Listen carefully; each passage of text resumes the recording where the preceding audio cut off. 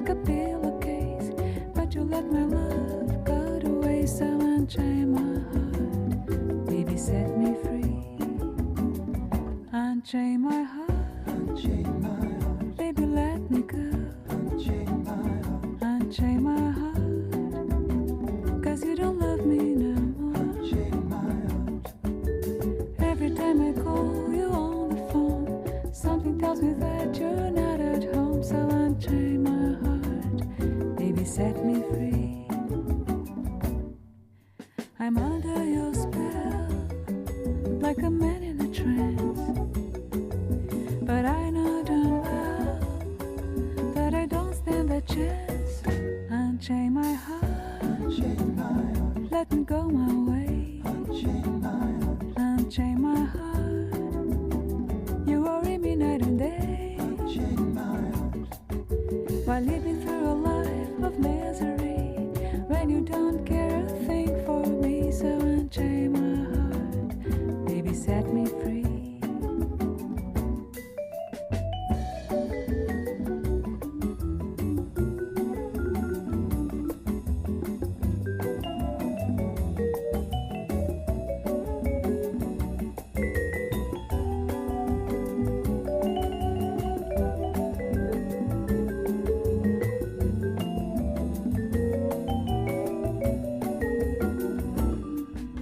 I'm under your spell, under your spell, like a man in a trance. like a man in a trance. But I know damn well that I don't stand a chance.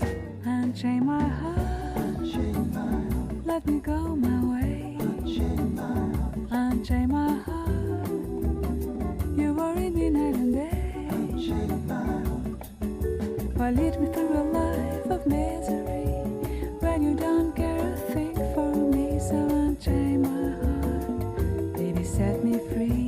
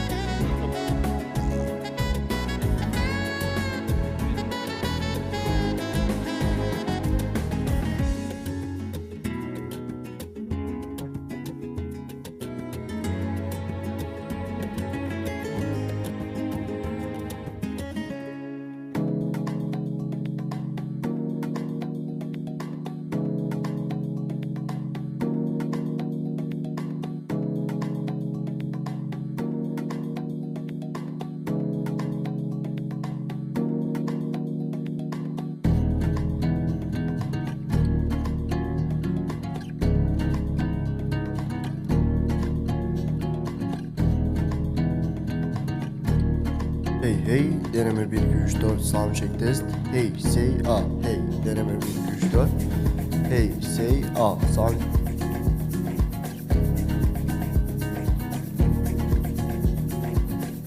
Say prova test 1 2 3 4 5 6 7 8 9 10.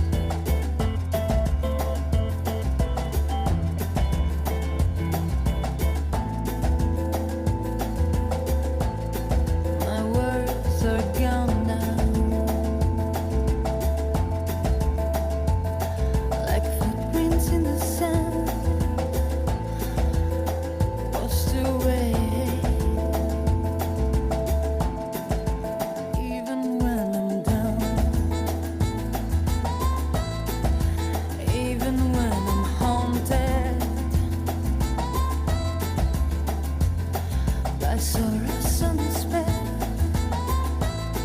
I think of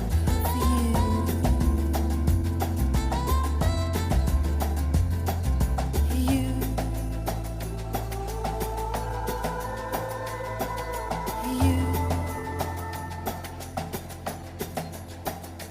this song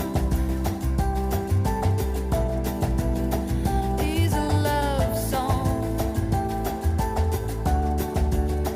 These are words for the one. This song And even when I stumble, when is a love song. shine your light bright, lead me through These this. are words Keep me warm and safe from for every the one.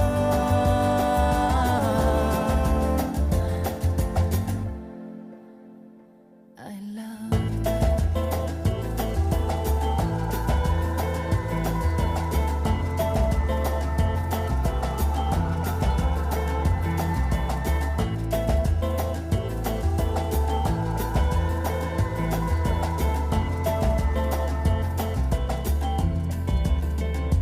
This song And even when I stumble, when is a I love song. shine your light bright, lead me through These this. are words Keep me warm and safe from for every the one.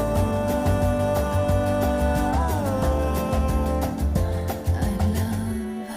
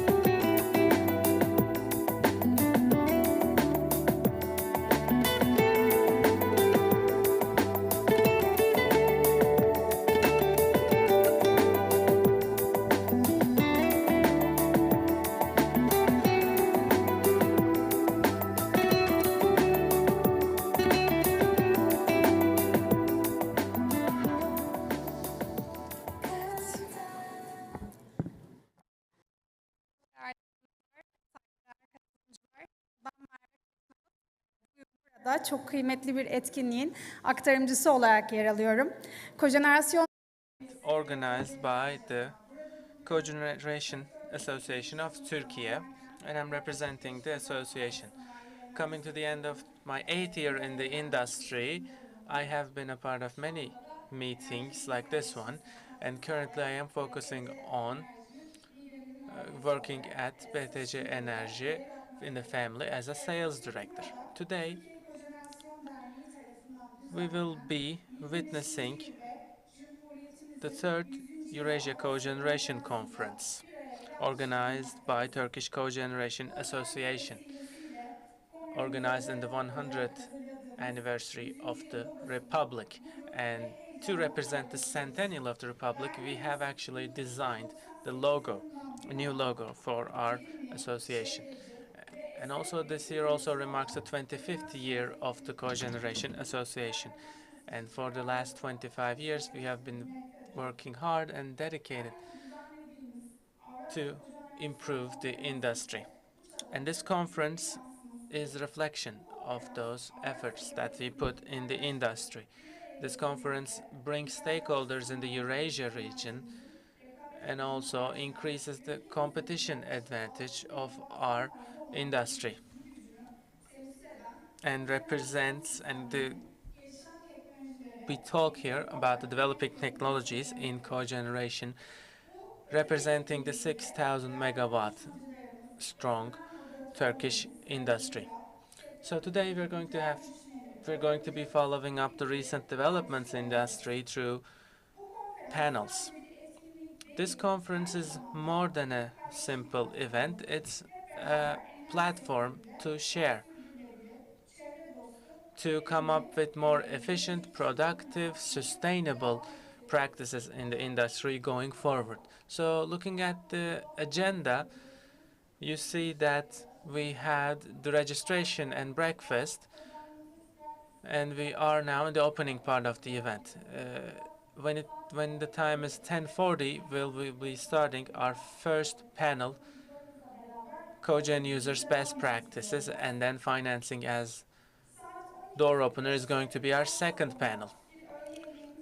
When it is lunchtime at 12:45, we will be going downstairs to eat lunch, and then when we come back at 2 p.m., we will start the third session of the day, which is called PM Legislation Drives Project. And then at 3 p.m., we have our fourth session, and around 4:15 p.m., we plan to finish up the procedures. I wish a fruitful conference personally for everyone involved, and I want to organize Ms. Yağmur and Mr. Suha for their valuable contributions in the organization of this event.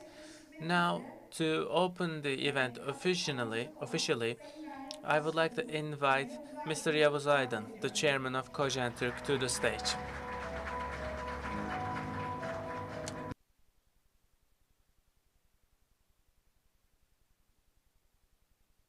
Thank you very much. First of all, welcome to the third Eurasia Cogeneration Conference. Welcome and thank you for being a part of this event. And I wish a fruitful event for all of us. For the last 2 years, due to pandemic, we had to organize this event online. But now in 2023, again, we are switching to face-to-face real conference. And now we are here for it. Of course, Zoom, Microsoft Teams, and other digital platforms we used extensively throughout the pandemic, and in fact, we are still using it. And this event is being live streamed on YouTube in the online platforms, just as a side note. So, of course, what cogeneration is and why we have it, you all know it, and I'm not going to go into detail. As an association, we have been advocating for cogeneration in Turkey for the last 25 years, and we have been working to make it more widespread. As of today, we have about 6,000 megawatts of cogeneration power in the total size of 105,000 megawatts currently installed in Turkey. And about 5,200 megawatts of that 6,000 that I mentioned is used in the manufacturing and in the industry in general. There are a lot of companies using process steam to manufacture. This also includes mining as well, like Kazan Soda is doing. Also in petrochemicals and refineries, some cogeneration is used, and also in iron and steel industry. We have some companies working in cogeneration. So that shows if you need steam in any part of industry, cogeneration is the best way to go about it. And cogeneration is also important in terms of exports. Exporting industry, one of the locomotives of the Turkish economy, export economy, comes into mind. And we had a study and looked at the effect of cogeneration in terms of Turkish exports. Looked at the industrialists who are exporting, and we looked at the numbers, and we found this. I always underline and emphasize this because I find it useful. So about 40%. So the industry institutions that are responsible from 40% of all Turkish exports is using cogeneration. So that's a critical info that I always share. Because, of course, natural gas is, as you know, really widespread because it's cleaner. But as we all know, cogeneration is something you can practice with all kinds of fuels. And again, emphasizing the contributions of cogeneration to our exports, I am now going to say a few things about the new energy situation. Especially before the pandemic, in the COP meetings, people have been talking about energy transformation and mostly shifting to renewables and staying away from fossil fuels while using more and more renewables. So that also brings a discussion of using renewables for cogeneration. Again, focusing on the fuel flexibility that we are trying to have. Biogases, biomasses are especially important. In addition to that, recently developing solar thermal and hydrogen usage is another critical part. Especially hydrogen, I would like to emphasize. You know that hydrogen is something we talk about a lot as of today. Why? Because we are actually one of the cleanest energy carriers as hydrogen. Hydrogen is one of the cleanest in terms of damage to the environment.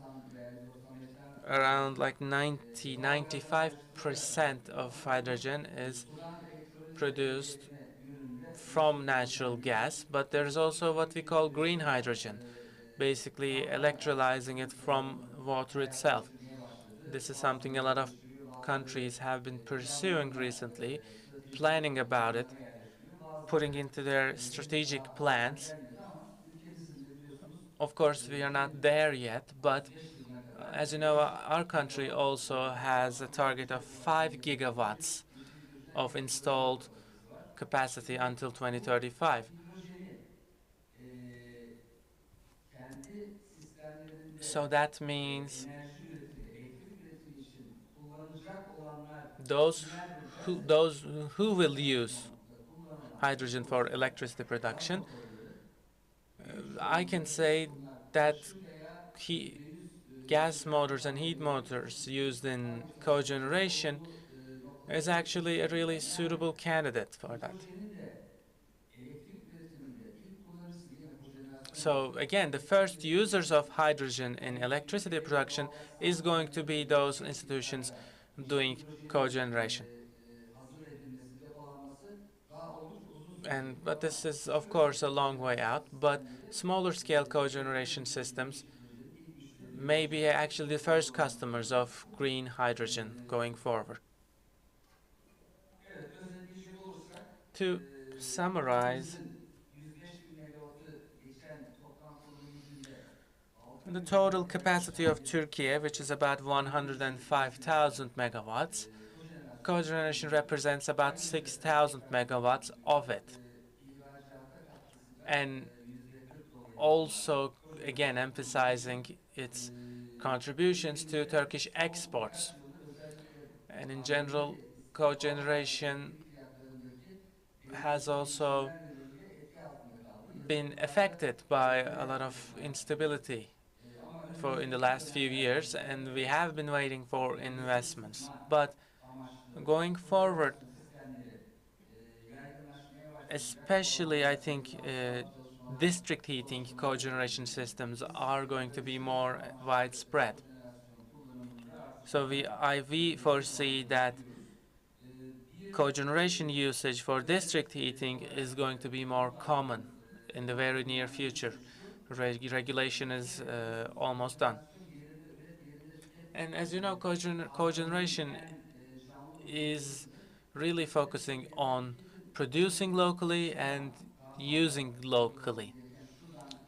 And that is important because in our country, as you are aware, we have huge coal plants, huge dams, and those are really far away from Marmara region in Turkey, where the most energy is being used. So you have to use high voltage lines to distribute that electricity from those long distances.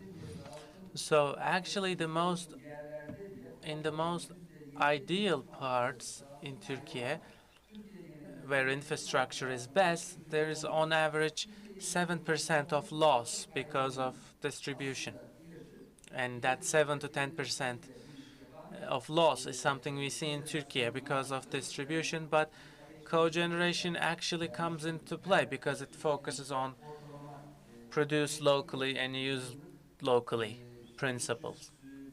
And talking about that 10% loss in numbers, considering the huge usage of energy in Turkey and losing 10% of that, that's a lot of money to be lost. Of course, in addition to damaging gases emitted to the atmosphere, which makes cogeneration a leading option thanks to its less emissions.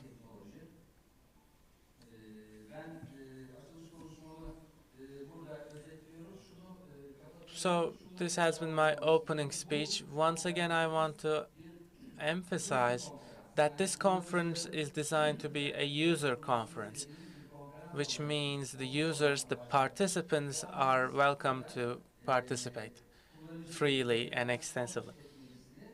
So the users, I mean, cogeneration industry officials and also service providing companies and customers are gathered here so that they can talk to each other to talk about solving problems as well as coming up with improvement ideas and improvements for the industry. So that is why I think this conference is really important for all stakeholders. Looking at numbers currently in Turkey, we have around 500 cogeneration plants ranging from 1 megawatt of capacity to the biggest one in Turkey, which is 308 megawatts. So this is a huge range from small to big, a lot of different use cases, and all of the users and stakeholders are here, and technology providers are also here. as I've said, not just physical, the conference is also shared online. It is live streamed.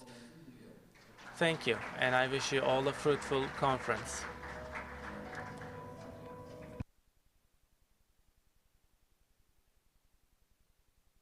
We thank Mr. Yavuz Aydın for his speech. With his speech, we started the event. We are really excited.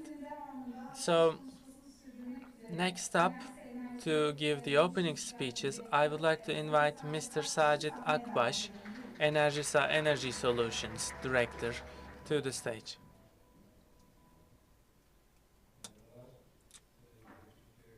Hello, distinguished members of Cogeneration Association. Again, welcome. This is an international conference. As you can see from the panelists, we have international names. We are organizing it for the third time, and we are really happy to do so. Looking at the world currently, we see that one of the main issues is access to energy sources. And access to energy sources is critical. And using energy more efficiently is also critical. So using the fuels in the most efficient way, like one of the cogeneration comes into hand, one of the most efficient, best ways of using the fuels we have. So we have to make it more widespread. And this event serves to that, and we put a lot of importance to it as Enerjisa, and that is why we are the main sponsors of it. And we all know that Turkey is dependent abroad in terms of energy. And I just looked at the recent central bank report, and it says that in the first 3 quarters of 2023, we have about $40 billion of current budget deficit, which is almost all from energy imports. So if we had a magical wand, if we didn't need to import energy anymore, we would just give budget surplus the next day. So it is really clear, the picture is really clear for Turkey. And to change it, Turkey is doing a lot. We have a lot of investments in renewable energy. We have a long journey of wind, solar power, and history in renewables. And we have about 55% of capacity in Turkey currently is made of renewables. But looking at the energy production, especially in dry years, the production from hydroelectric power is reduced, and fossil fuels have to be used more extensively.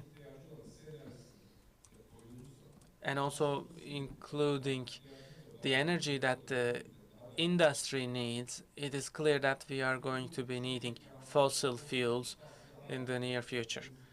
But that is not all that bad, as the country promised to become carbon neutral by 2053, and it will continue to make investments. But we also have an issue in terms of supply security. So again, fossil fuels are also going to be prominent. Another target we have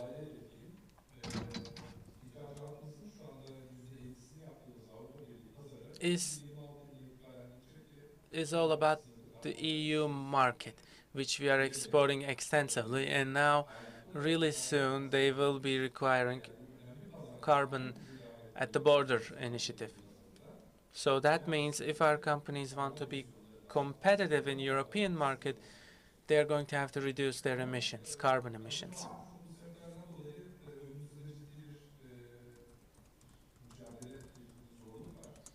There is also another challenge. So we have to reduce emissions for EU and for our 2053 goals. So what we have to do, is to use the energy we have in the most efficient way as possible, and also reduce consumption. So energy efficiency projects are really important. And for energy efficiency projects, fuels usage efficiency comes into mind, and that all brings us to cogeneration. Maybe it's because I'm an engineer, I always want to give you numbers. So currently in a traditional energy plant, you can use 60% of energy in the efficient way. But if you use the heat that is generating when you are producing electricity, that efficiency goes all the way up to 90% and more in terms of efficiency from fuel. So, but that is not the only advantage of cogeneration systems. It is also about producing the energy locally where it is needed. So currently, in the areas where consumption is high, in those areas, if we build cogeneration systems, then you don't lose the energy for distribution. As it was mentioned, we are losing about 7 to 10%. 7 to 10% of energy we are losing because of distribution. This way, if you produce locally, in a way you also contribute to supply security. So after we do that, of course, that is not the end of it. Cogeneration facilities can be built from biogas, biomasses, and other aspects, not just fossil fuels. So when you integrate it with renewables like that, you again contribute to decarbonization efforts. So also there's also waste heat, which is coming out from the industry. And we have a lot of projects around this, and we visit a lot of industry institutions, and almost all industrialists have the potential to make better use of their waste heat. And the Ministry of Energy and also TÜBİTAK has some initiatives about that. And we also, as Eurasia, we are especially focusing on waste heat and projects around that. So just summarizing my speech, why cogeneration? Because compared to traditional plants, there is about 30 to 40% increase in efficiency. Two, with cogeneration, we reduce losses because we produce and use locally. Three, we don't have to use fossil fuels. We can use renewables in cogeneration to contribute decarbonization. Four,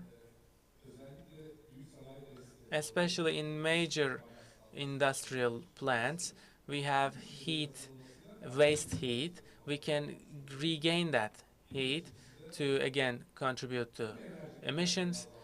And five, we increase the competition power of our companies because they reduce their costs. Maybe sixth one is that all of these aspects serve to environment-friendly practices. So, I mean, this has been the summary of my speech, and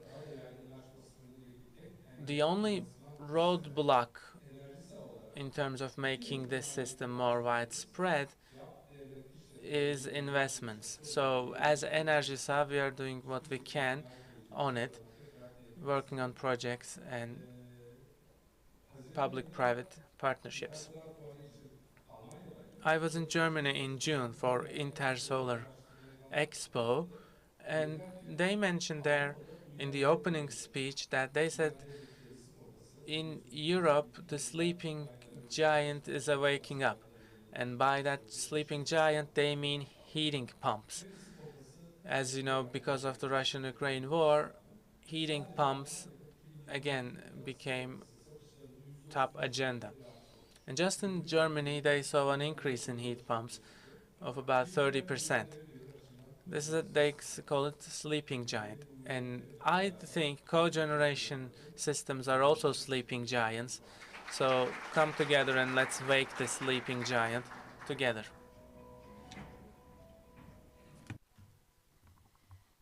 Sayın Sacit Akbaş'a We thank Mr. Sajid Akbash for his experience and for his speech.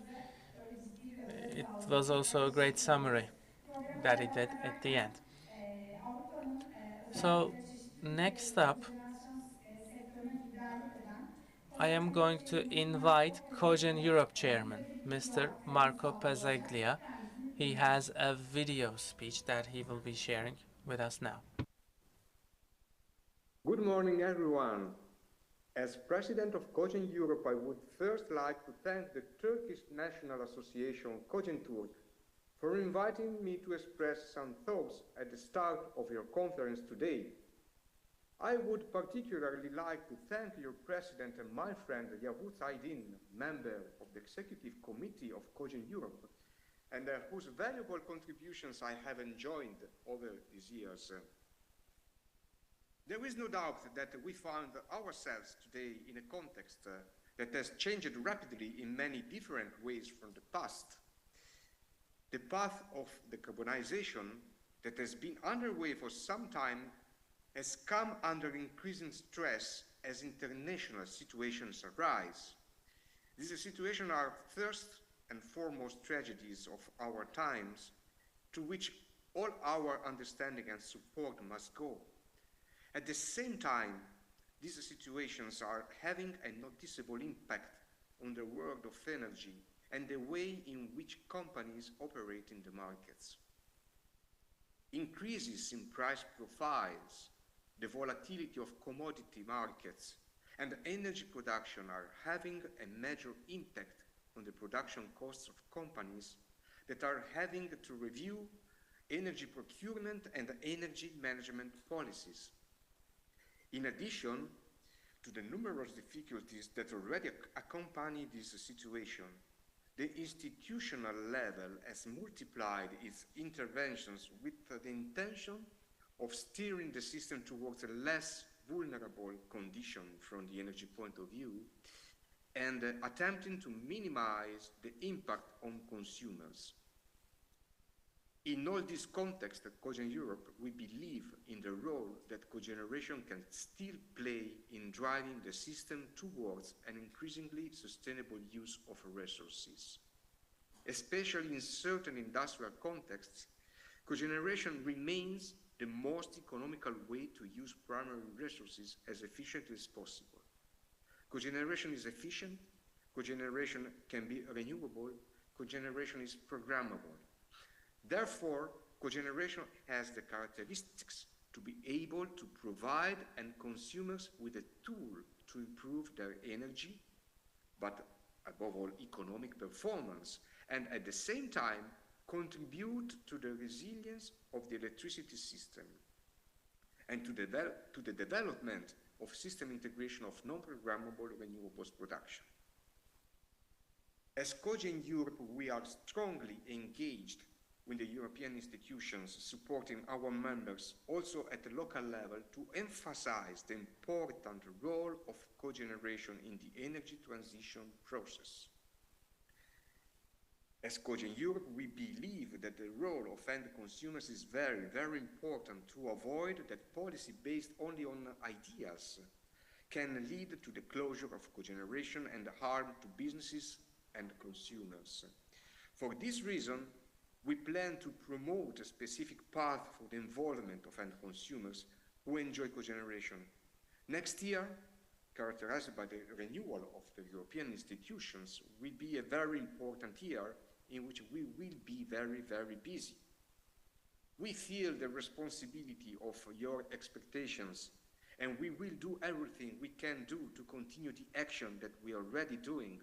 At the same time, your support will be crucial to enable Cogen Europe to achieve its objectives, which can only benefit all the companies that are here today.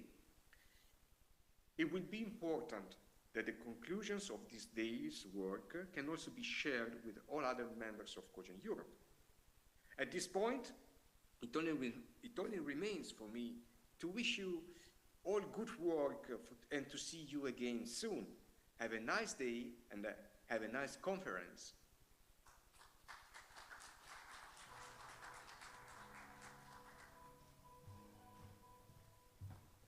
Evet, We would like to thank Marco Parzella for his speech. Now we'll have videos from our sponsors who have been supporting this conference, and also I would like to get the first session speakers for their microphones to be put on near the technical team. Yok, verimliliği çok. İş yerinizdeki mevcut sistemlerinizi yenileyip daha verimli hale getirin. Dönüşüm maliyetini Enerjisa karşılasın, siz de yatırım bedeli ödemeden %80'e varan tasarruf sağlamaya başlayın. Enerji performans modeliyle tasarrufa endeksli uzun vadeli ödeme planına sahip olun. Enerjisa sistemi kurar, yüksek verimle çalışması için bakım ve onarımını yapar, sözleşme süresince ekipman garantisi sağlar. Enerjisa'nın ihtiyaçlarınıza özel sunduğu çözümlerle enerji verimliliğinizi arttırın, iş yerinizde tasarrufa hemen başlayın.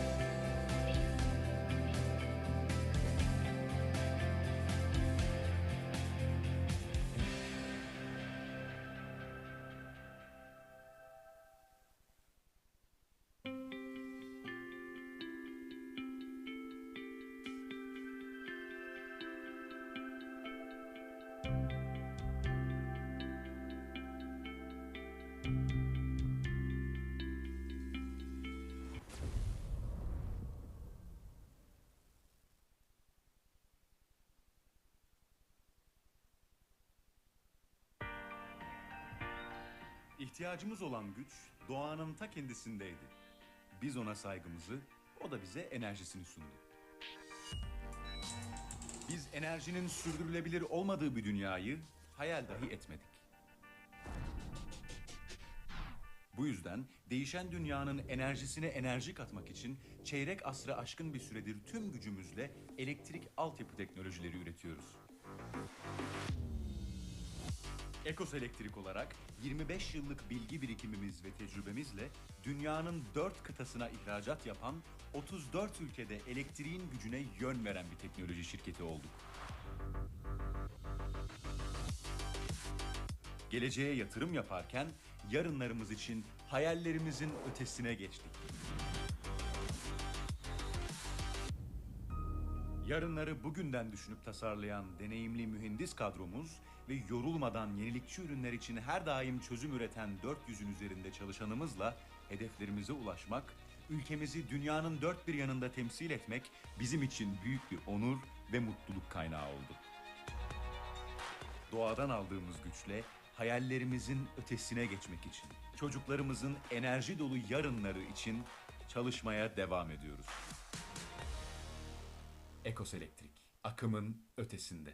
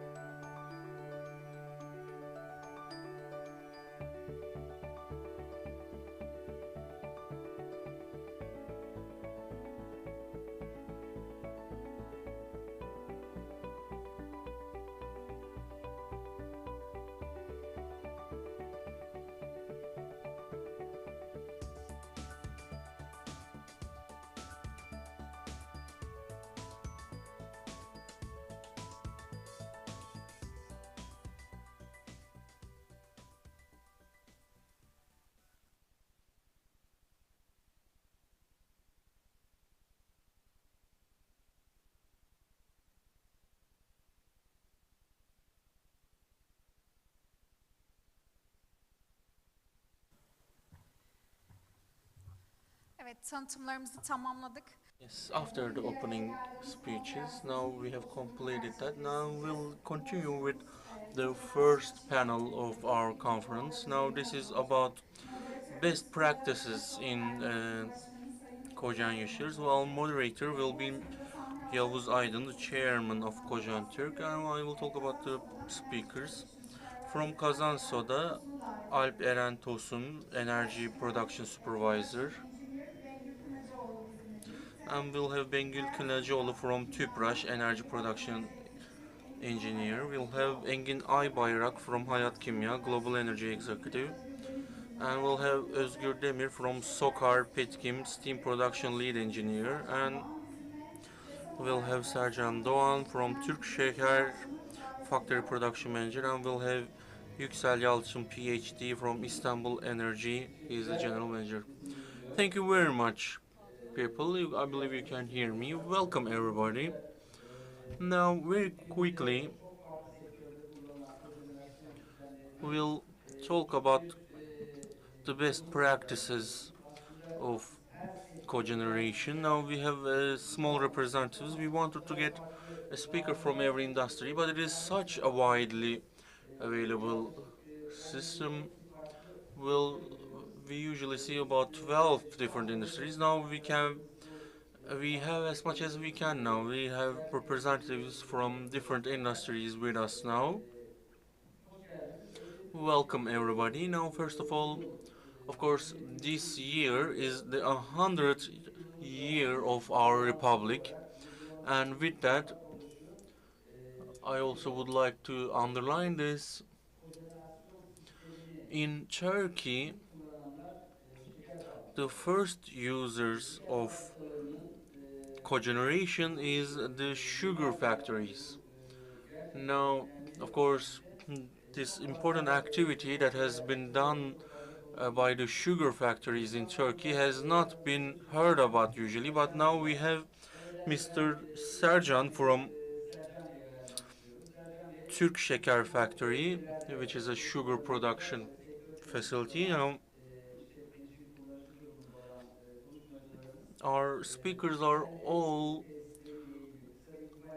using this technology in their facilities. Now they'll have specific speeches themselves. Then if we have time, we'll have a Q&A at the end. Go ahead, sir. Hello, I am Sercan Doğan and I am coming from Eskişehir. I've been in this industry for about a decade. In addition to Eskişehir, of course, I was in Elbistan Sugar Factory and I worked in many different parts of Turkey, like Kastamonu or Ağrı.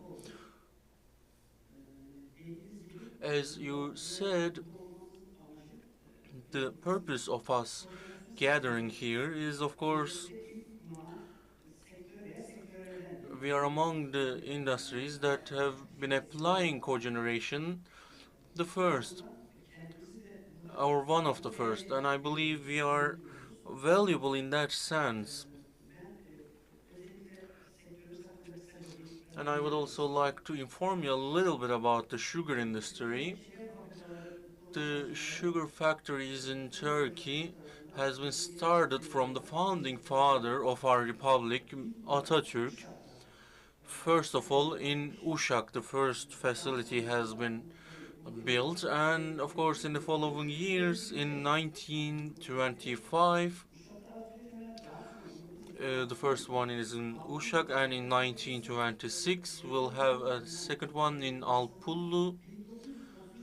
And in 1933, the third sugar factory, Eskişehir Sugar Factory, has been established. And in Eskişehir, they have built this facility in just 6 months, and it has a capacity of 1,000 tons of production, and current capacity is of course 9,000 tons.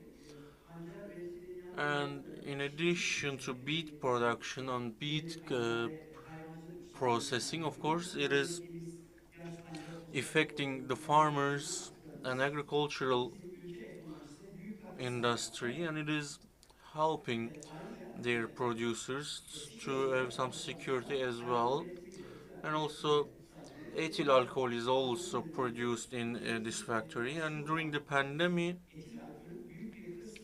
most of the ethyl alcohol that our country needed during the COVID pandemic has been produced in our factory.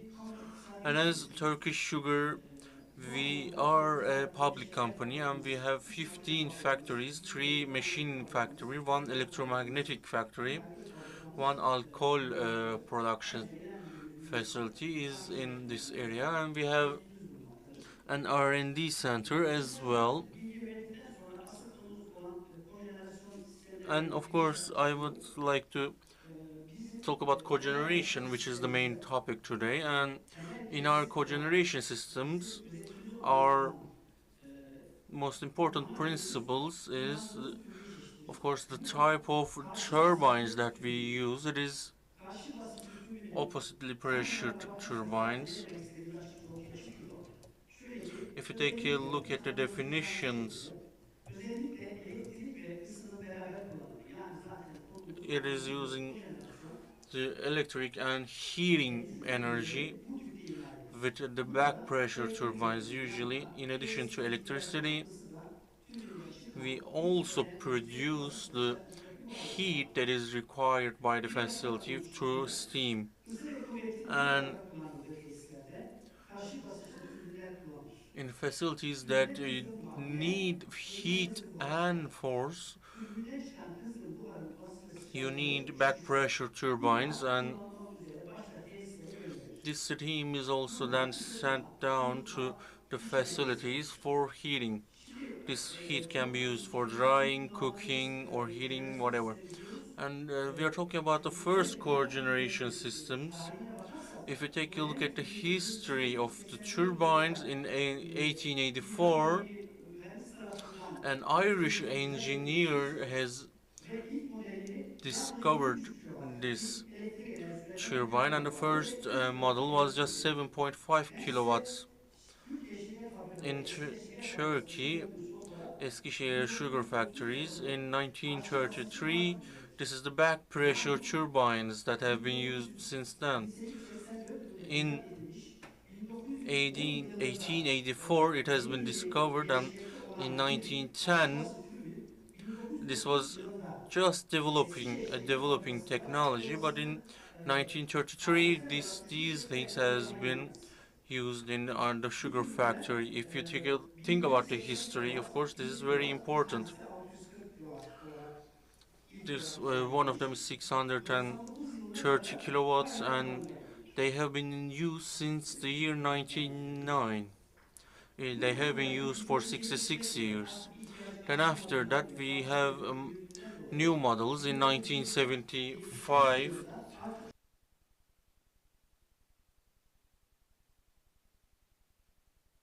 And you can see these are back pressured turbines again. I will talk about the current diagram. We have 100 tons of boilers or cauldrons in our factory, and we are creating 100 tons of very hot steam right here, and these turbines receive that steam. And as we said, these are back pressure turbines, so the electricity that we need,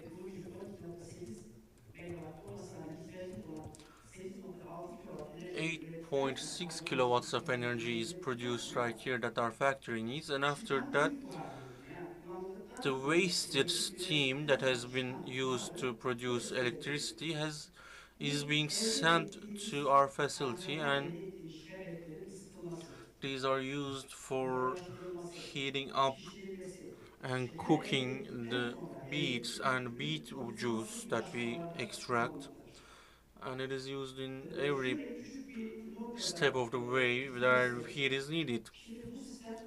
And this system is perfect. As you can see, we are producing our power and our heat, and of course exiting steam is refed into the system. But of course it's not always the case, especially in Yozgat sugar factory. We are not just using this through this, we also have coal powered factories, and Yozgat is the case right there. And the biggest issue that they have is explosions that they have in their cauldrons.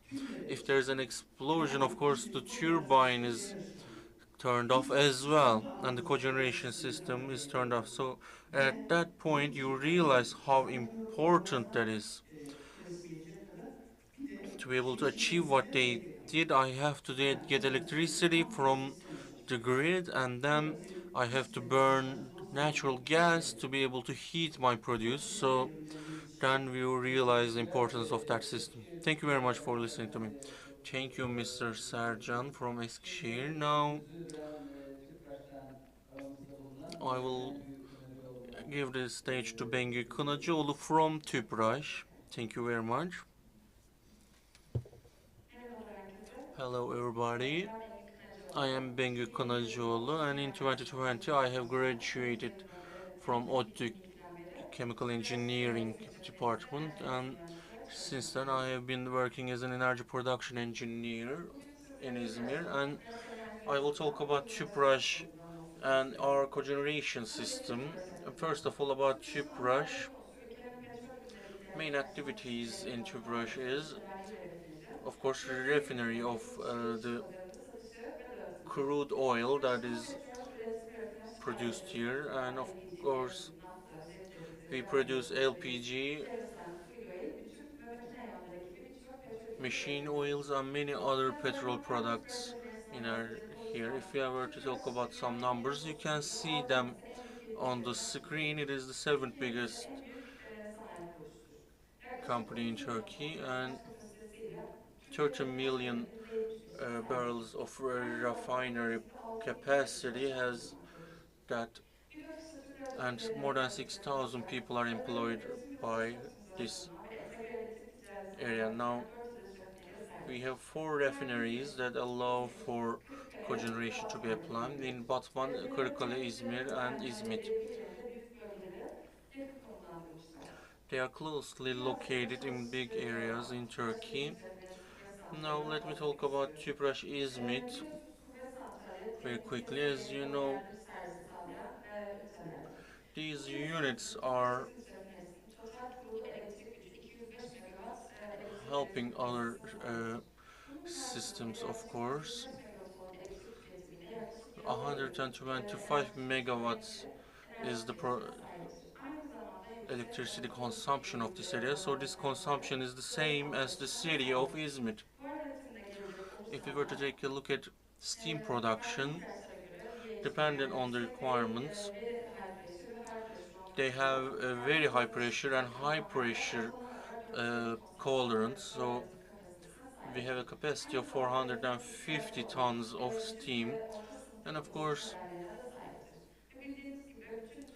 as you know, as it is in the all utilities, of course, different kind of water and instruments and air and entirely condensation refurbishing is also used. Now let me talk about cogeneration system. Our system, as you know, is made up of a turbine, a gas turbine, and a steam turbine, and air is pressurized with a compressor, and it is sent to the combustion room. Then you will send that to gas turbine. So the kinetic energy is sent to the generator, and of course a waste heated gas is sent to cauldrons in that area. It circulates on between the domes. After that, we have a very high pressure steam which we send to the steam turbines. After that, we separate that steam depending on different levels of pressure, and we supply the refinery with LP pressures or HP pressures, and of course after that we receive condensed steam, and within our condensed processing unit we gather them, and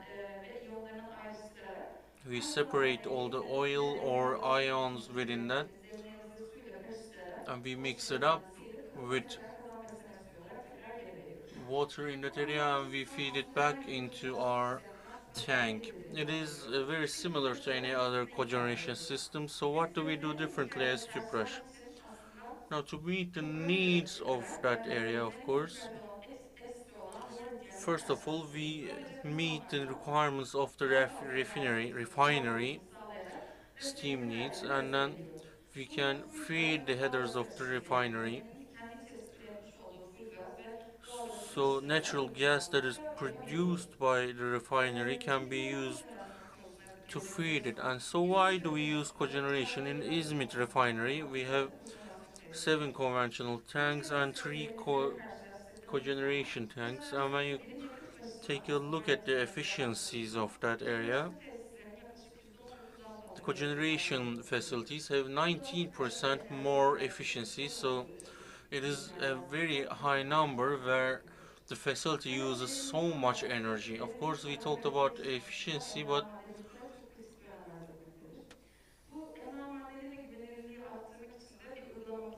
to improve the safety and trust in the systems, of course, I'll talk about our systems. We have mode transitions, as you know, gas turbines and wasted heat systems are integrated a lot. If there is a new issue about the turbines, it is immediately affecting the redundancy and recoverability of this area. So first of all, we have supplementary firing mode. In this area, gas turbines are working and waste heat is entering this tank. So we burn these burners, and while burning this gas, we have the production done in 125 hours. If there is anything upsetting the gas turbine to not affect the tanks, we shut down the connection between them, and we have a diverter systems where it starts feeding fresh air towards the tank through an FD fans. Through that, even though the capacity increases, we have 175 tons of steam production. Then we have a tech mode. Right here we only have waste heat gas from gas turbines, and we produce steam through that. We have about 70 tons per hour steam production right here because we only use the exhaust gas. And having different operational modes right here allow us to produce seamlessly and with the highest efficiency. Thank you very much, everybody.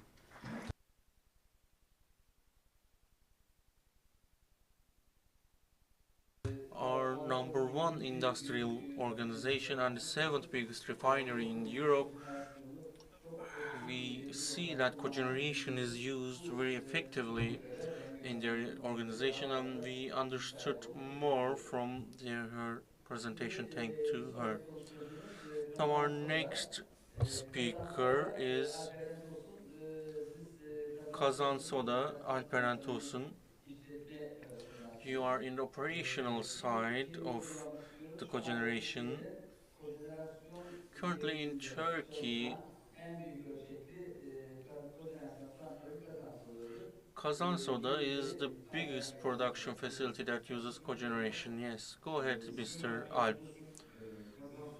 Hello, my name is Alperen Tosun, and I've been working in Kazan Soda for many years, and I've been in the industry for 8 years, and I would like to thank Cogeneration family for creating a platform like this. First of all, I would like to talk about the history of our company.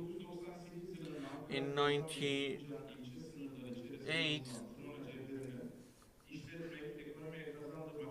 we wanted to produce the raw materials in that area, and it is part of a V Soda family, and in 2011 we started producing. So what do? We use tronized sodium carbonate and sodium bicarbonate. So what do we use it in chemical industry? In many different groups we use our half product.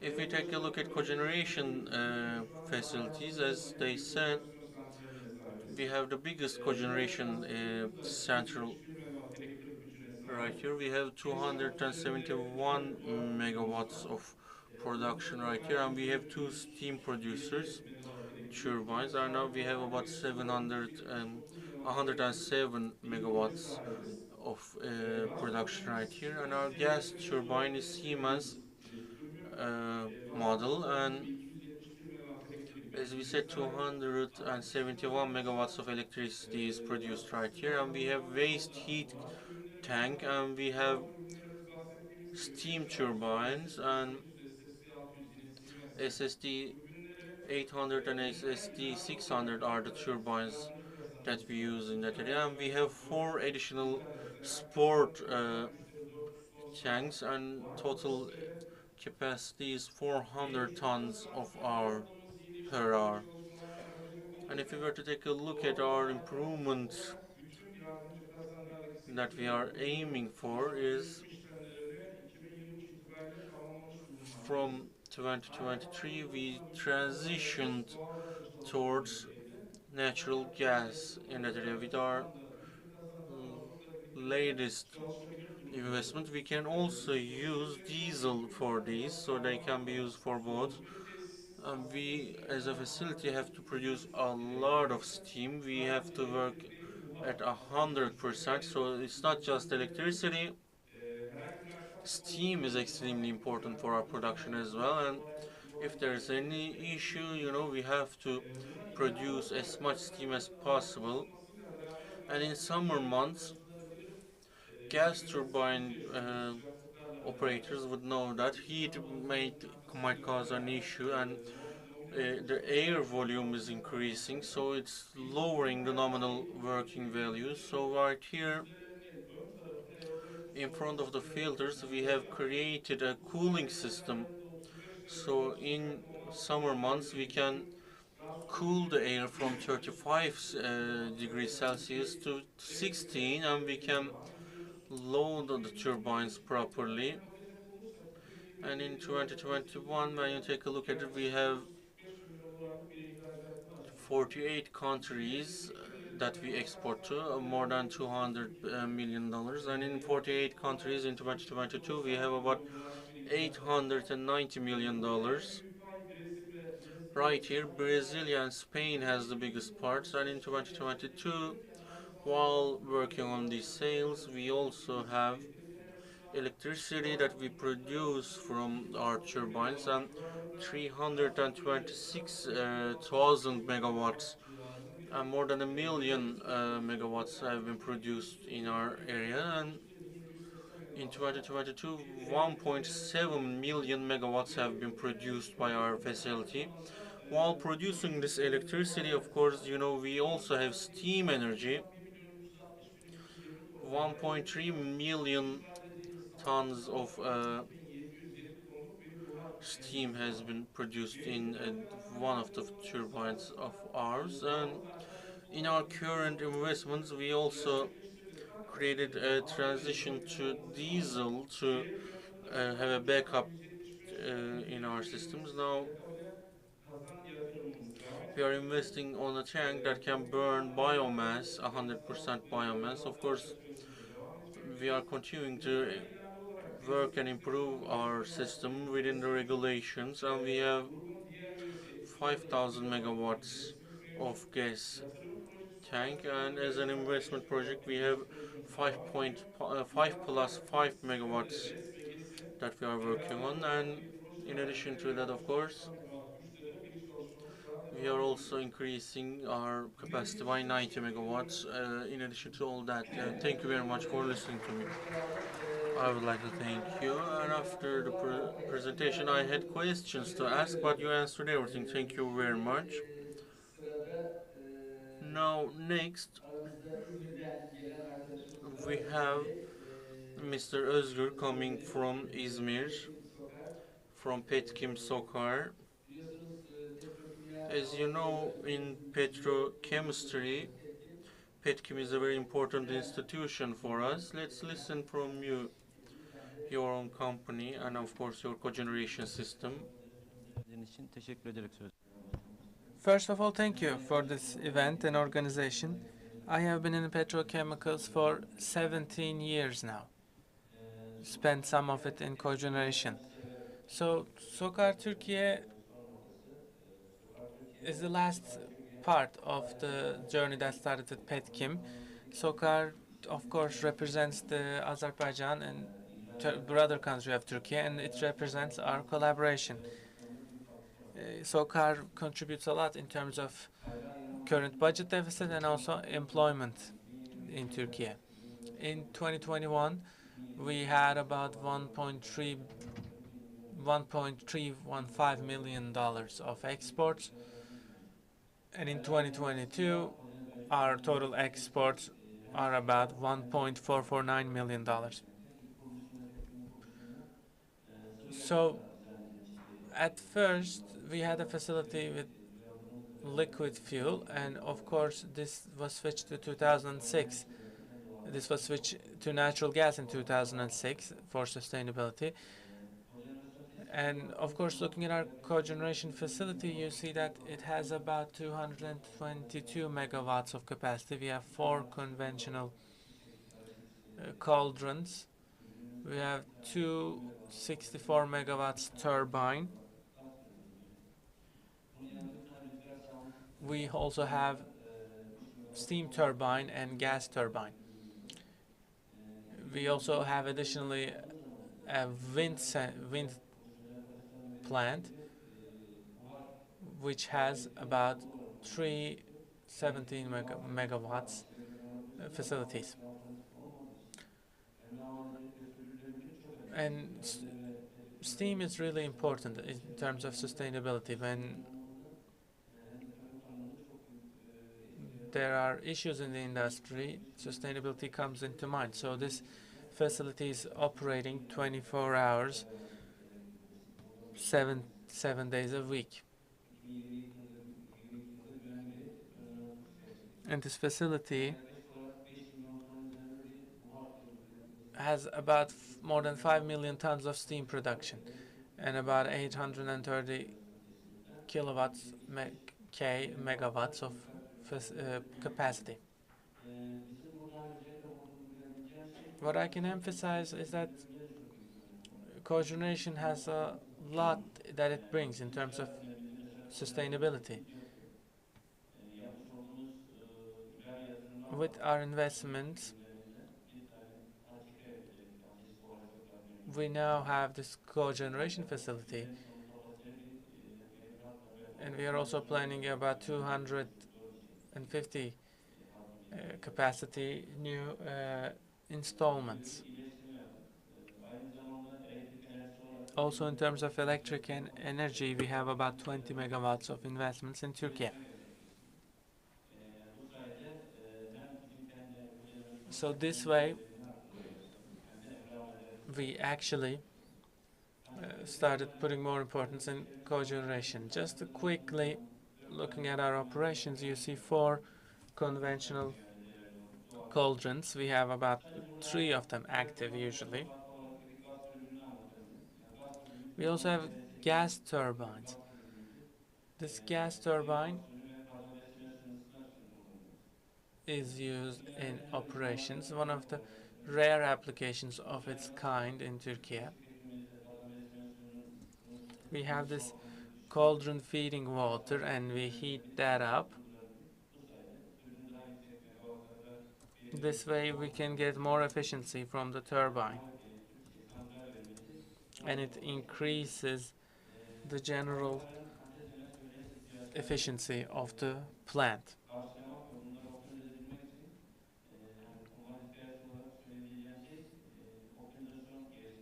So what we can do going forward is to increase optimization, because there are changes in steam capacity. So we looked into that and we actually developed a software to optimize proceedings and increase efficiency. And this is a great example. And with the improvements in the electric grid that has been done recently, we are not having issues and now basically focusing on investments to increase sustainability in our operations. So this is briefly what I can give you as of now. Thank you very much. SOKAR, an important institution in Turkey with Petkim, we listened their contributions. Now I have Mr. Engin Albayrak from Hayat Kimya. He is the Global Energy Executive from Hayat Chemicals. Maybe you can talk about your company and how you use cogeneration.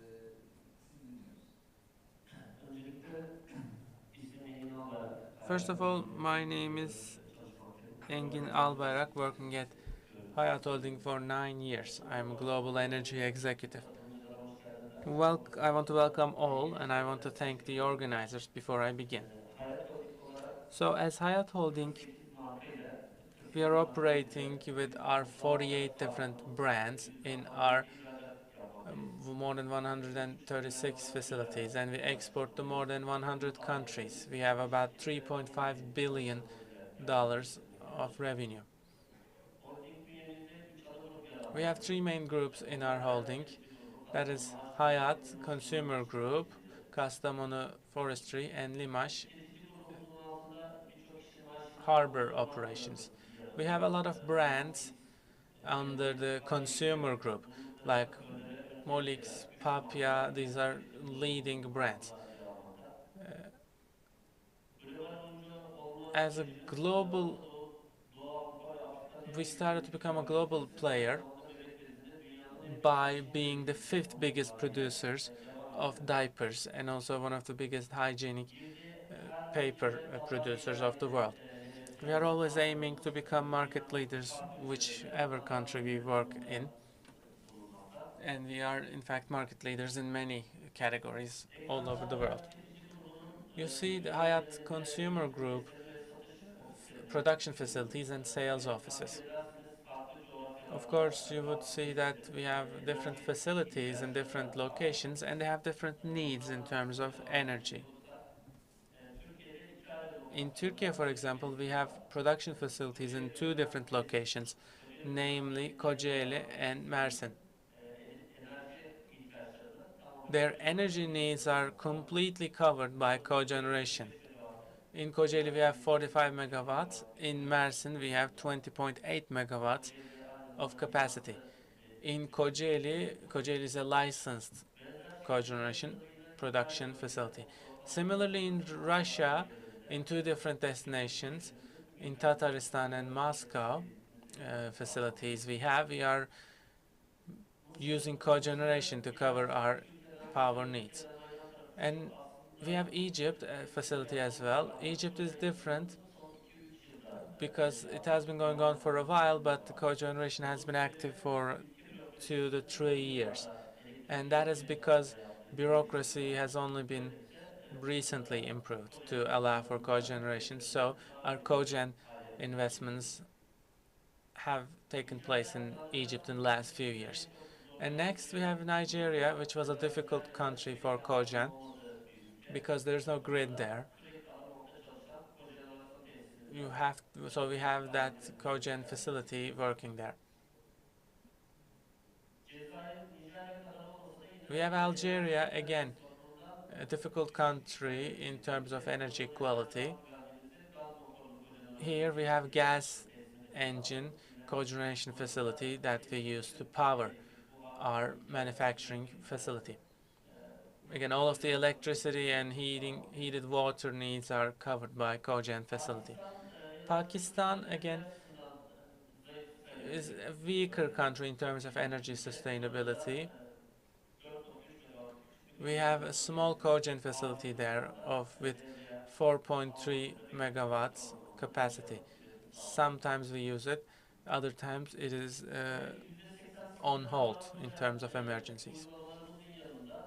So in addition to cogen, to increase our carbon neutral goals and also to increase diversity, we are building solar plants to the roofs of our facilities. Mersin being a good example in Turkey. This is being built. We are going to build about 110,000 square meters of total panel capacity, and you see some of the footage of that in terms of solar panels. In a year, we are planning about 19,000 megawatts of electric production from this solar panel, which means 13% of the electricity that is needed by the facility will be covered by this renewable solar panels. This is a facility in Mersin. Thank you very much. Of course, having a lot of different manufacturing facilities for Hayat Holding is something that we enjoy to hear. Thank you very much. And it's also great that you focus a lot on cogen in your manufacturing. You use gas turbines and gas engines with the two different capacities.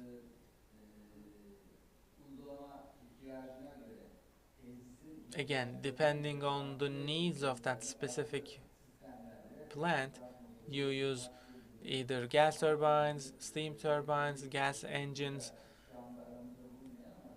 etc.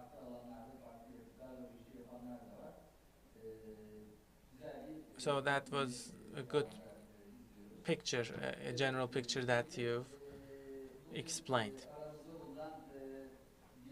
Now another important speaker is from Istanbul Metropolitan Municipality subsidiary, Istanbul Energy, the General Director, Mr. Yüksel Yalçın from Istanbul Energy, subsidiary of Istanbul Metropolitan Municipality. I was in Belgium last week. They asked what the population of Istanbul is. I said around 15 million. They said actually the whole Belgium has about 10 million people. So it's a huge city, bigger than a lot of countries, and energy consumption is of course really high in a city like this. And you are responsible from that consumption as Istanbul Energy Company. So it has to be also sustainable, environmentally friendly. So what can you say to us about Istanbul Energy and your systems? Thank you very much to Cogen Türk. This is a really important system. Cogeneration systems are really important for Turkey, and this event serves a good purpose to increase awareness about this. Other than my duty at Istanbul Metropolitan Municipality, I am a part of a lot of associations, so I am in contact with a lot of businessmen and industrialists. And what I can say is that Cogen systems hasn't been the best in terms of creating that awareness in the eyes of industrialists. In the Marmara region, which has the biggest concentration of industrial power of Turkey, this has to be more widespread in Marmara region. And it was also mentioned in the beginning about the losses because of the distribution that we see. That means 10% is 1 megawatt in 10 megawatt. So this, if you want to get that from solar, that will get you all the way up to 4 million of investments for 1 megawatt out of every 10 megawatts. So we have to focus on cogen, and industrialists have to work more about this. And we also mentioned that almost all of the current budget deficit is caused by energy imports, and considering that, these kinds of platforms serve as platforms for volunteers to recover that budget deficit.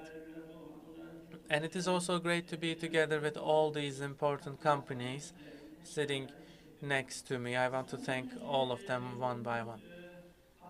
Istanbul Energy was built in 1960s. We are celebrating 61st anniversary this year.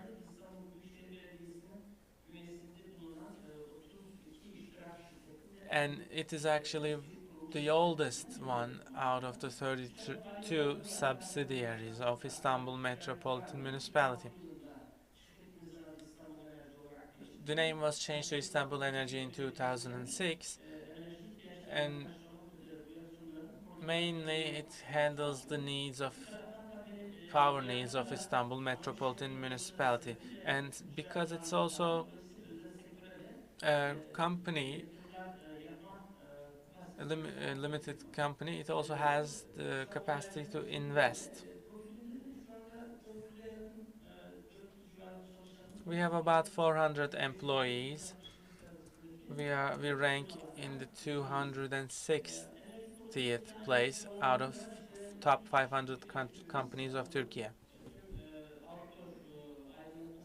Our teams are responsible from outdoor lighting systems in the whole city of Istanbul for parks and outdoor areas. So the energy consumption in those public spaces is really high, so it has to be sustainable and efficient, and that is what we focus on. In addition to that, we power all corporate buildings of Istanbul Metropolitan Municipality. And to do that, we focus on different sources, especially solar power. So that in the city of Istanbul, almost all buildings are producing their own energy. This is the philosophy of the municipality. And this is the model that we want to focus on. There are companies that work in our industry, but instead of competing with those companies, we focus more on transformation to renewable energies. So we contribute to the industry in terms of that.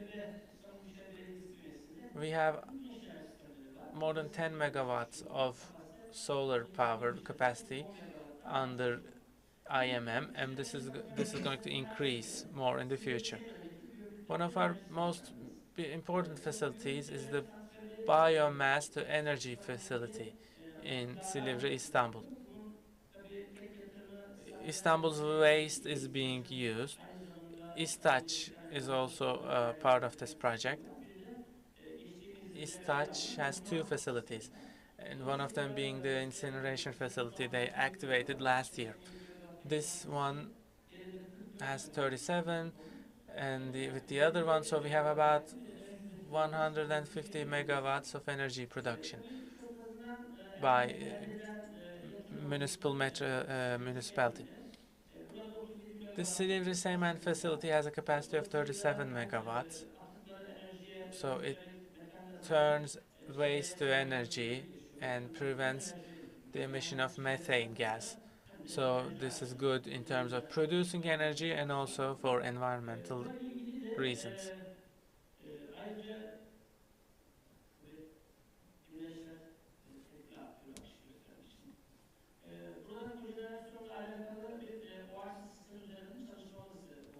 So we have actually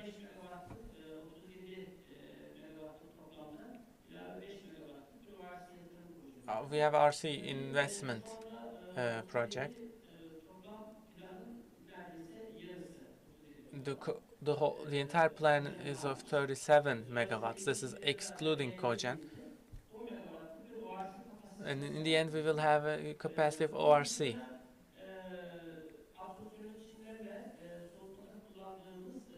We also have absorption systems, and we are trying to use the energy locally. So we will use that waste heat to produce electricity. In 2024, we are going to focus on this ORC project, and we will have investment period about this. In addition, we are switching to hybrid systems in all of our buildings, and that's why we built a lot of solar panels to the roofs of buildings.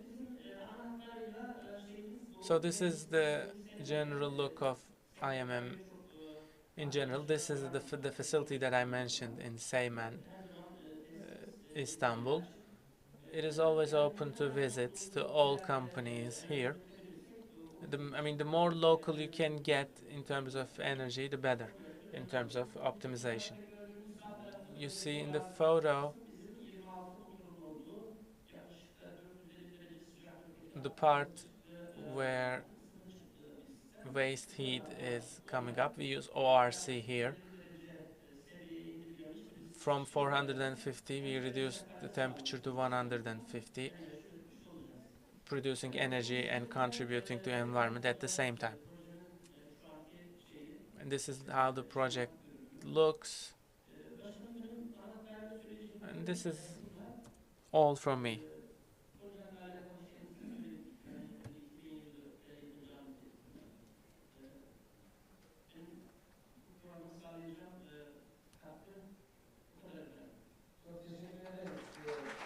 Thank you very much. Thank you very much, Mr. Yüksel Yalçın. It is great to see that this huge city is using a lot of its waste to produce energy, also keeping environment in mind. You also mentioned some of additional projects that you have for the future to increase efficiency even more. So I'm going to ask the next round of questions, but I would like to get some brief remarks from all of you. So you mentioned your export figures in your presentations.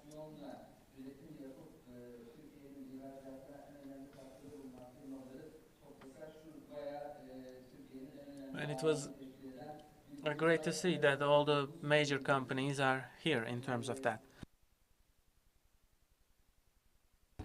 My question is this. We have about 20 minutes left, so please, just only for a few minutes from each of you. Your current existing energy cogeneration systems, when you're operating the existing systems, what are some of the problems that you face? What are some of the current challenges? And also, how can we improve the current system, and what do you need to improve the system, and also what about the investment? So first, we have hydrogen project.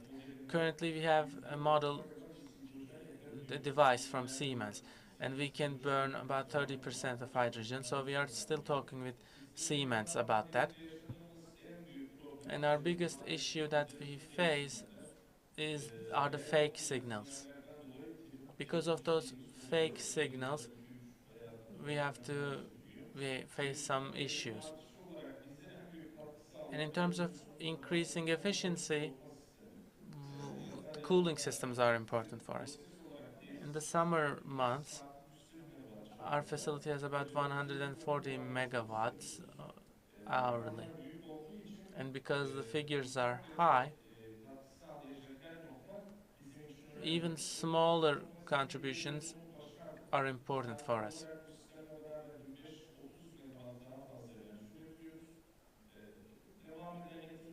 And we also have investments, ongoing investments,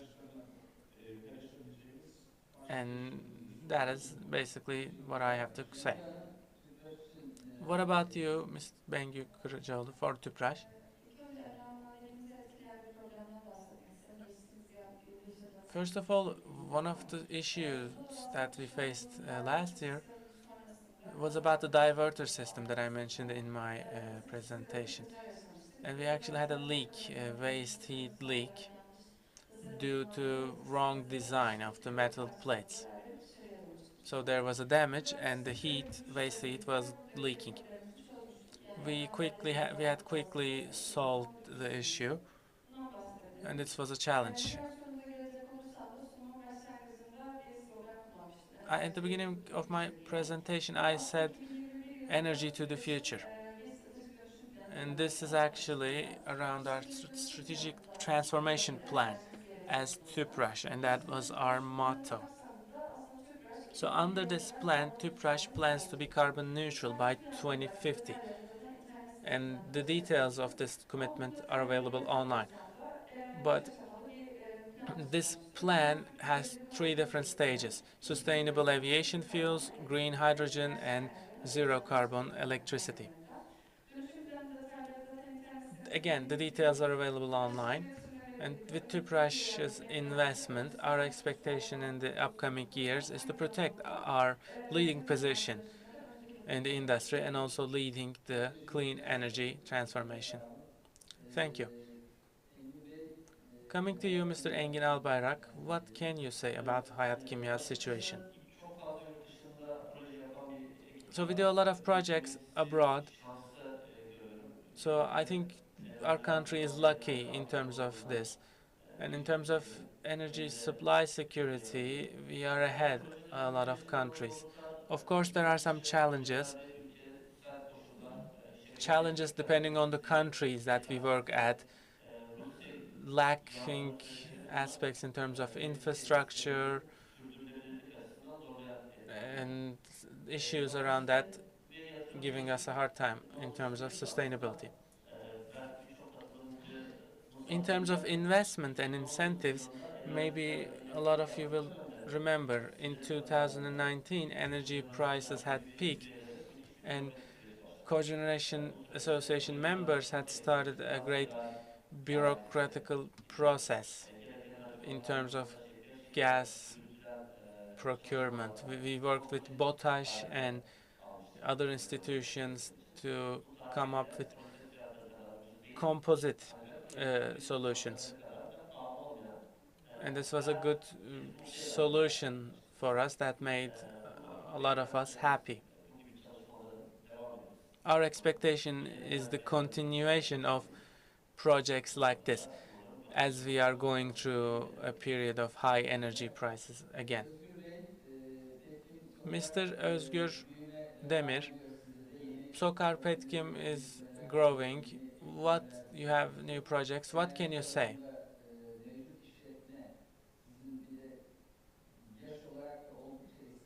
And you are also really old as a company. So what about your plans? In terms of sustainability, we actually renewed a lot of our boilers and we have taken necessary precautions so we have no issues in terms of boilers and tubes. Our problems are in steam security in the refineries. And also to contribute to sustainability, we are also using hydrogen. That is another important aspect. What I can propose is about capacity mechanism. So the efficiency of cogeneration facilities is really high.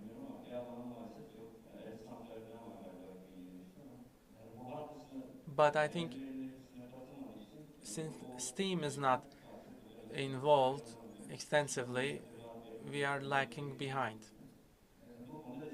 So we are looking for support in terms of that. Teşekkür ederim. Sağ olun.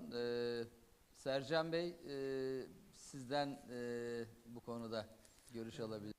Mr. Sarjan, can I get your ideas about this from you? In the recent years, of course, because of imports of natural gas, the costs have been increasing and we had a lot of issues. From last year, we had 200 million liras of natural gas costs per year, so this is very high. We are a public organization, of course. This is, of course, there's issues about private industry as well. So people are leaving natural gas and they are moving forward with coal because of costs. Now, currently in our coal factories that use the coal, there is a lot of accidents or a lot of faults.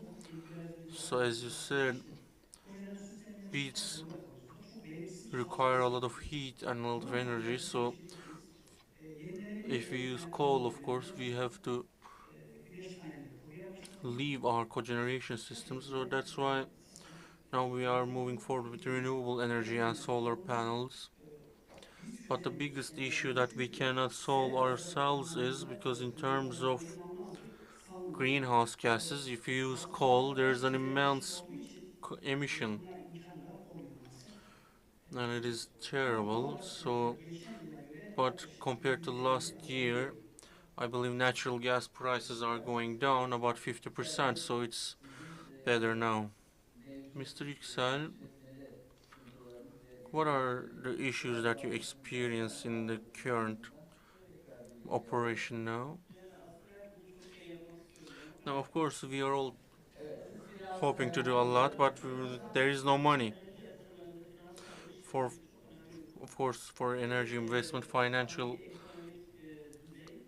issues are huge, and currently, the current situation in the economy and the global economy, it is not making it easy to reach finance. But Unfortunately, these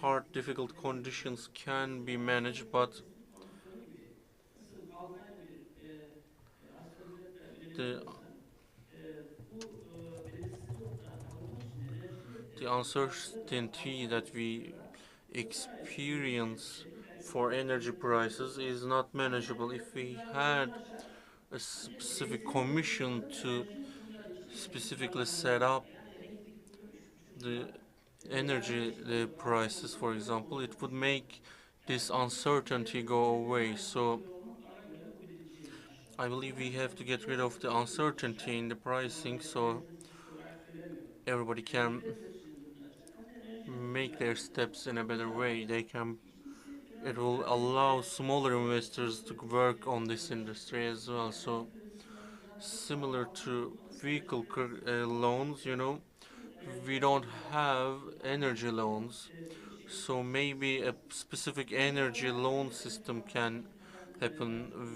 I believe an energy bank can be set up. It exists in some countries, but finansman planlamalarını yapacak. for financing of energy industries, to make it easier for investors, we believe there should be a mechanism that can set up the profiles for energy industries and energy loans. If we set up the financing, if we solve the financing, we have professionals in this country that can work on it, but it's all about finances right now. And in the second parameter, to be able to manage every development in the best way, the human resource is the most important one. In our universities, we want to have better education quality. Those who can work the energy systems, set up the energy systems are required, of course, and energy and electricity is extremely important, and we need quality professionals for this industry. So our universities should focus on improving their education and create professionals that can work the industry, of course. And the last one is heat resources, of course. Now, fridges or sold with payment installments, but I think heat pumps should also be sold to households to improve efficiency. Thank you, Mr. Yüksel. Human resources are extremely important in energy, and thank you very much for specifically talking about it. In our country, in different levels, in mid-levels, engineers, this is very important, and it's an issue that we experience in every point. And about that, energy systems engineering, for example, can be separated within its different levels, and we should have specific cogeneration engineers. Of course, they will have a more general education as well, but to help with cogeneration, I believe in the last years, we should have cogeneration engineers that are very much focused on this. Thank you, sir. And as you said in the other subject, financing is extremely important. Even the healthiest firms in terms of finances want to use financial options and financial tools to be able to invest as much as they can. This could be foreign resources or local resources, of course. An energy bank is an idea that you told othered, and I believe that is going to be one of the most important things on that sense. And our next panel will be talking about financial solutions for energy investments, I believe. And we'll be discussing 3 or 4 different things in that session as well. Hopefully you will enjoy listening to that, and I would like to thank all the participants. The giants of our industry is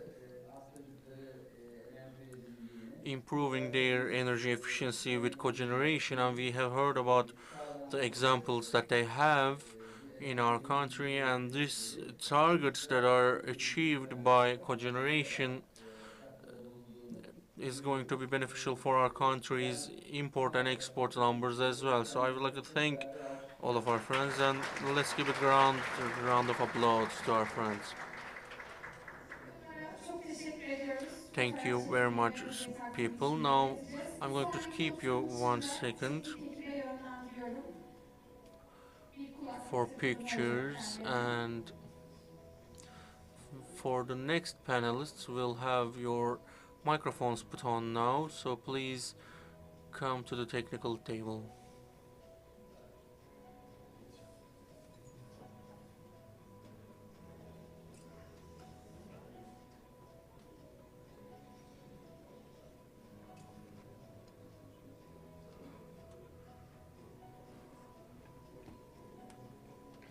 Yavuz Bey, sizden rica edeceğim hediye taksimi için. Mr. Kazançlı Yavuz olan Alp Eren Tosun'a.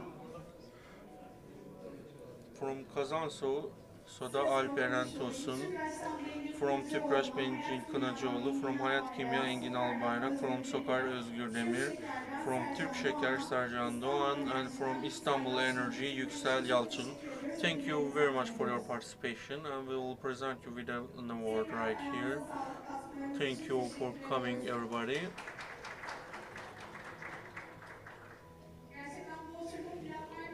And while planning this session, of course, we thought it's going to be a very crowded, and we were worried how it will go, and it was great. Everybody participated. Great information. Now our next session will have a focus on financing, and specifically for all the industries in Turkey. I believe we have to talk about financing, and we'll have it in this session as well. In this panel, we'll have Kozançuk Adana representative Mr. Hamdi Hoplamaz will be the moderator, and we'll have a board member of Müsiyat, Altuğ Karataş, Customer Solutions and Sales Manager from Enerjisa, Gökhan Sarpar Saraçoğlu will be with us. And of course from Akbank, we'll have Energy Project Finance Manager Mina Başaran, and also Yanmar Turkey Energy Systems Director Yıldırım Vehbi Keskin will be with us in the next panel.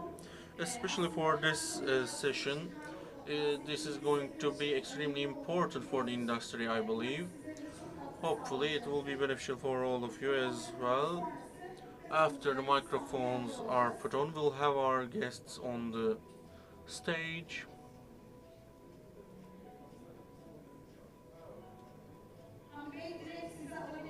I can get you, Mr. Hamdi. I believe you're ready.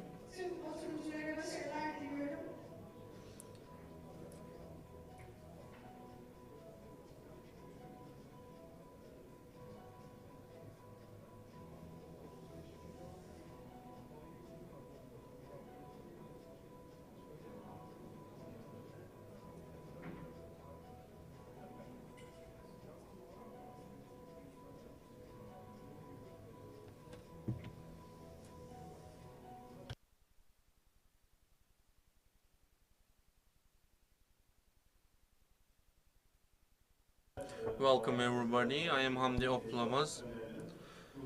I am the founding member of Barış Technology, and also I am the Adana representative of Cogeneration. Now today we'll be talking about financing processes and funds for cogeneration projects. We have very valuable speakers from Akbank Energy Projects Finance Manager, Ms. Mina Başaran.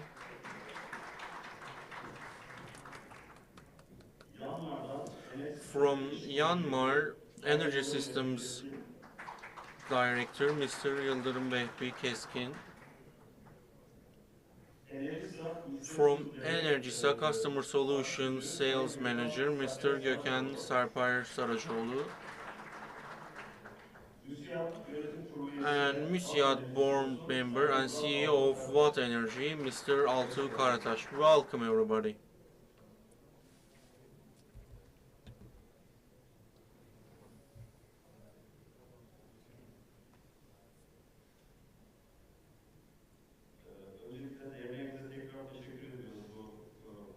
First of all, we would like to thank our association for organizing this event in a physical manner so we can meet face to face. As you know, in today, energy industry is looking for sustainability and we are focusing on renewable energies. And we also have to become carbon neutral soon, and while doing that, of course, we are using fossilized fuels still. So by producing and consuming these things properly, we have to improve our efficiency, of course. But in the current economical situation, of course, investments are more difficult, and so the processes of financing and reach for financing is harder. So that's why in this session we'll be focusing on that specifically. Traditional loans, state incentives, and similar sources can be used for cogeneration projects, I believe. I would like to give the stage to Mr. Basharan first from Akbank. For cogeneration projects, which financing tools do you have? Thank you.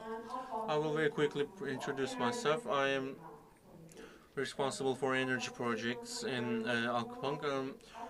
In energy office, what do? We take a look at the financing projects and we take a look at their feasibility, and we manage the approval processes and create a proper financing package. And also we work on the payments towards the customer as well. And of course, energy has been focused a lot on last years, and it is accelerating very well. And I believe both in terms of the import deficit and to also improve our environmental impact. Of course, this is very important to improve the efficiency of our energy consumption. So as Akbank, what do? We have some sustainability goals, and until the end of 2030 we have 200 billion liras of sustainable future, and we have also used about 175 now. We are hoping to reach carbon neutral until 2050, and we have a lot of proper targets that we are moving forward. And what do we ask? Of course, in energy projects, we have to be in the financing of all that. And since 2016, all the projects that we were in, of course, are all sustainable energy projects, and renewable energy has received about $3 million, more than that received, and we have helped with tons of megawatts of power to be improved. So in our portfolio, of course, we have many different generator types, and we have 76% of our investments is on renewable energy, and in our production investments, of course, 84% is renewable energy, and we have big license projects, of course, in here, but also we have specific projects about smaller self-production. So we want to touch base with this, and we want to communicate with smaller institutions to improve energy production in their self requirements. This also lowers the load on the grid. This lowers the requirement of investment in transitional technologies, and of course this improves the green energy. So this, I believe, will be very beneficial for the world's green transformation, and of course this is also beneficial for the final customer as well. At the end of the day, of course, these institutions are affected less from the prices in the market. And of course, towards the benefit for the final consumer, we want to also take place in this investment opportunities. And I believe you all must be a customer of Akbank from a personal perspective or a professional organizational perspective. When you apply to the office, of course, those offices will communicate with us, and after a loan evaluation we'll create a proper financing package with you, and we will be sharing what is available with you after that. And normally in financing and energy projects, usually there is an SPV that is set up specifically for that, and that company is the new company usually receives the loan. And in cogeneration investments, of course, it's not about a generation, it's about saving.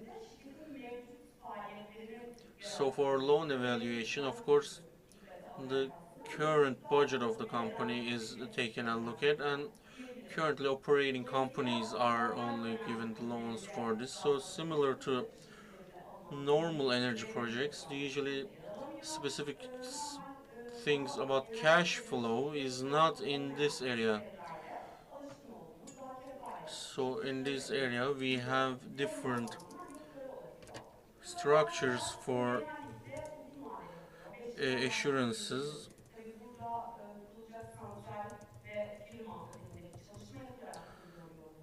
Of course, this is set up with usually a long-term investment, and of course, if we are going to give a loan to a currently existing company, of course, the company has to be able to get loan from a foreign currency. But of course, if they are able to pay a specific Turkish lira loan, of course, it will be, of course, better. So as Akbank, we have an appetite for this, and through our offices, if you try to communicate with us, you will be able to get more participation by us in that self-production loans. So the loans are ready. Thank you very much. Yes, Mr. Keskin. Well, now let's talk about Myanmar. And of course, do you have financial solutions for that, and what do you do? Thank you very much. Welcome everybody. I am Yıldırım Keskin, and Myanmar is a Japanese company, and I work as Energy Systems Director in Myanmar, and currently we are focused on financial solutions, but to make it more holistic, so I will talk about our company, and I will talk about Power ACP and what we do on that sense, and how do we integrate that with financial options, of course. As I said, Myanmar is a very traditional Japanese company, and it has been set up by Magokini Yamaka, and currently we have about 26,000 employees globally, and this company has about $10 billion of turnover, and it is centered in Osaka. and our energy systems, which I work in, industrial engines, agriculture equipment, Aynı şekilde and marine also endüstrisindeki marine motorlar ve vehicles and motorlar equipments and ve engines and komponent generators, and of course bulunmaktadır. we have a component side as İşte well. bu Yanmar bünyesi altında Yanmar Türkiye Within olarak Myanmar, as 2017 Myanmar yılında kurulmuş Turkey, we have olmamıza been rağmen established in biz şu anda bu 2017, sektör içerisinde but within 230'dan that short yakın olarak time çalışmaktayız şu anda. we have reached about 170'den fazla işletme olarak 210 faaliyet göstermekteyiz. employees right now. We are Bunun içinde 100% Yanmar owned by the Endüstrisi'nin olmamıza Japanese, rağmen and ama I bu said sektör we have only içerisinde been daha established çok iş since yapmamıza, sürekli 2017, but within that güncellememize, short time we bu önemli worked a projeler lot sayesinde in terms of Sercan power Bey EPC. bahsettiğinden So we have both bu projeler diesel sayesinde and Yanmar gas tarafından ciddi products, bir and bölge through haline Myanmar we getirdik. have a Böylece region assigned to us, and within that region we geliştirmemiz are gereken improving our projelerle EPC genel business, of anlamıyla course, and in that Türkiye ve region içinde bulunduğumuz Orta Asya, this Orta Doğu ve is Afrika olarak size kısaca Middle belirtebilirim. East and Northern Bu Africa içerisinde and istediğimiz Eastern başarıyı sağlamak için en Asia, önemli and to achieve öngördüğümüz success şeyimiz in EPC, what we kendi specifically personelimizle foresee is for our own sağlayabilmemiz ve personnel we aslında want to mutfağında supply birçok engineering services, and tasarımı in the ben kitchen we want to sonrasında design müdürlerimizle all that we oldukça can, and donanımlı bir şekilde son with our kullanıcıya managers we ulaştırma want to halinde reach the bir final tasarımı, consumer through son our aşamasında technology. hazırladığımız So toplam bir çözümü this is a tamamlamaktadır. holistic solution that we supply Genel to our olarak customers, baktığımız and in zaman general when you take a Türkiye'de look at it, teslim ettikten sonra aslında after giving and setting up the entire process, of çalışmaya course, devam edebilmesi için for satış its çalışmaları proper içinde operation, we also have tamamlanmaktadır. after sale services that Power help you. EPC zaten Of aslında course, kelimesini Power duyduğunuz zaman EPC, you all must engineering, know, satın alma it is ve engineering, maliyet, montaj procurement, and construction kısımları içerisindeydi. operations, Biz özellikle mühendislik tarafında especially for ülke engineering side, kapsamında through hem our genel team. santraline yönelik tasarım, We do çizimler, all the görmüş designing olduğunuz and drawings, fotoğraflarda 2D, 3D. görebildiğiniz You can üzere see on the diagramlar pictures, olsun, of course, different PNID plans, diagramlar olsun, bu PNIDD diagramlar sonucunda graphs, ekipmanların doğru bir and şekilde seçilmesi also ve satın alınması için properly işçilerin equipment üretim selection tarafından yapıldığını is söylemek done by our team. So this is very important. ve bu anlamda design And ofislerinde in that sense, within the projelendirme design ofislerinde offices and project aslında offices are onlara working closely destek together, sağlamaktadır. so we are supporting them.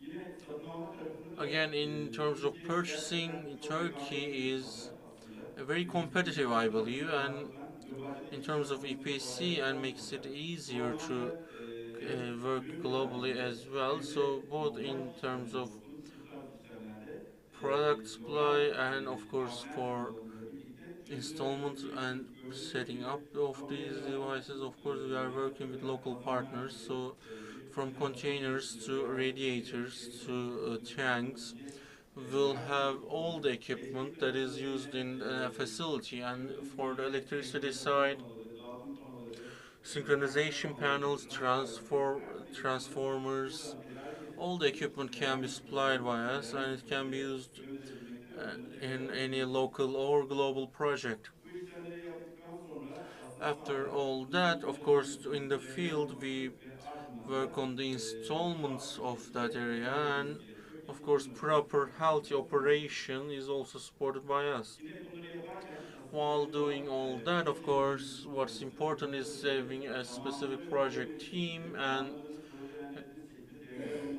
alınmasını you sağlayabilmek also önemli have to olmaktadır. have a proper team to Bizde şu anda achieve Yanmar Türkiye success with these bünyesinde projects. And projeleri within Myanmar, bulunmakta. Turkey, we do have Yine that aynı team, şekilde bahsettiğim and tedarik at the yönetimi, same time, tedarikçilerin seçilmesi, management of kalite kontrollerinin suppliers, selection of yapılması, suppliers, culture control, quality sistem control of that geliştirilmesi için de çok önemli. devices. Bunun These are very şekilde important for EPC, and our Turkish tedariklerin team bulunması, bunun currently denetlemeler yapılması is ve taking kalite a look seviyesi at istediğimiz seviyeye suppliers, and we gelmesi ve projenin doğru bir şekilde are tamamlanması adına working to gerekli çalışmaları properly yapmaktadır.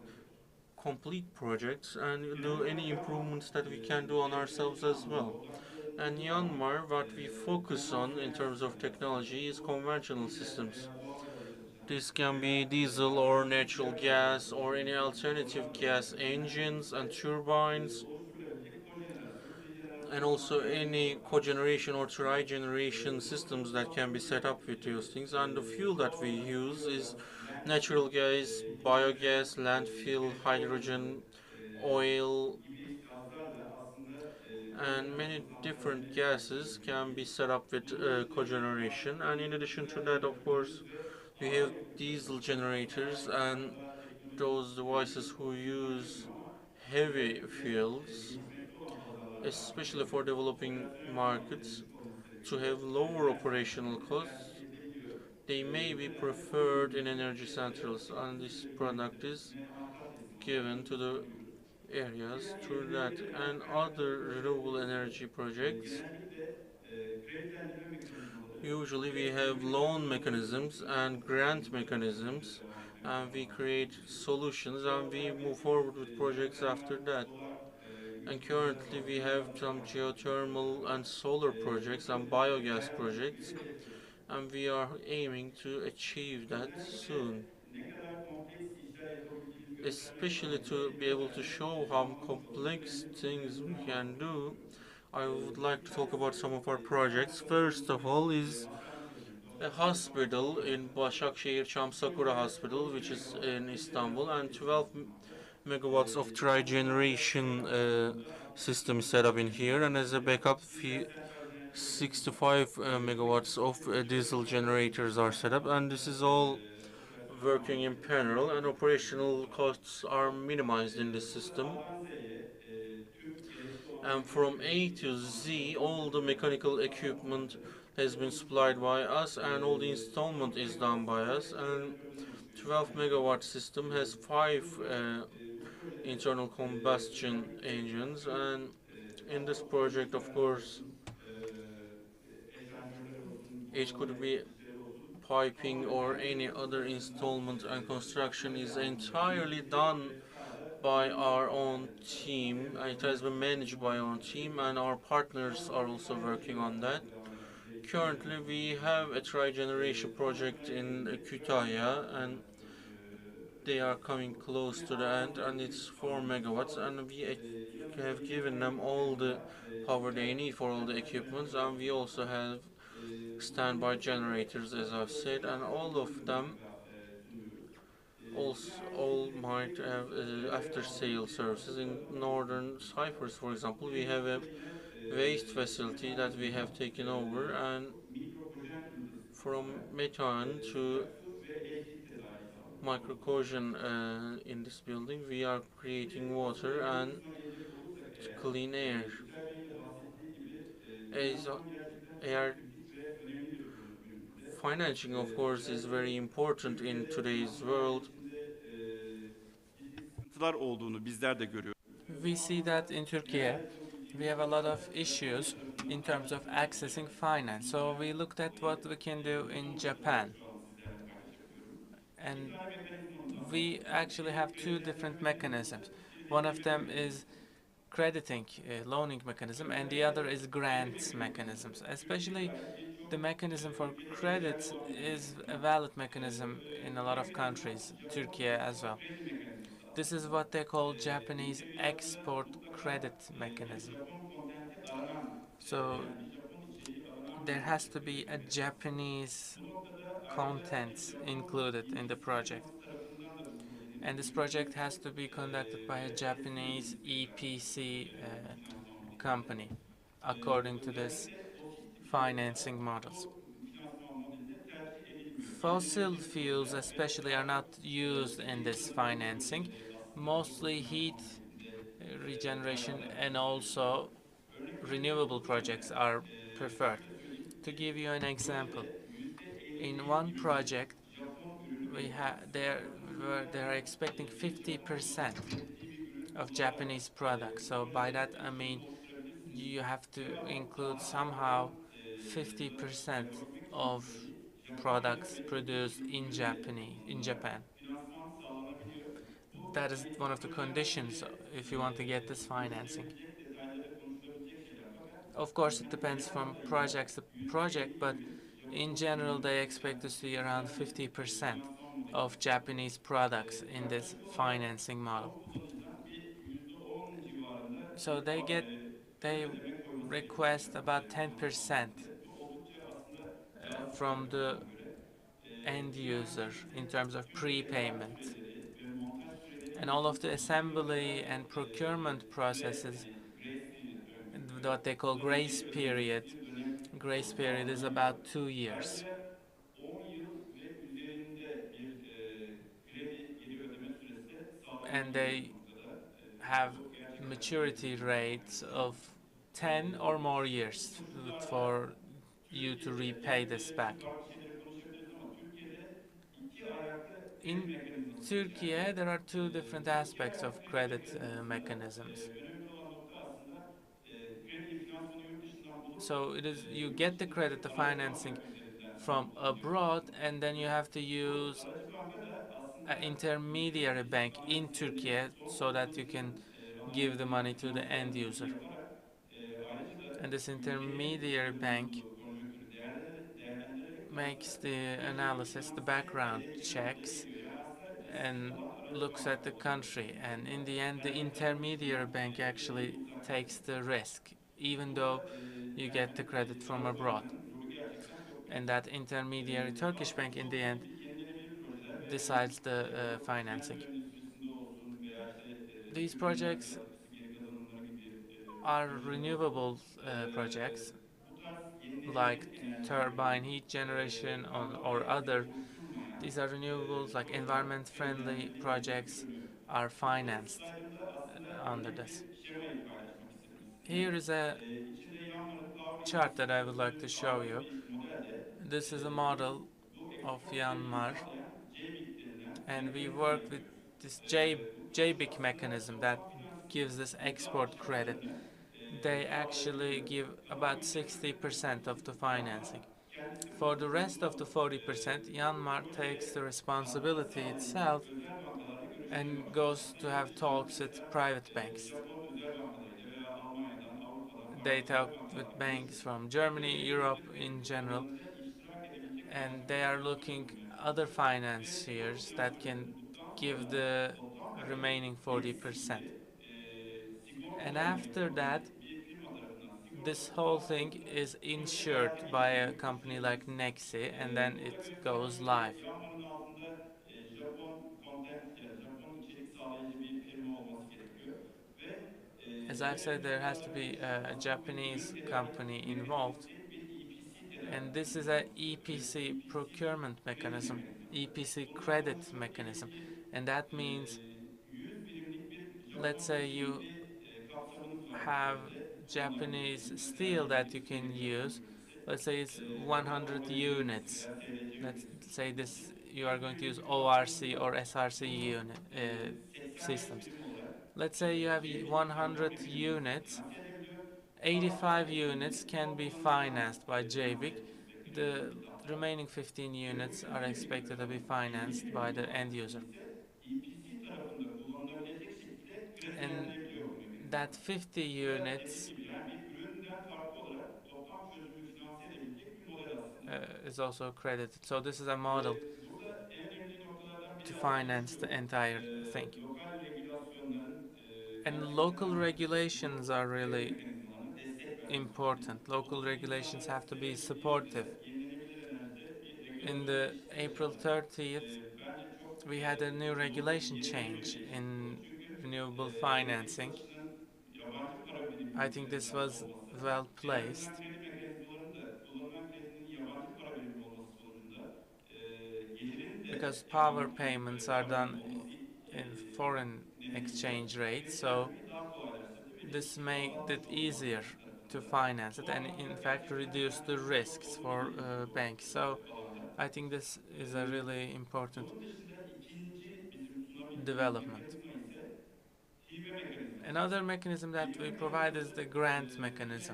Japon Çevre Bakanlığı tarafından This is again yürütülen, conducted by Japanese Ministry of Environment, diğer ülkelerin arasında karşılıklı olarak anlaşmanın imzalanan and it is aşamaları about belirleyen bir mekanizma. agreements between Japan and other countries. Currently, this agreement is available in 28 countries. Turkey is unfortunately not one of them, but we are currently in talks to make this available in Turkey. The most important thing is that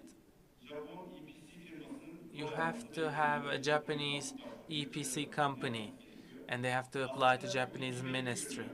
So this seems like a grant, and for the end user it is, but Japan actually gives this grant, but takes some of the carbon footprint back for its country. Japan is a developed country, so they have limited means of reducing carbon footprint. So they actually do these kinds of activities to reduce their own carbon footprint. And it is really useful for the end users.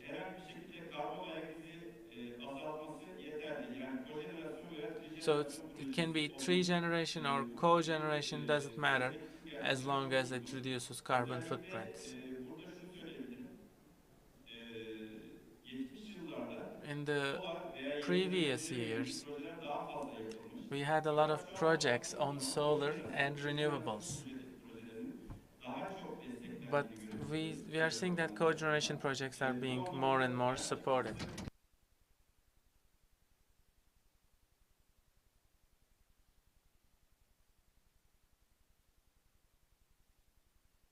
So I think especially Turkish investors can consider this, and also Turkish construction companies and the jobs they're doing abroad, they can really make use of this grant mechanism, and it could be good for their capexes.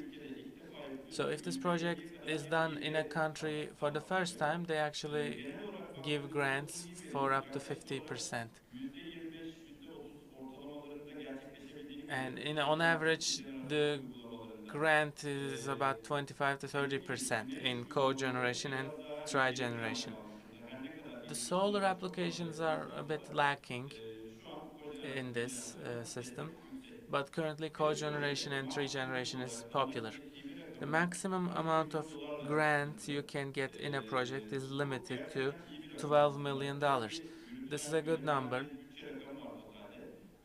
and of course they have a limited total amount yearly, and they have like 4 or 5 different application periods in a year. And if the project will be approved if it is really positive in terms of reducing carbon footprints, and then the grant mechanism starts to work.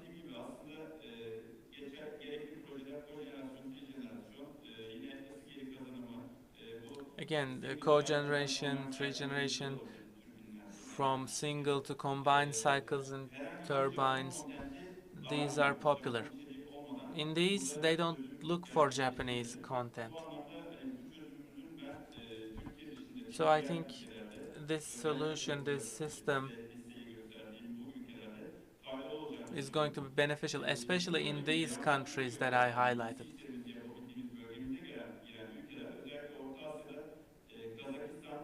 We see in like countries like Uzbekistan, Georgia, Azerbaijan, Kyrgyzstan, Moldova, and others. In the Middle East, we have Saudi Arabia, UAE.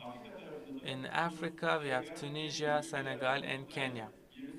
In total, we have 28 countries under this agreement, but they are increasing in numbers.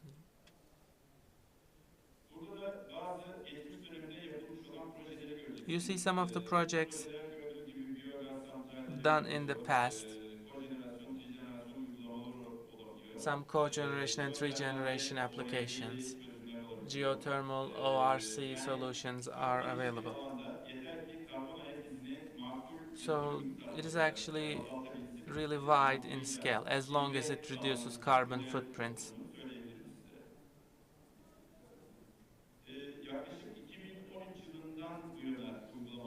So this project is live since 2013,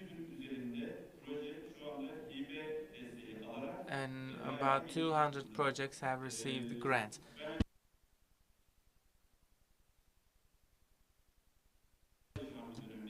In general, of course, we are having difficulties in terms of accessing to finance, but these solutions can be helpful for contractors especially.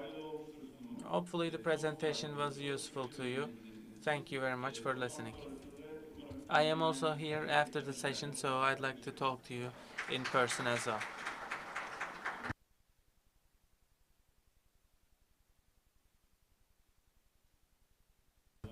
Now going to Mr. müşterilerine nasıl Saraçoğlu, sunuyor?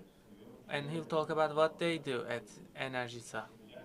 Değerli katılımlarınız ve dinleyiciniz için de aynı şekilde teşekkür Hello, ediyorum. thank you very much to Biz all enerjisi olarak participants. eski As enerji Enerjisa, performans sözleşmeleri kapsamında under the kendi energy performance hizmetlerini agreements, sunuyoruz. Burada we finansal have a lot of things that we do, and I'll talk about our experiences. işletmede neler yapıyoruz bunu anlatacağız ama sözlerime sunuma başlamadan 3 But nokta. before I Şu ana begin, kadar I want to dünyada remind you that 800 in the milyon world, insan elektriğe ulaşımda sıkıntı currently yaşıyor. about 800 million İkinci, people have insanlar difficulties deniz in terms of içerisinde accessing the yaşamaya electricity, and sıkıntı about 2 çekiyor. million people Dolayısıyla have access kullandığımız her birim have değerli, difficulty in çok access to değerli. clean Ve bizim water. burada bir birim So enerjiyi, birim doğal kaynağı it is really oluşturarak mesela important dünyanın for başka bir us to be yerinde yaşayan efficient because insanların there are buna people erişimini who need it engellememiz, elsewhere. sürdürülebilirlik, iklim anlamında So it bir all comes proje. down to Bir sustainability, taraftan climate, da and 2020 yılında efficiency. artan emtia fiyatlarıyla And also with the birlikte commodity Türkiye prices uzun süre devam edecek increasing in the last few enerji years, ihracat yaptı. Yani çok Turkey fazla had about çünkü $100 ithalatın içerisinde billion in terms of yükümlülükte energy enerji imports. ithalatı yapmıyorsa esasında doğal So olarak ihracatta bir energy, sıkıntı actually we are a yaşayacağız. net Bu positive değişiklikler exporting 2020 yılında country dolayısıyla sürdürülebilirlik if we hem didn't enerjiye ulaşım import energy. hem ekonomik anlamda her So türlü energy çok değerli. is really Kojenerasyon valuable. kısası So üretim cogeneration, yeri waste aslında çok heat, kalemli biomass, üretim we yöntemlerini have a lot of methods that dolu we dolu can bir şeyler focus on. yaygınlaştırmakta gerçekten amacı olması, hepimizin amacı olması lazım. Bu So this should be sizin de bu misyonda esasında bu bilgileri the ortaya mission koymak that çok we değerli are olmasının focusing on. faydalı olduğunu düşünüyorum. Şimdi enerji performans sözleşmeleri olarak baktığımızda So dünyada looking iki at tane energy ağırlıklı performance kullanılan yöntem var. agreements, Bunlardan bir there tanesi are two main garantili methods. tasarruf. Burada The one of them being ESO şirketi bir guaranteed garantili tasarrufu savings. öneriyor ama finansal anlamda bir çözüm sağlamıyor.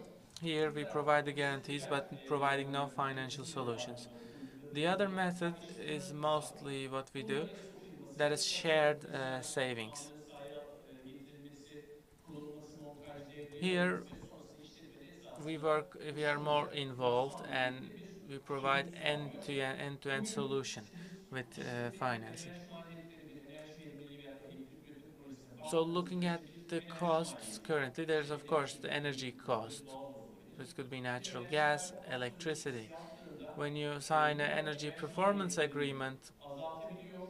you can Oluşan reduce enerji energy maliyetlerini costs, azalttıktan sonra da and after çalışan you reduce the tasarruf ESO costs, şirketiyle kamu özel sektördeki bir you müşteri can arası use ESCO bunu company paylaşarak esasında uzun dönemli işin arka tarafında to enerji share this tasarruflarını öngörebiliyoruz aslında. ESO savings to şirketlerinin üstlendiği risklerle birlikte bir enerji get some dönüşüm benefits. projesi yapabiliyorlar. Şimdi bir enerji dönüşüm projesi olsun, bir So kojenerasyon it tesisi can olsun be a cogeneration facility baktığımızda or energy 3 tane transformation temel project. özellik taşıyor. There are Bunlardan three main birincisi pillars of bu it. işin mühendisliği. First of all, the Baştan engineering tasarım, dizayn efforts, çok and doğru yapıyor olmak so you lazım. have to be Bugüne designing it kadar Türkiye'de yapılan really mesela well. bazı işte kojenerasyon Some tesisleri cogeneration yanlış facilities kapasite in seçimleri, Turkey yanlış ekipman seçimleri, have been yanlış bad at siparişler this. gibi Wrong choice of kamu equipment, sorunları wrong gördüğümüz ama onun dışında da tam tersi allocation of gerçekten tam capacity, kapasite and we çalışan have some bad yağmalar, examples. %85'ler 90 But bantlarda we also have some good çalışan examples in terms of kojenerasyon engineering tesisleri and var. design. Burada bir işin belli bir So noktaya it is getirdikten about sonra artık birinin this çok doğru engineering yanlış study. So kapasite after seçtikten you sonra make işte some wrong bazı choices and değişikliklerin work on olduğu them for a noktada while, it kazanlar may be olduğu yerde difficult to go tesisi back. kurduğumuzda yanlış bir tasarım, yanlış bir If kapasite you had varsa done a gerçekten bad bunu geri design at dönmek, the beginning, işi düzeltmek çok it zor is oluyor. really Dolayısıyla burada difficult to birinci adımı doğru yapmak reverse gerekiyor. that. So you Eğer have to bugüne be kadar böyle bir really teknik good at prosedür designing yapmadıysa before. müşteri belki bir üçüncü So taraf if the danışmanlık customers haven't done something firmalarıyla like this before, maybe they paylaşılabilir. can get Eğer consultancy kendileri support from yapamamışsa third bu parties noktada da belki if they're not ESCO'larda bu confident. anlamda bir çözüm olabilir. Çünkü ESCO'nun ruhunda And oluşacak ESCOs tasarrufun dönüşümü can be ve also helpful üzerine bir garanti verilmesi söz konusu. Böylelikle müşteri tasarım dizayn noktalarında henüz because kullanmadığı ESCOs bilgi, have some guarantees that they kendini yapmayı istemiyorsa make. So işin teknolojik anlamda riskini başka that way the tarafın customers' companies rahatlıkla can actually transfer the design and engineering risks at the beginning of the project. Another important aspect of it is the financing aspect. In 2022, we had amazing financing availabilities, the banks were giving credits, but this year that is not the case. So when it comes to financing these kinds of projects, there are three things that we have to keep in mind. First is that all of these equipments are sold in euros or US dollars. So those like ORC systems, when you are implementing them, when you sign the contract, it is a long-term deal because these are tailor-made solutions, tailor-made equipments to the customers. They are not readily available. They require time, a long time. Let's say you made an investment of $1 million. Today, that is 30 million Turkish liras. But in about few years now, maybe it might be 45 million Turkish liras. So you have to keep that in mind. Do you want to get that risk, take that risk as a company? And additionally, we have energy costs. Last year, energy costs were around 4 or 5 liras. Now it's 2.5 liras. Last year, people were focusing on solar plants, but now the projects take about 5 years. So, first of all, in financing, you have to really understand the exchange rate risks. So you have to have hedge mechanisms and everything. So in all of our projects that we have done so far, we have agreed with our customers using the ESCO method. This way, the risks are reduced.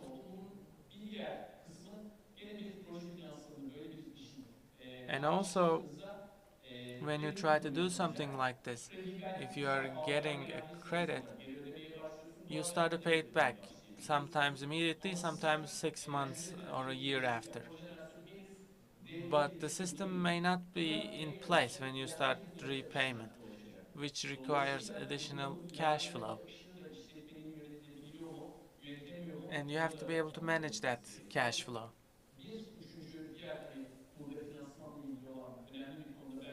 Another important aspect about financing is something that we forget. When a company is investing in a technology, they get credit for like 2 to 3 years.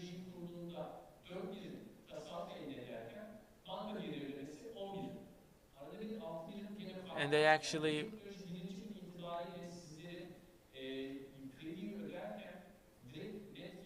the technology itself, when you're repaying the credit, it might have a negative cash flow. It might not be giving you a positive cash flow, a profit. And currently, the maturity time in credits is limited, so you have to be really careful about the cash flow when you are working in projects. You have to keep in mind if you're going to need additional operational capital, whatnot. Otherwise, things might get more difficult. Another important aspect is the management of it. In Turkey, we have been witnessing establishment of significant solar plants, and the companies have know-how. But technologies like cogen and heat recovery are more complex, and they require good know-how in terms of design and maintenance. And unfortunately, some smaller scale institutions don't have enough personnel. And some examples include inefficient work in facilities and sometimes even no work at all, even due to not having enough know-how.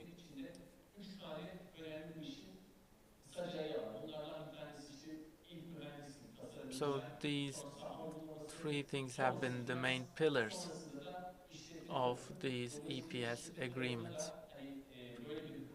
So it's about financing, feasibility design, and management. Here again, you can work with an ESCO solution provider company to reduce risks because ESCO companies are in profit if the system works. If the system doesn't work, they don't make any profit. So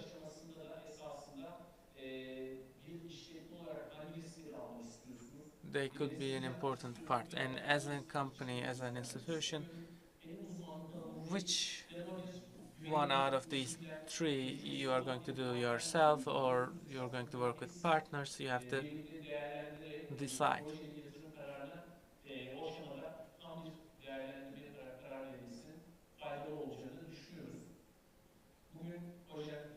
And today we talk about biomass, trigen, cogen, and when you are building facilities, there are some steps to take, like consumption analysis. What will the facility need?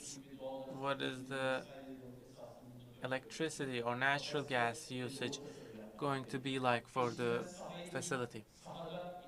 And secondly, you have to go to the field, you have to look at how things will work technically in the field. And then you have to have investment analysis, then make the agreement, and then also installation, assembly of the equipment, and after all that, reporting, assessment, monitoring, and the general operational period.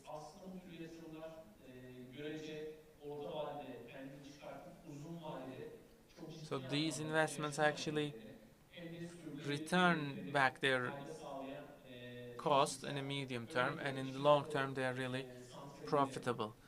In a cement facility, for example, when you do an ORC, you can actually get about 25-30% of the energy of the facility from heat recovery. So for actually really limited, little cost, you can start producing electricity. And there are a lot of advantages to be had here on the long term. In Turkey, mostly gas motor and coil motor, coil engine and gas engines have been used. Biomass is now an important solution because Turkey is an agricultural country. With the increase in population, of course, what we can do with biomass increases. And recently we have also observed waste and waste to electricity plants, and also using steam.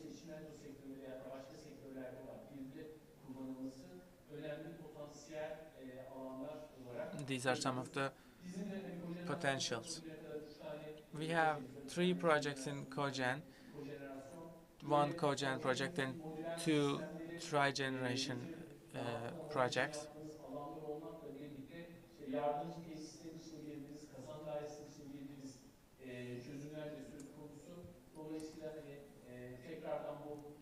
So again, keeping in mind that 3 main pillars of these projects that I mentioned, you have to make the decisions because these are important decisions. Thank you very much for listening.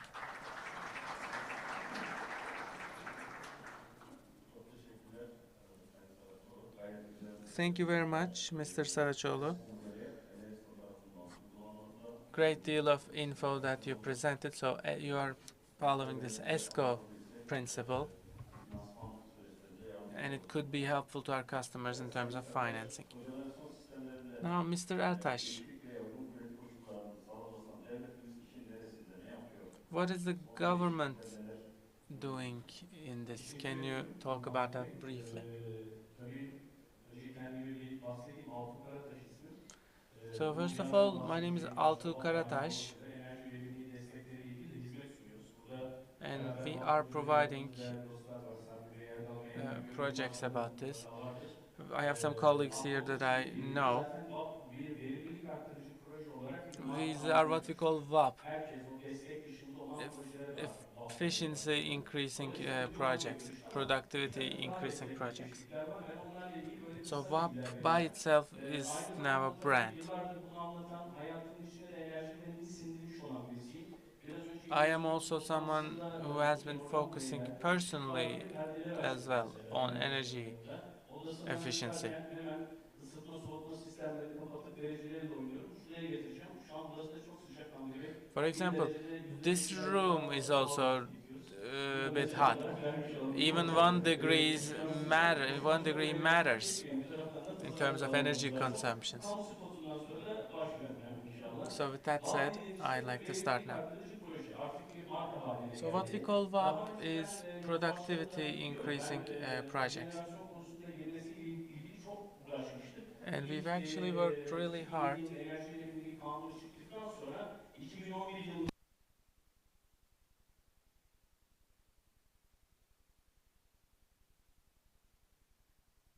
örneğini vereceğim inşallah. Nedir VAP? So what is VAP? VAP is actually giving 30% of grant support. But this is limited to 5 million, unfortunately, so we have to lobby this. So, of course, that is 5 million in Turkish liras, and currently that's really low.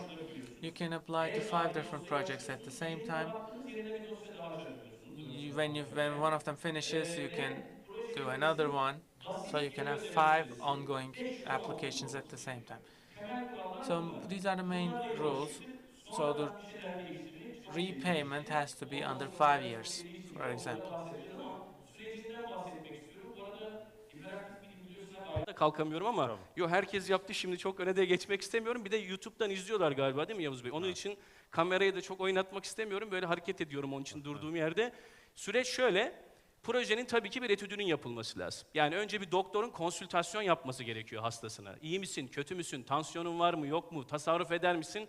Ona bir bakacağız. Sonra kojenerasyonda diğer biriyle ikinci adımda bir başka konu var. Kojen verim belgesinin başvuru esnasında hazırlanması gerekiyor. Bu önemli. Çünkü kojen verim belgesinde siz bekleneni veremediğiniz takdirde birincil enerjide azalma var çünkü burada. O zaman sıkıntı olur. Kojen verim belgesi hazırlanacak. Sonra bir başvuru dosyasının hazırlanması var. Daha sonra bu dosyaların bir incelenme süreci var. Bu dosyalar incelenecek. Eksikler varsa bunlar bildiriliyor. O süreci de geçiyorsunuz. VAP'ı yapanlar aşağı yukarı bu süreçleri biliyor. Arada tek eklediğim kojen verim belgesi. Sonra siz bununla ilgili projeleri işte kurula sunuyor. Yerinde inceleme yapıyorsunuz. Özür diliyorum. Mevcutun da bir görülmesi lazım. Ne yapıyorsun? İşte kazanla üretiyorum, buhar üretiyorum, sıcak su, dışarıdan elektrik alıyorum. Mevcutu da bir bakıyor burada bakanlık. Enerji verimlilik danışmanlık firmalarını da burada aracı bir unsur olarak kullanıyor, bizleri denetlediği için. Sonra bu yerinde inceleme ve tespitten sonra projelerin kurula sunulması, kurulun onay vermesi kısmına geliyor. Reddolma ihtimali var mı? Var. Onun için iyi bir dosya hazırlamanız lazım. Sonra sizinle bir sözleşme yapıyorlar bu VAP projesi için. Sonra diyor ki artık başlayabilirsin. O dakikaya kadar çivi dahi çakamazsınız. Ben yaptım, işte faturam da geldi, ben bu VAP'tan hemen destek alacağım derseniz, bakanlıkla siz sözleşme ve uygulama yap demeden önce bu işi yaparsanız hiçbir destek ve teşvik alamazsınız. Onun onayından sonra yapmanız lazım. Riski alabiliyorsanız tabii ki siparişlerinizi verebilirsiniz. Bu arada iş devam edebilir ama fatura kesinlikle kesilmeyecek. Uygulama tamamlandı. Bunu bildiriyorsunuz. Gene yerine geliyor. Ölçümler yapıyor. Birincil enerji tüketiminde azalma var mı? Buna bakıyor. Sonra bunun raporunu hazırlıyor. Rapor inceleniyor. İnşallah kabul ediliyor ve işletmeye ödemesi yapılıyor. VAP süreci bu. Verimlilik arttırıcı proje. Dedik ki o ilk 5 maddeyi size yayınladıktan sonra neler değişti? Tabii ki bazı şartlar isteniyor. İşte son 3 yıllık tüketimi 500 ton eşdeğer petrolün üzerinde olması lazım firmanın her yıl ortalama. ISO 50001 enerji yönetim sistemi zaten şu an son bir aydayız. 2023 yılının sonuna kadar herkesin alması gerekiyordu bu arada. Onu da belirtelim ama olması gerekiyor. Enerji yöneticisi bulundurmanız gerekiyor. Enerji tüketimiyle ilgili portala giriş bilgilerini ve tabanda kayıtlı olmanız gerekiyor. Şimdi aslında 15 Eylül'e kadar geçtiğimiz yıl VAP kapalıydı. Biliyor, burada dostlar biliyor zaten. Çünkü Bu para sıkıntısı sadece bankalarla ilgili değil, esas devletin böyle bir sıkıntısı var. Şu an para da yok. Bunun için de VAP'lar kapatılmıştı. Çünkü 2022 yılında enerji maliyetlerinin çok artmasıyla biz VAP'ta inanılmaz bir başvuru süreciyle karşılaştık. Herkes VAP yapmak istedi. Bu sefer devletin yaklaşık 15-16 milyonluk bütçesine muazzam bir istek oluşunca o bütçe yetmedi ve VAP kapandı. Bundan yaklaşık birkaç ay önceydi. Sayın Bakanımız Alparslan Bayraktar'la bir toplantı aracılığıyla görüşme imkanımız oldu. Hatta ben tatilden kalktım, çocukları bırakarak gitmek zorunda kaldım. Ne için? Başkanım bunun için gittik aslında. İsrafta olmadı. Yanımdaki arkadaşım söyledi hatta, ya aileni bırakıp gidilir mi? Gidebiliyorsunuz. Enerjinin böyle bir şeyi var. Gittik. Hani 3 dilek dilemek gibi bir söz geldi. Bakan Bey'den 3 tane şey diledim. Birisinin olmasının mümkünatı yoktu ama birisinin vardı. Ben özellikle belirttim, VAP'ların açılması lazım. Çünkü bunun bir moral motivasyon etkisi var diye. Gerekirse sınırları daraltın dedik. İşte burada gördüğünüz o sınırı da getirdiler. Sonradan tabii ki bir hafta sonra VAP'larla ilgili açıklama yapıldı. 250 kilowatt elektrik projelerinde minimum asgari 250 kilowattlık bir tasarruf, ısı projelerinde de minimum 750 kilowattlık bir tasarruf sınırı getirildi 15 Eylül 2023'teki başvurular için. Bunun altında kalıyorsanız ne yazık ki başvurunuz kabul edilmedi. Bu projelerle ilgili tabii başvuranlar da oldu bu dönem. Elektrikle ilgili olanlar devam etti. Elektrik motorlarında 22 kW'lık bir sınırımız vardı zaten. Atık ısı geri kazanımına yönelik projeler sanayide yine aynı şekilde desteklendi. Proses, tesis ve optimizasyonu, ama geçen yıl kanunu çıkmış olmasına rağmen bina ve tesisler için hiç verimlilik arttırıcı proje kabulü yapılmamıştı. Bu sene onu da açtılar ve dediler ki bina ve hizmet sektörü için. Bunu da neden söylüyorum? Oteller, hastaneler, biraz önce hastanelerin de ismi geçti. Bunların da başvuru için imkanı oluşturuldu 15 Eylül'de. Onlarla ilgili de tabii bazı sınırlar getirildi. Ne yazık ki Cogen arasında yoktu. Sadece soğutma grupları ve ısı kaynaklı pompalar da burada işin içine alındı. Ve 15 Eylül'de başlayıp 31 Ekim'de de ne yazık ki verimlilik arttırıcı projelerin başvuru süresi bitti. Ama ben şunu söylemek istiyorum. Özellikle Cogen Türk de dahil olmak üzere bizim bunun üstüne bir lobi yapmamız lazım. İki şey. Ben şimdi örneğini de göstereceğim. Çünkü başvurulmuş bir örnek var. Bu 5 milyon sınırıyla bizim Cogen projelerini buraya sokma imkanımız açılsa da artık olmayacak. Onun için bu konuyu özellikle konuşmamız lazım. Birçok sistem giriyordu ama 2020 yılında özellikle kojenerasyonla ilgili açıklama olunca bir heyecan oluştu tabii ki. Çok mutlu olduk. Bunu her platformda dile getiriyorduk. Biz de bir ilaç fabrikası için bu VAP başvurusunu yaptık. Ama 2020 yılından bahsediyoruz tabii ki. Cogen verimlilik belgesi hazırlandı. Bu örnek projede tabii proje yaklaşık 5 milyonu geçememesi gerekiyor. Artı KDV. KDV hariç 5 milyonluk bir sınırı var projenin. Alacağınız maksimum rakamda %30. Dolayısıyla 1,5 milyonda sınırlı kalıyorsunuz. Biz bu projeye başvurduk. 13.02.2020 tarihinde de bu sistem kuruldu ve sistem şu an devrede. 2022 yılında da bununla ilgili ilk teşviği de para olarak da firma aldı.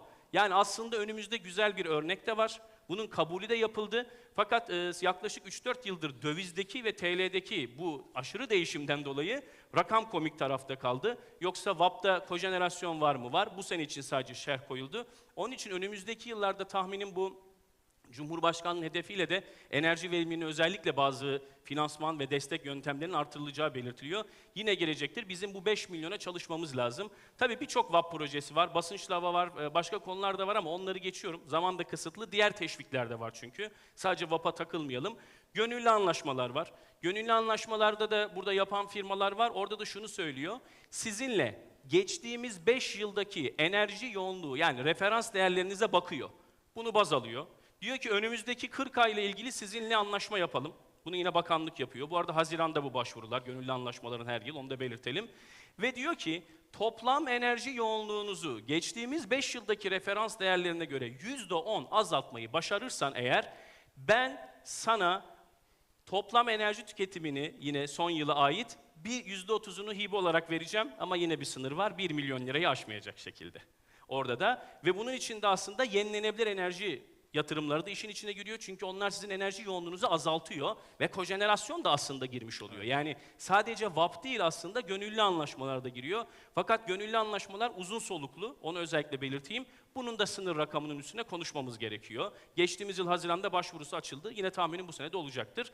Bir de 5. bölge var. Şimdi sınır olmayan, kapanmayan, geldin bize anlattın da ilk kapanmış konuyu mu anlattın demeyin. 5. bölgeyi de özellikle burada vurgulamak istiyorum. Yine 500 ton eşdeğer petrol üzerinde proje bazlı ya da enerji yoğunluğu anlamında söylüyorum. Enerji yoğunluğunu %15 oranında azalttığınız zaman, İsterse, şu an Mecidiyeköy sayalım burayı, Mecidiyeköy'ün göbeğinde, eskiden şurada bir fabrika vardı stadın yerinde, İstanbul'un göbeğinde bir fabrika bile olsanız, sizin projeleriniz, enerji verimliliğiyle, enerji yoğunluğunu azaltan projeniz 5. bölge teşvik kapsamına alınıyor. Ve sanayicilerimizin çoğu bunu bilmiyor. Uygulayıcılar biliyor mu onu da bilmiyorum. Özellikle vurguluyorum ki kojenerasyon da bunun içine girer. Çünkü birincil enerji tüketimini azaltıyor. Diğer ilk ikisinin şu anda kapısı şu an için kapalı olmuş olsa bile 5. bölge enerji verimliliğine verilen yatırım teşviğinin bence mutlaka kojenerasyonda kullanılması ve başvurulması gerektiğini düşünüyorum. Buradaki rakam hani eskiden %20'lerle başladığımız bir rakamdı. Aşağıya doğru da indirildi. Bunu özellikle vurguluyorum ve kojenerasyonda vurgu yapıyorum ki var. Bir iki tane de böyle bir başvuru var özellikle. Hani bu kapının açık olduğunu, burada herhangi bir şekilde 5 milyon sınırı yok, 1 milyon sınırı yok. Ben bir çimento fabrikasının bundan 4-5 yıl önce 130 milyon liralık bir yatırımını bu kapsama soktuğunu biliyorum. Ki biz de bu yıl birçok teşvik, birçok projeyi 5. bölge enerji verimliliği teşviğine soktuk. Neler verdiğini biliyorsunuz. Burada en önemlisi hani VAP'taki %30, özellikle 1. yatırım bölgesinden örnek verdim. Mecidiyeköy dedim. Siz kurumlar vergisinden %20 düşecekken %50'ye kadar düşüş sağlıyorsunuz. Aslında vergiden %30'luk bir avantaj sağlıyorsunuz. Bu da aslında VAP'taki %30'a geliyor ve sınır yok. O açıdan bunu özellikle belirtiyorum. Sadece 2 tane daha konu ekledim Hamdi Bey. Bu tabii daha açıklanmamış da olabilir. Bu bilgi bende olduğu için ama açıklanacağını biliyorum. Belki bugün, belki yarın, belki de şu an yayınlanmış da olabilir. Türkiye Kalkınma Bankası'nın bir çalışması var. Buradaki green kısmında kojenerasyonun buna girebileceğini düşünüyoruz. Çünkü net tanım yok. Sadece enerji verimliliği ve enerji yoğunluğundan bahsediliyor. O da bununla ilgili bazı açıklamalar var. İşte Türkiye Kalkınma Bankası KfW ile her bir alt projenin toplam yatırım tutarının %80'ine kadar bir finansman sağlayacağını, program kapsamında finanse edilen her bir alt kredinin toplam tutarının 20 milyon euroya kadar olabileceğini, işte 5 megawatttan az olan ve üretilen enerjinin yalnızca üretici tarafından çatı, güneş, rooftop, yani burada şunu söylüyor, yenilenebilire de biz burada sağlayabiliriz. Diyor ki aslında total başlığı şurada veriyorlar. Yenilenebilir enerji, enerji depolama çözümleri, enerji verimliliği ve e-mobilite. Peki kojenerasyon nereye girecek? Enerji verimliliği kısmının altına girebilir. Burada enerji verimliliği greenfield ya da enerji verimliliği direkt yatırımları, başkanım bunu konuşmamız lazım bu arada. Orada ben bunu ilgili kişilerle de bir iki hani buraya gelmeden önce hafif şöyle bir sorguladım. Dediler ki bizim baktığımız enerji verimliliği. Tam kojenerasyonda tam buna uyduğuna göre burası da ciddi bir finansman imkanı sağlayabilir. Çok uçuk rakamlar değil, tabii döviz üzerinden veriliyor. Ben sadece bilgi olması için paylaşıyorum. 9 milyon eurolukta bir hibe tarafı da var bu projenin. Bu konuyla ilgili hani Türkiye Kalkınma Bankası ile irtibat sağlanabilir, uygulayıcılarla da beraber ortak hareket edilebilir ama en azından bir ekstra bir imkan oluşması açısından ben buradaki kısmı da bu kapsamın içine ekledim. Son olarak da Türkiye Yeşil Sanayi Projesi, bunu da madde olarak eklemek istedim çünkü Sanayi ve Teknoloji Bakanlığımızın Dünya Bankası'ndan aldığı yaklaşık 450 milyon dolarlık bir fon var. Bunun 250 milyon doları COSGAP tarafındaki KOBİ'lere ayrıldı. İkinci kısım ise ben de TÜBİTAK Danışma Kurulu üyesiyim aynı zamanda. 175 milyon dolarlık kısmı TÜBİTAK tarafına ayrıldı.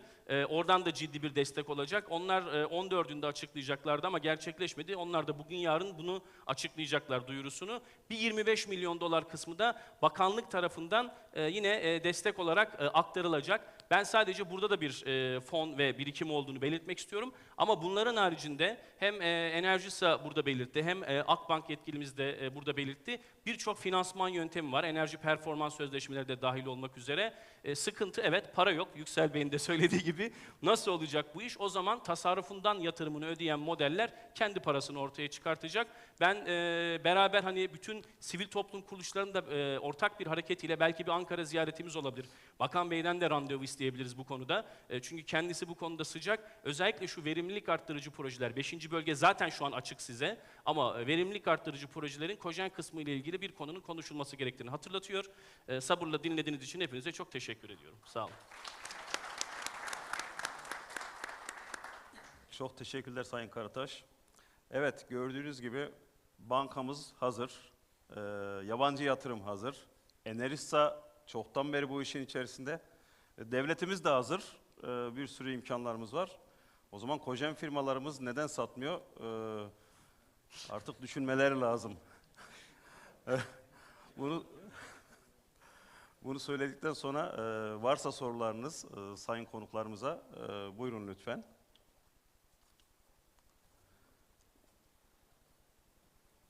Çok iyi anlaşılmış. Evet, sanırım herkes için de. Evet. Buyurun Erdal Bey. Merhabalar, ben ortaya bir soru sormuş olacağım. Ona göre cevabını alırız. Altuğ Bey 5. bölge yatırımlarından ve desteklerinden bahsetti. Ben de bank olarak leasing metoduyla 5. bölge yatırımı yapabilir miyiz? Onu sormuş olayım bankaya. Değil, AK Leasing üzerinden gerçekleştirdiğiniz bir işlem oluyor. İlgilenirseniz sizi ilgili kontaklarla bir araya getirmek isteriz. Ben de kamu tarafından cevap vereyim müsaitseniz eğer. Ben leasingle bu arada enerji verimliliği projesi yaptım. Öyle de bir örnek var ama ne yazık ki şu anda Enerji Verimliliği Çevre Dairesi Başkanlığı ve mevzuat gereği malı faturalayıp sahiplenmediğiniz takdirde size bu desteği sağlamıyorlar. Bu konuda bayağı bir görüşme yaptık. Onu özellikle belirteyim. Onun için VAP'ta mümkün değil. 5. bölgede de gene Erdal Bey faturayı istedikleri için ne yazık ki şu an için bu konuyu da belki konuşmamız lazım.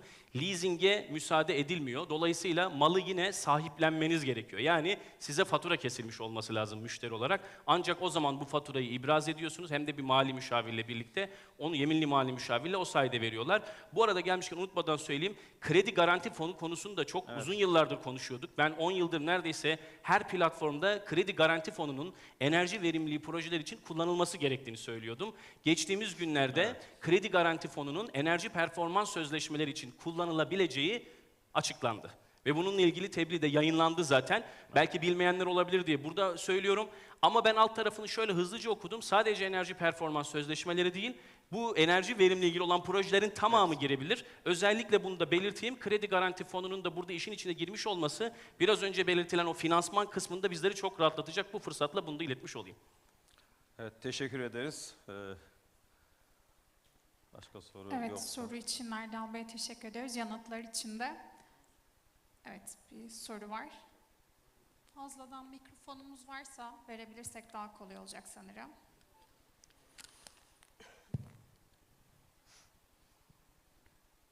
Merhabalar öncelikle. İsmim Behçet Yılmaz. Biz de kazan sektöründeyiz. Herhalde kazan olarak. Sorum Altuğ Bey'le olacak. Şimdi biliyorsunuz Avrupa'da daha çok emisyon üzerine teşvikler var. Özellikle karbon monoksit ve karbondioksit konusunda. Fakat şimdi biz burada hep verimliliği konuşuyoruz. Verimlilik dışında da özellikle hükümet bazda emisyon değerlerini düşürmede bir teşvik söz konusu olacak mı? Ve özellikle hidrojen yakımıyla alakalı bununla ilgili bir teşvik söz konusu olacak mı yakın planda? Teşekkür ederim. Güzel bir soru. Teşekkür ediyorum. Perşembe günü bu arada İDUK İklim Değişikliği Uyum Koordinasyon Kurulu'nda üyesiyim. Gideceğiz. Bu konular konuşulacak konulardan biri emisyon ticaret sistemi. Alınacak kararlar içinde yok ama önemli. Emisyon ticaret sistemi mutlaka Cogen Türkiye'de gelmiştir. Diğer kazan birliğine de gelmiştir. Yasa biliyorsunuz iklim kanunu ile ilgili taslak geldi. Görüşler bildirilmesi istendi. Ve yasaya şöyle ben de kontrol ettim. Neredeyse çok büyük bir kısmı emisyon ticaret sistemi üzerine kurulu.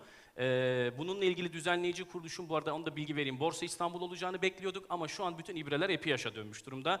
Büyük bir ihtimal EPİAŞ üzerinden gerçekleşecek. Evet, iklim şurasında da bu konu girdi. Kanunun içinde de var. Sağlanacak ama öncelikle onun biraz süreci var. Emisyon ticaret sisteminin Türkiye'de kuruluyor olması lazım. O arada biraz münakaşa yaşıyoruz şimdi devletle. Ne kadarının toplanan karbon emisyonu ile ilgili ne kadarının burada bu amaçla kullanılacağı. Şu anda bazı rakamlar konuşuluyor. Ama Türkiye'nin emisyon ticaret sistemi kurmasının en önemli faydası şu. O zaman biz Avrupa Birliği tarafında bu mevzuata göre kendi ülkemizde bunu topladığımız için ödediğimiz vergileri yurt dışına göndermeyeceğiz. Türkiye için de kullanacağız. Bizim de devletten beklediğimiz, işte sizin o biraz önce belirttiğiniz hibe, buradan yüksek salımı, yüksek olanlardan alınıp aslında bu tip projeler için, enerji verimliliği projeler için bunun kullanılması. Tahminim emisyon ticaret sistemi hayata geçtikten sonra Bu şartların nasıl olacağı, ne kadarlık kısmının bu amaçla kullanılacağı, nasıl kullanılacağı, ne kadarlık bir rakam olacağı da biz çok beklentimizde. Yani şu an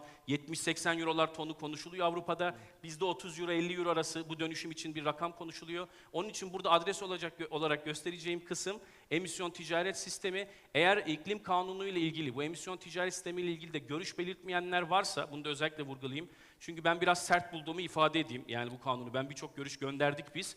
Bu konuyla ilgili müdahil olmanız da çok önemli. Daha henüz meclise gitmedi. Müdahil olunması lazım bazı konularda, yoksa sanayi tarafında da ciddi sıkıntı olabilir. Ama tahminim 2026 hatta 27 yılı gibi ben bunun takvimini bekliyorum. 26 ya da 27'den sonra emisyon ticaret sisteminin iyice hayata girdikten sonra bu fonlar enerji verimliliği merkezli çalışan herkes için teşvik amaçlı kullanılacak. Evet, zamanımız sanırım daraldı. Çok teşekkür ederiz. Tamamlamış olduk. Evet. Çok teşekkür ediyoruz tüm katılımcılarımıza. Bir fotoğraf çekimi için sizi ayağa alıyor olacağız. Sonrasında da hediyeleri takdim ediyor olacağız. Dinleyen herkese çok çok teşekkür ediyoruz. Öğle yemeği için bir ara veriyoruz. Alt katta yemek restoranında yemek servis ediliyor olacak. Herkese afiyet olsun. Bir sonraki panelimizde saat 2'de başlıyor olacak. Burada buluşuyor olacağız. Teşekkürler. Evet, Mina Hanım çok teşekkür ediyoruz. Çok sağ olun.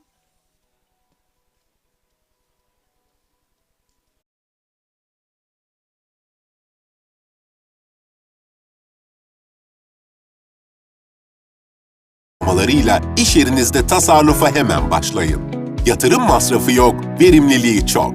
İş yerinizdeki mevcut sistemlerinizi yenileyip daha verimli hale getirin. Dönüşüm maliyetini Enerjisa karşılasın, siz de yatırım bedeli ödemeden %80'e varan tasarruf sağlamaya başlayın. Enerji performans modeliyle tasarrufa endeksli uzun vadeli ödeme planına sahip olun. Enerjisa sistemi kurar, yüksek verimle çalışması için bakım ve onarımını yapar, sözleşme süresince ekipman garantisi sağlar. Enerjisa'nın ihtiyaçlarınıza özel sunduğu çözümlerle enerji verimliliğinizi arttırın, iş yerinizde tasarrufa hemen başlayın.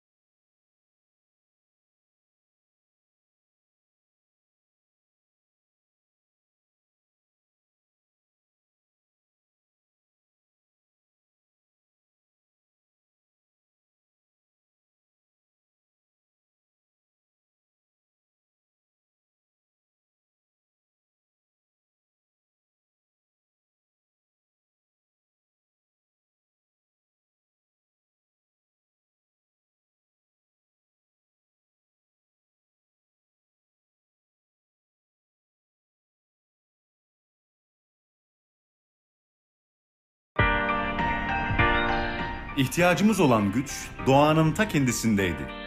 Biz ona saygımızı, o da bize enerjisini sundu. Biz enerjinin sürdürülebilir olmadığı bir dünyayı hayal dahi etmedik. Bu yüzden değişen dünyanın enerjisine enerji katmak için çeyrek asrı aşkın bir süredir tüm gücümüzle elektrik altyapı teknolojileri üretiyoruz. Ekos Elektrik olarak 25 yıllık bilgi birikimimiz ve tecrübemizle dünyanın 4 kıtasına ihracat yapan, 34 ülkede elektriğin gücüne yön veren bir teknoloji şirketi olduk. Geleceğe yatırım yaparken yarınlarımız için hayallerimizin ötesine geçtik. Yarınları bugünden düşünüp tasarlayan deneyimli mühendis kadromuz ve yorulmadan yenilikçi ürünler için her daim çözüm üreten 400'ün üzerinde çalışanımızla hedeflerimize ulaşmak, ülkemizi dünyanın dört bir yanında temsil etmek bizim için büyük bir onur ve mutluluk kaynağı oldu. Doğadan aldığımız güçle hayallerimizin ötesine geçmek için, çocuklarımızın enerji dolu yarınları için çalışmaya devam ediyoruz. Ekos Elektrik, akımın ötesinde.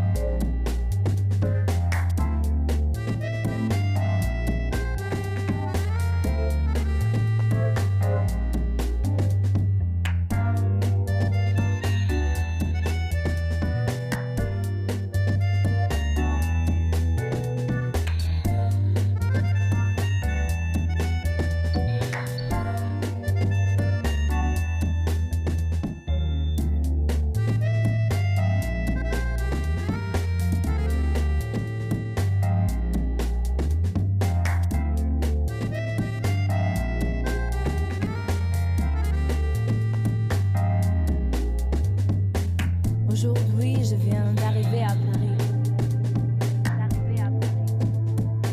C'est la ville de mes rêves et de mon amour et de ma vie. Je prends un café au boulevard de la Magique. Je pense à mon amour perdu. Tu me mens, mais je t'adore, Paris.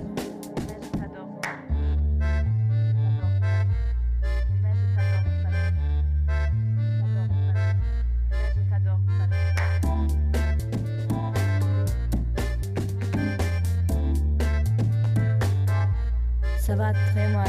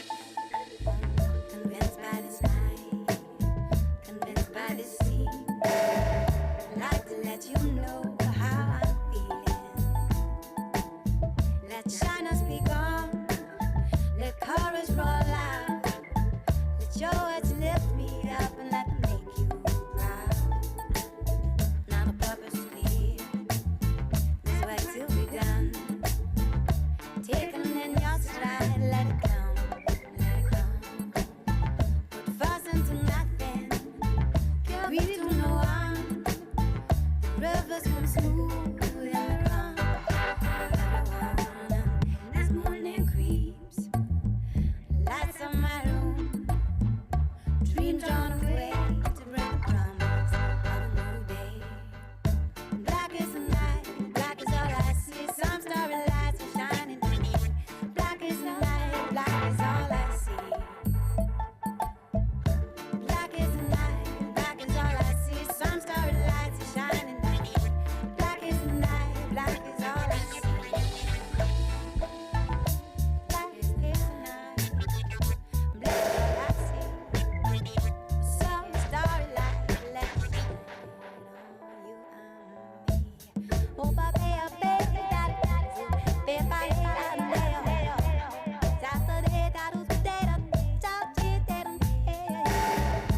black is the night, black is all I see. Oh, let the starry light shine. Ooh, oh, black is the night, black is all I see. Some starry lights.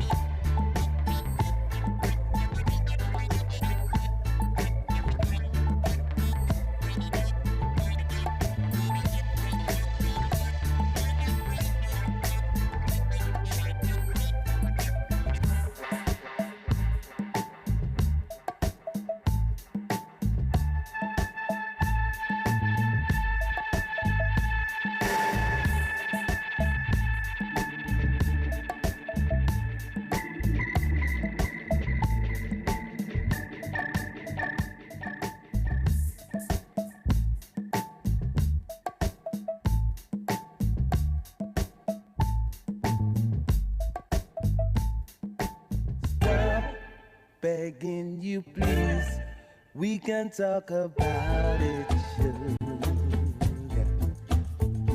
Stop, look what we have, we can work it out now, baby. Oh, now we can work it out, yeah. We can work it out.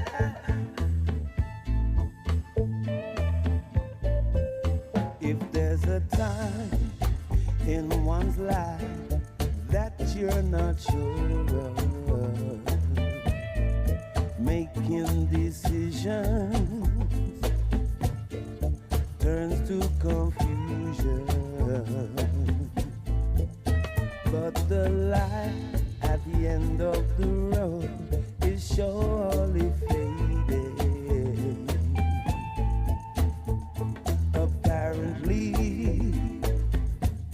the train is not waiting. So I say, so stop begging you, please.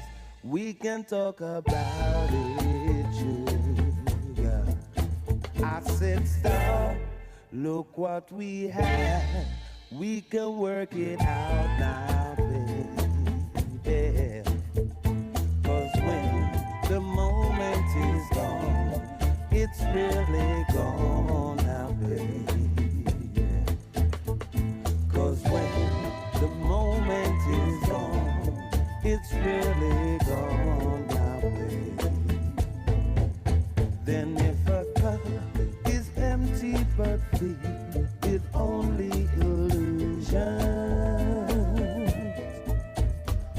the passion I know we were lacking. Now together, here we are on this planet. But the fire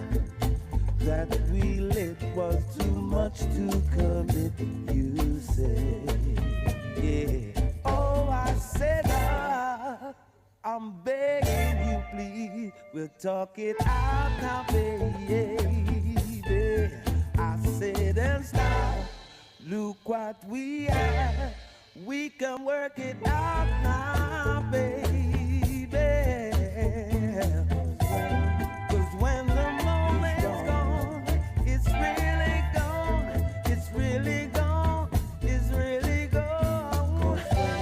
'Cause when the moment's gone, it's really gone now, baby.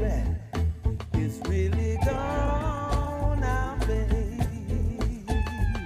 It's really gone. It's really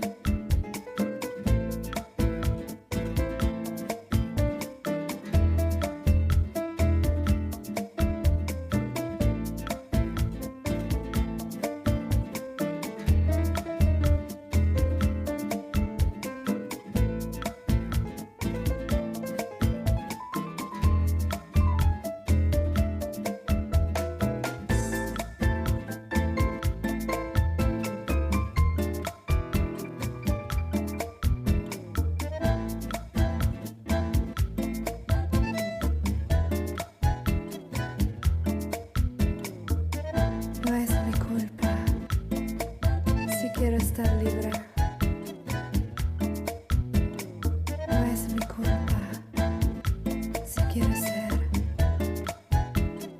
libre.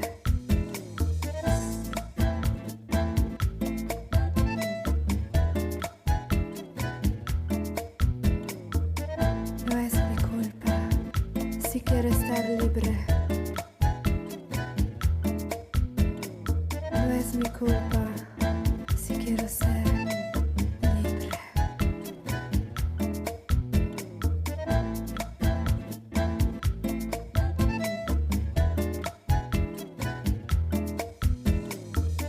No es mi culpa si quiero ser libre.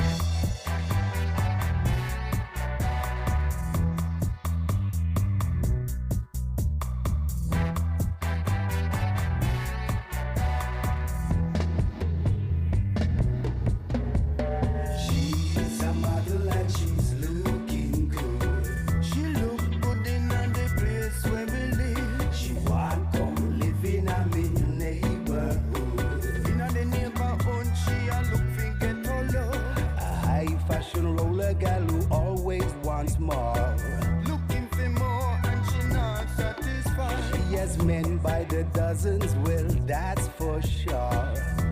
Oh, yeah. She's a model. Ghetto model. Ghetto model. Real ghetto model. She's a model. Ghetto model. Ghetto model. Ghetto model.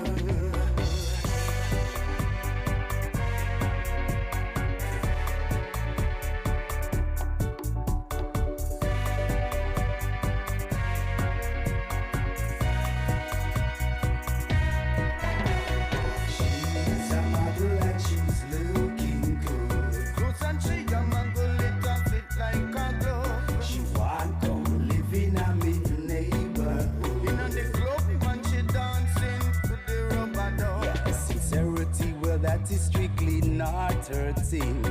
She not talk, no reasoning. She's the queen of the dance and she love the bling ting. Oh, yeah, yeah. She's a model. Ghetto model. She's a ghetto model. Ghetto model. She's a ghetto model. Real ghetto model. She's a model.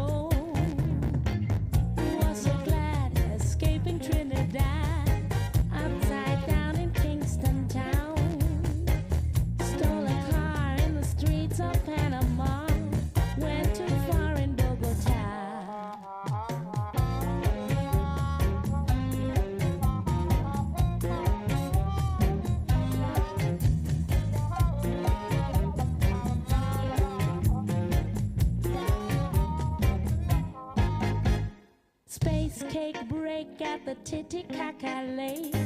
Got some more in Ecuador. Asked for a dance in a dive in Puerto Prince. Went too far in Bogota.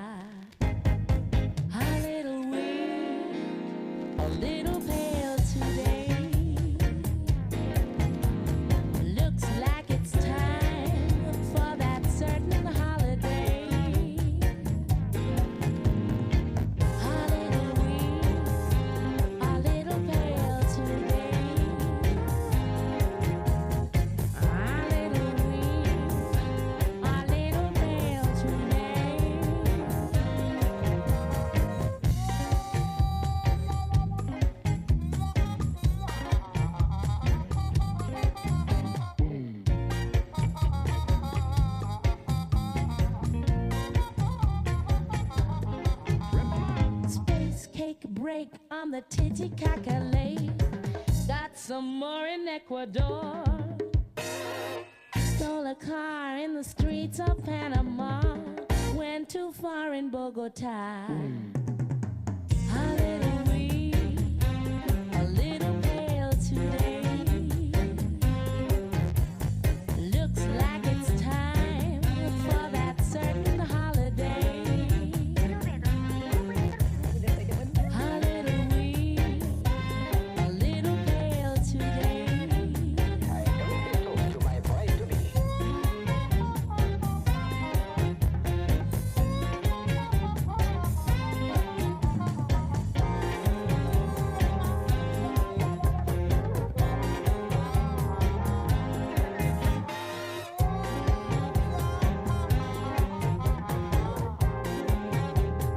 Looks like it's time.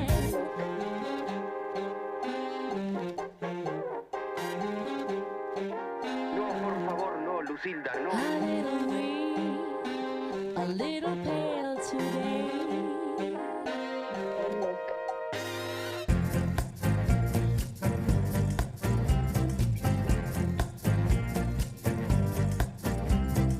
Marcia, elle danse sur du satin, de la rayonne, du polystyrène expansé à ses pieds. Marcia danse avec des jambes aiguisées comme des couperets de flèches qui donnent des idées, des sensations. Marcia, elle est maigre, belle en scène, belle comme la ville. La voir danser me transforme en excité. Mojito, comme ta bouche est immense quand tu souris. Et quand tu ris, je ris aussi. Tu aimes tellement la vie. Quel est donc ce froid que l'on sent en toi? Mais c'est la mort qui t'a assassiné, Marcia. C'est la mort qui t'a consumé, Marcia. C'est le cancer que tu as pris sous ton bras. Maintenant, tu es en cendre, la mort, c'est comme une chose impossible. Et même à toi qui est la vie même, Marcia, et même à toi qui est forte comme une fusée, c'est la mort qui t'a emmené. Marcia danse un peu chinois, la chaleur dans les mouvements d'épaule. À plat comme un hiéroglyphe, un cas de l'opéra. Avec la tête, elle danse aussi très bien. Et son visage danse avec tout le reste. Elle a cherché une nouvelle façon et l'a inventée. C'est elle, la sauterelle, la sirène en mal d'amour, le danseur dans la flanelle ou le carton. Mojito, comme ta bouche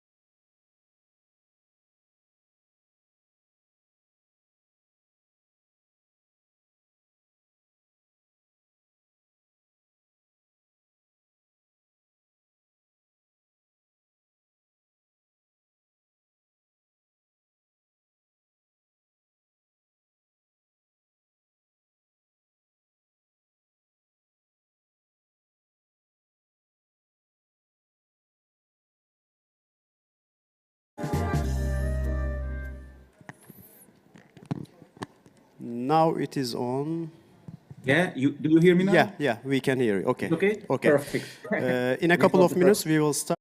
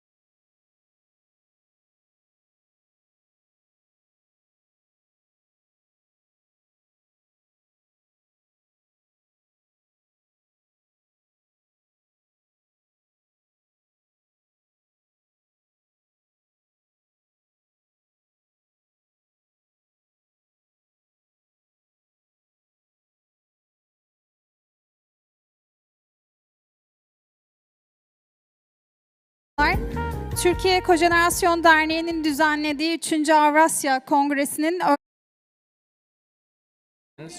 of the Third Eurasia Cogeneration Conference, organized by Turkish Cogeneration Association. We have, again, distinguished speakers. Two of them will be joining us online. This session is going to be chaired by Mr. Süha Işıklı, Cogen Vice President. We have Mr. Ersoy Metin, Ertuğrul Yıldız, Hans Kortevek, Roland Deme. Ersoy Metin is the ETK Bay Evjet, Head of Project Incentives, Ertuğrul Yıldız, EZO Energy General Coordinator, Hans Kortevek, Cogen Europe Managing Director, and lastly, Roland Deme, Cogen Hungary Vice Chairman. I wish you all a fruitful session.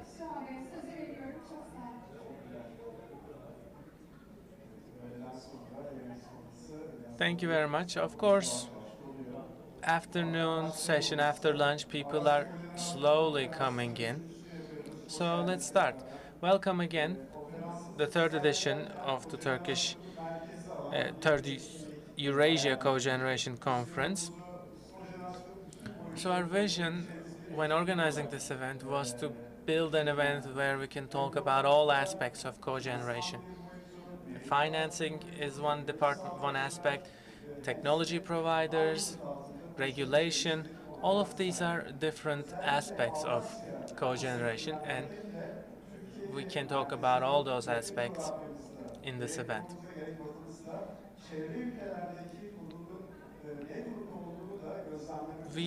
This also gives us a chance to observe how the situation looks like in Cogen, in the regions surrounding us.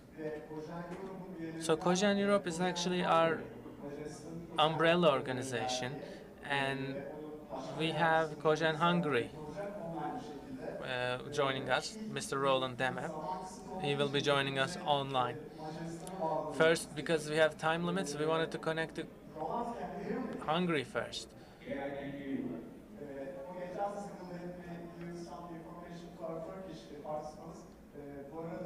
And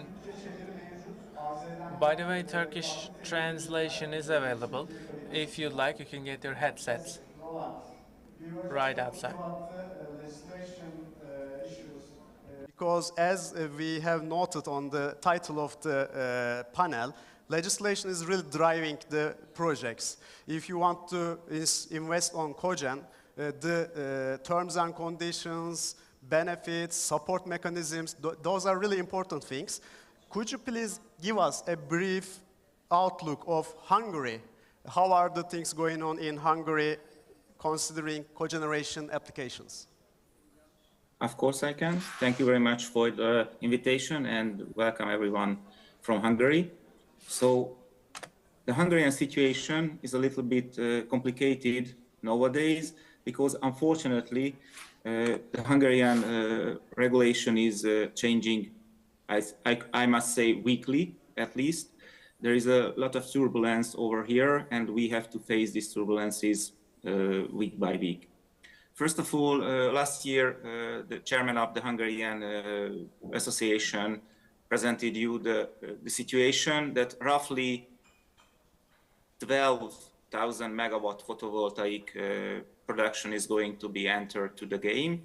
And till 2022, roughly 7,000 were invested and started operation. So we have some additional tasks to solve in the very near future, in the next 2 up to 3 years.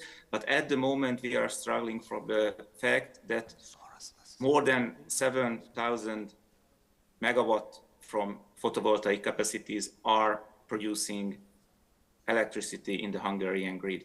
And as the Hungarian consumption is less than 50 terawatt hour, this kind of capacity is more than enough here in Hungary. So just a short remark about the overall situation in Hungary. We have one big nuclear power plant, which is producing roughly the 1/3 of the overall consumption.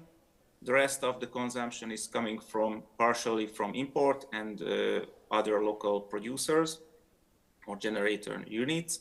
And at the moment, the renewable share of the overall production is 12%, and the photovoltaic is 10% from the overall. So it's one information for you that unfortunately at the moment, the subsidized and the most common generation segment is the photovoltaic segment.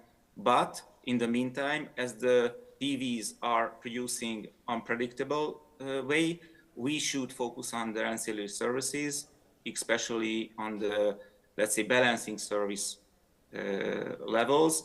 And at the moment, we are facing here in Hungary huge tasks. Somehow we should increase the supply part of the flexible portfolios, and that's why at that point we need CHPs here in Hungary. As we can check the overall built-in capacity here in Hungary, you can see that the CHPs is more than 1,000 megawatts, roughly 1.6 gigawatt capacities, which is a stable one. Roughly 12 years ago, there was the end of the feed-in tariff system here in Hungary, and since then, only few new generation units came to the game. But as a kind of fact that this kind of PVs, which I mentioned, are entering to the Hungarian grid, the needs for balancing capacities are increasing significantly. And that's why in the near future, I really believe that CHPs and especially small-scaled assets are going to join to the grid.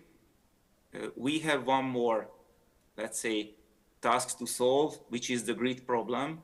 At the moment, there are no new entry possibilities for producers in the Hungarian grid, according to the fact that roughly 5,000 additional capacities were dedicated to PV owners, which has not been invented yet, just waiting for the subsidy and waiting for the future. And that's why at the moment, we are facing a capacity mechanism for new grid connections with zero capacity in the very near future. We are going to have this kind of mechanism next weeks. What are the production part of the CHP units here in Hungary? So as I mentioned, the built-in capacities is roughly the 10% of the overall, and the production is between 15 and 14% in the last 2 years. And as you can check, when we faced a feed-in tariff system 10 up to 12 years ago, it was more than 20. But after this regime terminated, we had to decrease our production. And since then, we are a kind of flexible suppliers toward the Hungarian TSO. So we are serving ancillary services, especially balancing services towards the Hungarian TSO and the local grid operators as well. And what are the outlooks for the future, for the very near future? In the next 2 years, the needs for flexibility is increasing roughly 20%. And based on this fact, we are facing a kind of very, very positive atmosphere and very, very positive market possibilities. But parallelly, I have to tell you that balancing energy can be managed by batteries as well. And at the moment, unfortunately, the Hungarian regime is supporting and subsidizing battery installations.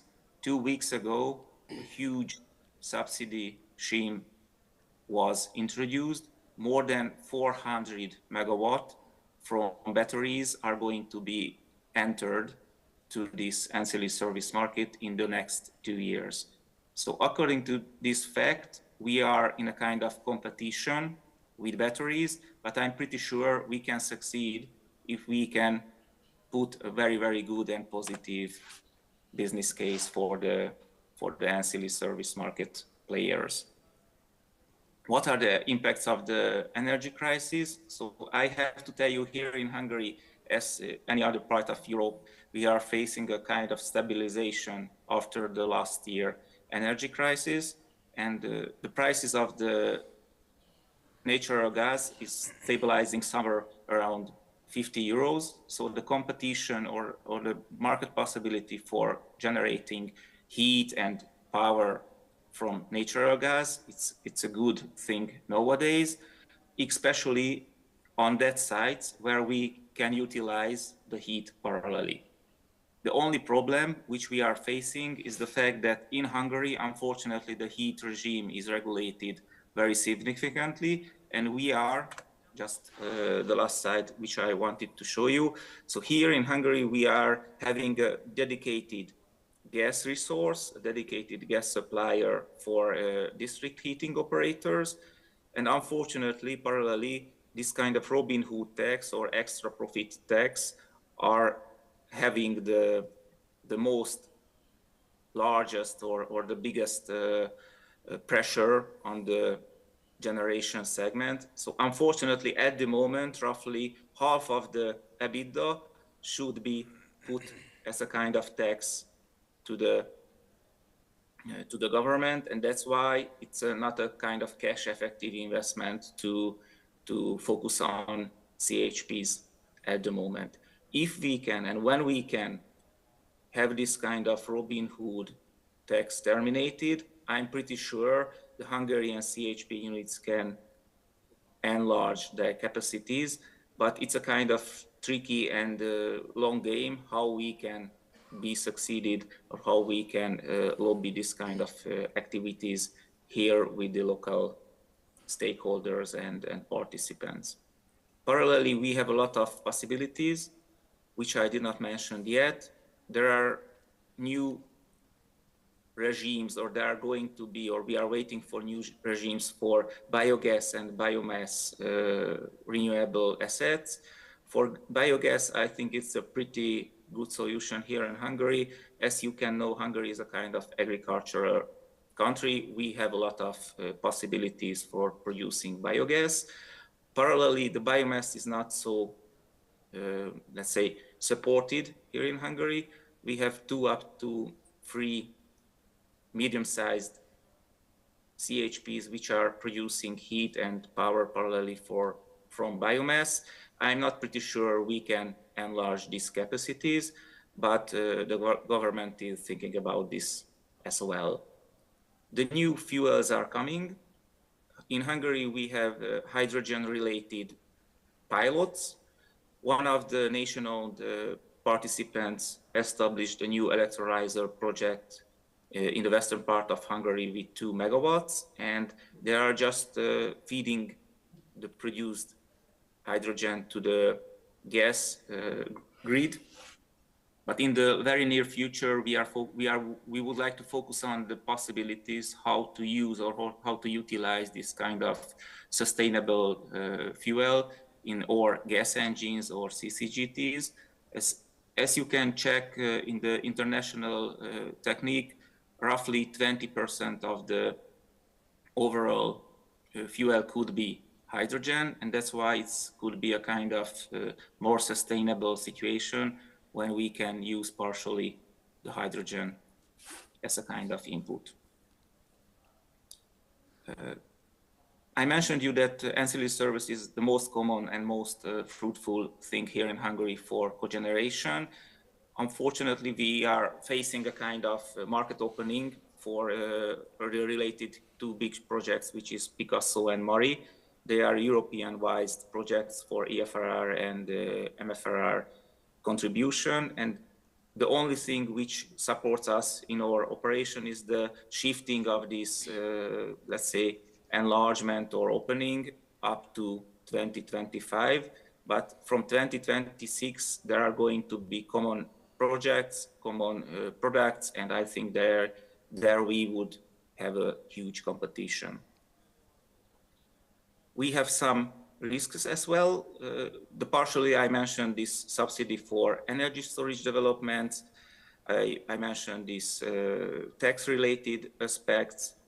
And maybe I think one more thing which is very, very risky for us. From the last quarter, the photovoltaic projects, which I mentioned you, it's roughly 7,000 megawatts, entered to this ancillary service game. So the, let's say, balancing, which is caused by the PVs, the photovoltaic producers, could be managed by themselves as well. But till this moment, or till Q2 this year, none of them were, let's say, eager to do that. But from that time, they are getting money from the TSO to producing ancillary service. So they are going to be, I think, one of the major competitors of us in this game. And of course, here in Hungary, we would like to have 3 huge CCGTs, which are nation-owned projects, and we are facing a kind of competition over there. So CHPs are facing CCGTs, let's say, increase in Hungary, which is not so good for us as well. So at the end, I have to tell you, we are facing possibilities and there are some risks as well. So we should wait for the next regime to come over, and after that we can start the, let's say, reaction or prepare special projects. I think it was the last thing which I wanted to show you. Thank you. Thank you very much. Roland. You very well explained the possibilities and risks, and as professional, our goal is to manage those risks and go through the opportunities, of course. And while doing so, the legislation-related activities such as tax reduction, incentives, support mechanisms, those are really important. And it is always fruitful to benchmark the facts between countries like Hungary and Turkey and some other countries. Thank you for your speech. Thank you. And have a nice day. Good night. Hans, we will come back to you while getting the information related to Hungary. Let's go to Turkey first, and then we will connect to you to see the broader view of the Europe. Evet, Macaristan'ı dinledik. Macaristan'daki gelişmeler, kojenerasyonla alakalı fırsatlar, riskler, potansiyel. Yes, we listened to Hungary, and let's continue with our own country. You know, developments about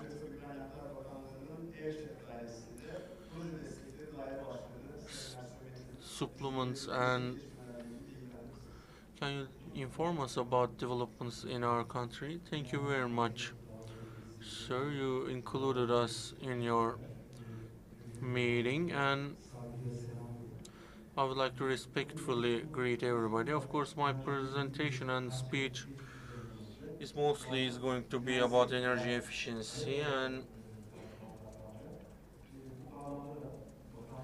about that in terms of our ministry.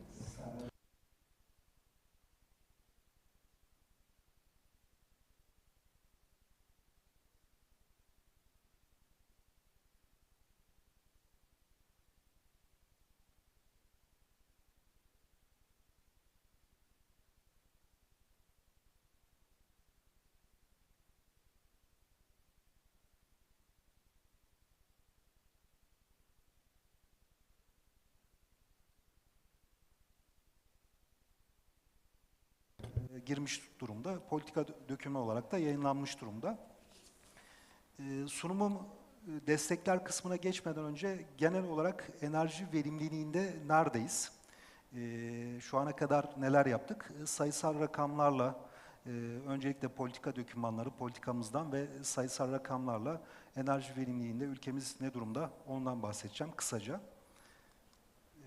Bildiğiniz üzere ülkemizdeki enerji verimliliği çalışmaların temeli 2007 yılında yayınlanan 5627 sayılı enerji verimliliği kanununa dayalı. So about the legal code about energy efficiency, now in 2017 a new document has been released, and after a lot of time has passed, we created a roadmap for national action plan, and as it is done in Europe as well. Now we focused on our roadmap, and again we have a energy efficiency action plan, and with this action plan we set up some targets, and one of the biggest one is we are hoping to lower the consumption by 14%, And as long as we are able to achieve that in a cumulative manner, we'll think about 24 million tons of fuel will have been saved, and again we'll be saving about 58 million tons of CO2 emissions. And after this action plan has been released, we are following and monitoring the developments every year, and we are trying to see what kind of improvements have been made every year. And in last year, we have about 7.5 billion dollars of investment has been happened, and we have saved about 18.7 million TEP. Now, when you calculated it, we are not far from the targets, and when we compare the investment to be done and we have done, I think we are just above our targets. So this year, the first action plan's timeline will be completed, and the next year we'll start the second phase of our action plan, and with stakeholders we had some workshops and some meetings in the industry. So for the second phase of the action plan, or second action plan that goes through 2024 to 2030, now we are beginning to work on that, and we have been working on that with our stakeholders, but we are hoping to publish that in the next few months. Of course, energy density is how much energy is consumed per capita, and this is based on official numbers, this data, and is dependent on GDP as well, and our ministry is publishing this. Of course, this is 1 year old because the balance table is following up 1 year old, and when we take a look at our energy density, it is better than world median, but when you compare it with Europe, there is a huge potential for energy density. And when you compare it with another thing, of course, if you compare it with purchasing power parity, of course, I believe the energy density is great, and we have broken a record about last year, especially in 2021 and 2022. We are in the second point when you also calculate it with purchasing power parity, and you can see every year there is about a 1% improvement, and International Energy Agency and European Union has also published that you have to improve by 2%, and in terms of energy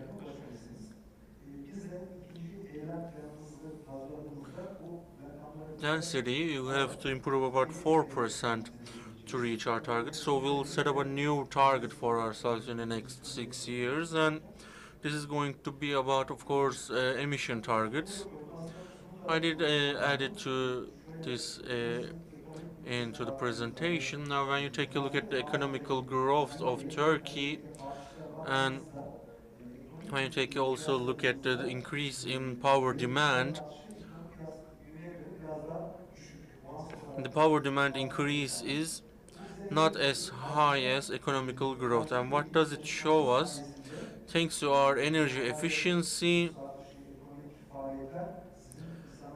normally your industrialization and increase in population would increase the power demand, but right here we can see there is not enough increase in energy demand. This is thanks to our improvements in energy efficiency, of course. And in 2007 the legal bill has been published, and when the incentives first started, it was in 2019, and it was aimed at the industry.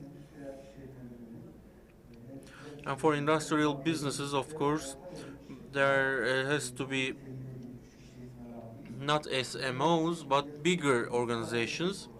So we had two programs for incentives for increasing energy efficiency, and in the morning Mr. Altu has went into details about that, and we'll be giving you a bit more details. And in 2011 we started with Ministry of Industry, and we'll have a fifth district incentives, and in here we technically evaluate the projects and also send those projects to the Ministry of Industry,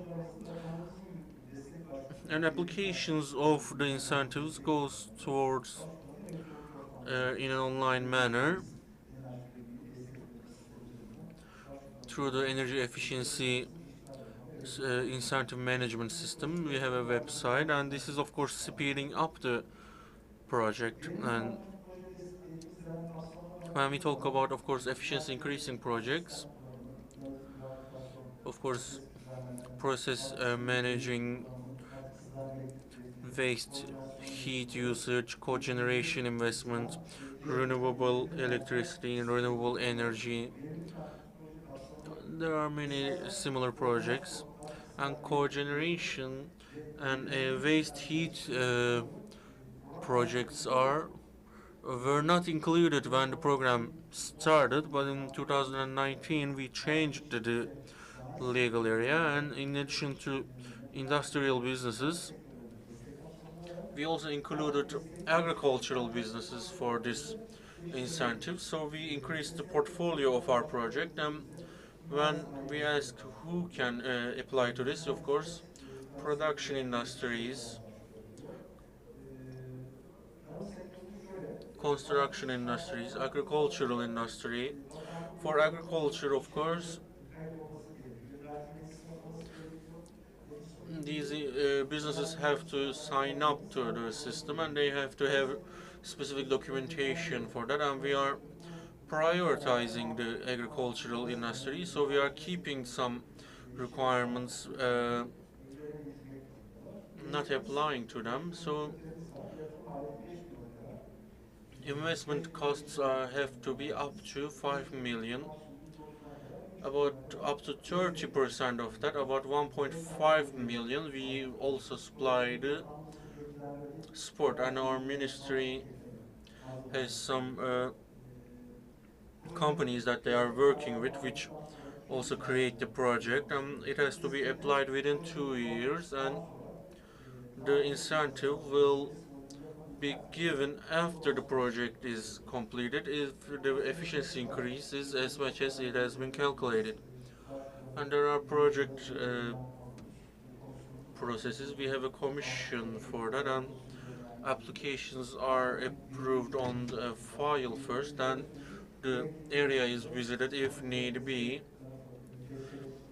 and TSA experts do the field check, and within the file, if the project doesn't have any issues, it will be presented to the Vice Minister to be approved, and if it's and after it has been approved, we publish it in the website of the ministry, and businesses of course have to do it in 2 years. Then they notify us when they completed it, and we also go to the field to control the system.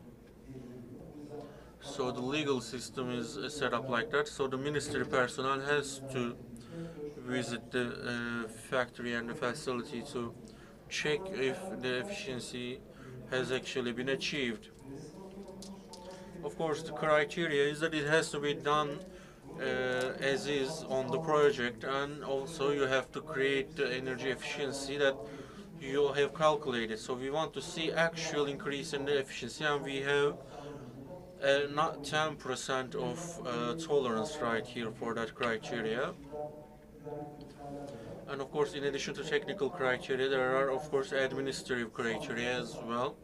Technical criteria is all about, of course, the energy efficiency that has to be done. And for payback, of course, we create 5 years of installments for the payments. And when it started in 2009, it didn't require businesses to create this project by a consultancy company, but the regulation has been changed, so the EBD companies are consulting for these systems. So starting from 2012, of course, the EBD consultancy companies are creating this project, and in 2010 there's a very meaningful increase during that time, and I believe we were receiving applications in January, and we had about 50 projects. But because the processes has been improved, online system has been set up, the regulations have been improved, so in 2021 our application number has increased a lot, and right here we have 365 after the pandemic in 2021. The energy crises were in effect, so when the energy prices are increasing, we start to recall energy efficiency. We should always be reminded of that, but usually the energy prices fluctuation reminds us that. And Mr. Otto also said that we received an application in September, but in the future the regulations will be updated, and there is a reason for that. The investment is 5 million, so this is a big blockage for cogeneration projects. Other projects that have a big saving and improvement in efficiency is a possibility, and 5 million is currently. I will show you about types of the project. So in generally, we will have auxiliary facilities about pumps or lighting, so businesses can do that very quickly, and it has very short payback time. In 2010 we don't have any support structure for that, and of course people didn't know about this issue. And when you take a look at the industry, there's a fulcrum effect. This incentive model is actually has completed its purpose, and I believe we need new targets, and we believe we have to have an improvement made to be able to reach 2030 goals. And we have been updating the regulations, and we will be removing 5 million limit, and amount of incentive will also be increased, and it has been approved by the minister, and this will be included in and approved on the parliament. Right here I also would like to underline this area. As we talked about in the morning, yes, the biggest effect of energy efficiency is we define it by as a tool. So international industry also does that. So your investment in energy efficiency will return to you as lower emissions also. And we are creating new definitions like carbon density, and so in the future the vehicles that lower the carbon emissions and of course carbon density, they will be improved, and I believe a new update is due to be done, and every year these companies are sending us their data, and until the end of March we enter here. Some companies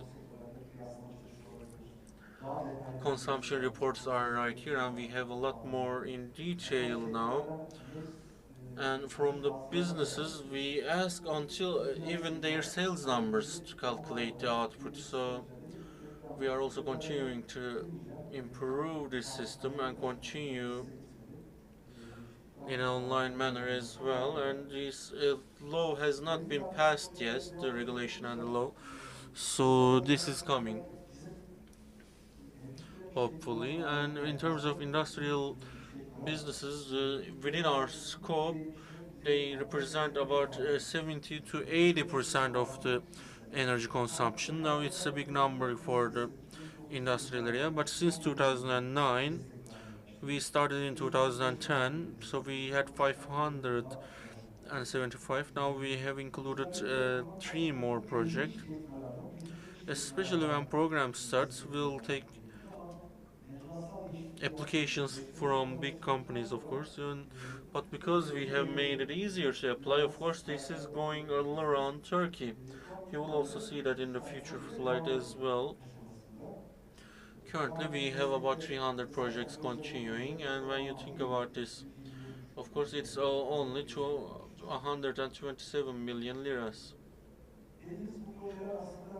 These projects that I say usually are about specific things that can be done by yourself.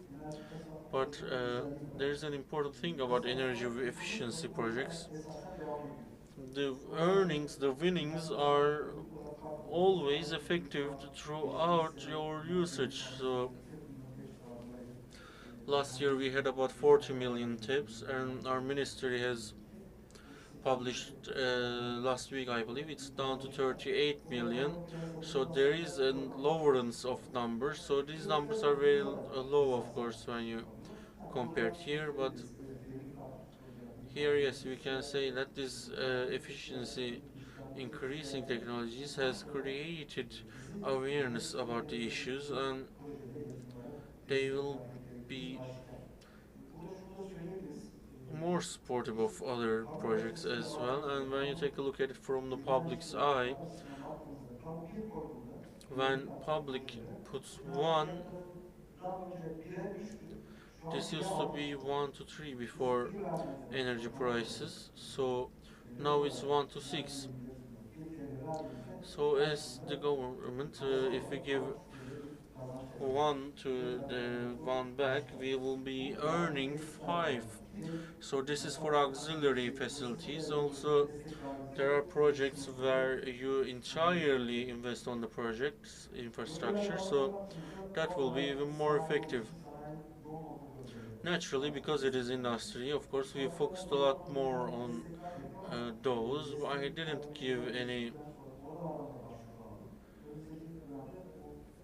people living in that area in the eastern zone, but we hope to reach that area as well. When you take a look at the industries, of course, production industry is entirely supported. Usually, we have a lot more applications from energy dense industries, and ironing device has been thing, and of course we don't usually just think that they can do it themselves. Of course, it is something that can be done by the company, but at least an intro meeting is going to be very useful, and we have 3 projects, as my colleague also said in the morning, but because we are limited to 5 million liras currently, we are not able to do much. It is not as interesting as efficiency increasing projects, and within 3 days, energy efficiency will be supported up to 1 million liras, and this program also started with energy efficiency program, and we started using this system since then, and this criteria are very effective right now, and we are taking a look at the references, and we take a look at their energy consumption and net sales. So we try to set up a reference energy density, and within that we'll have energy density of the companies, and they understand with us, they come to an agreement with us to make it bring that area. So if they also filled up to less than 1 cylinder, we can fill up more and also send it back So New York.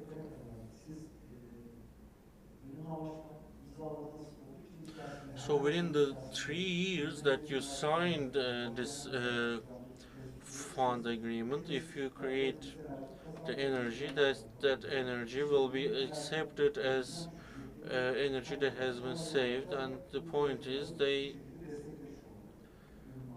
will be supported through that way with hair color, of course. Let's very quickly finish that. I think I've taken a lot of your time, and you can see right here. These things are very similar to webs. We are monitoring about 38 businesses right now, and we also have a fifth zone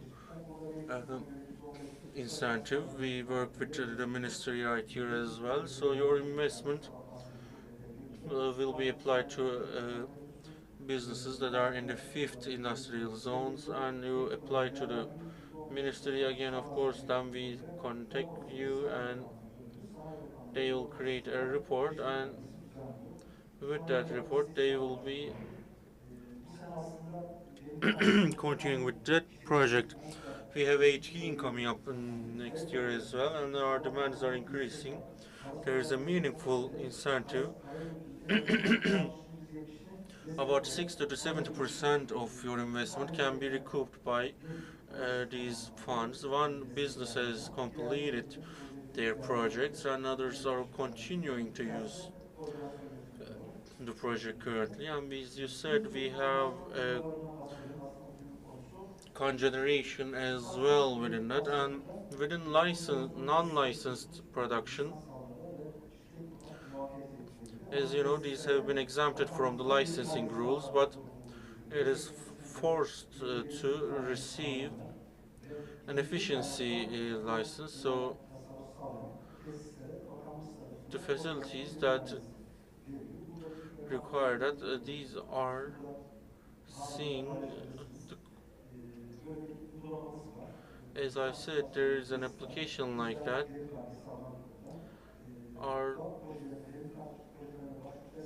If you are going to apply to our projects, of course you should get the documents from us as well. And in the future, currently the software is not in use right now, but we are hoping to receive online applications, especially for facilities that are approved for efficiency project. Of course, we audit them every 6 to 12 months. We have 4 facilities, but we go to the same thing every year, and they have to send their incomes and of course assets in beforehand. And also for application of cogeneration systems, they have to create a feasibility work, or either themselves or through a consultancy firm, and they have to send us this by March. And we are hoping to create a common collaboration with the Ministry of Industry for that. And also until 2030, public buildings will also have to improve their efficiency by 30%, and there are different applications, and we have created a guide for that, and it is showing microgeneration applications, and they have to work on that as well. And this is the final page. Now, about regional heating and heating market, I have talked about this, of course, but we have a collaboration with Denmark about that, and we have a draft of a legal code for that, and we also work with EPDK, but during that time we couldn't bring it to the parliament, and instead of having a regional markets within the geothermal law, maybe municipalities can be done by the distribution for the distribution, but the producers can get a certificate to be able to produce and generate power. Now it has been presented to the minister, but currently we want a heating market, regional heating market. So we are hoping to improve our regulation with that as well. Of course, to improve regional heating, of course, we have other works as well, and especially for Kütahya, they want a specific city improvement, and they are working on feasibility work, but it was not enough, especially for citywide heating, because we don't have a detailed feasibility. We weren't able to do it a lot. We have costs, but we don't have a detailed work, so it was difficult to convince them. So that's why we are working with Kütahya municipality, and of course it is in our agenda about renewable energy systems, and we have green transformation, of course, and we'll be supporting these investments, and thermic centrals with higher than 20 megawatts will be here, and they have to be studying that area for the next year, and it has been published in the website of our ministry, and for that these generators are sending us their data. About the heating and cooling strategies and heat pumps, we have projects, and especially with IPA we'll start a new roadmap with them for a strategy, and in our project with the World Bank again we'll specifically work on the supply and demand of heat pumps, and geographical potentials will be worked upon. I hope that was a good speech. We'll be answering the questions if you have. Thank you very much for listening to me. Ben panelimizin ismini çok seviyorum zaten. Legislation drives projects diyoruz. Gerçekten de projelerin olabilmesi. I love the name of the panel. It's called Legislation Drives Projects. And that is the reality. Without legislation, it is difficult to implement all these things. And of course, this event is a platform, and if you are a member of it, and you are members of it, with you together, we are trying to keep this platform going. And as we drive the projects and as we make recommendations to the policymakers, this sector will be more and more alive. So now we will be connecting to Hans Korteweg, representing Cogen Europe. He is the managing director. Yes, I'm here. Okay. Good afternoon, everyone. Can you hear us well? Yes. Okay. Loud and clear. We can also hear you. We touched the topics on Hungary, on Turkey, so cogeneration landscape. When we look at the European perspective, how can you add more? We know that there's an energy report for 2050 throughout Europe, and there is an important role of cogeneration in it. Please give us some highlights on. Yes, I'd be happy to. I'll start sharing my screen now.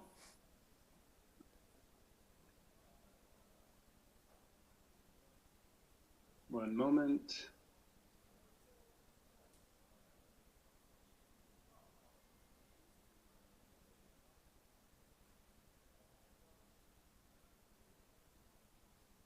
Excellent.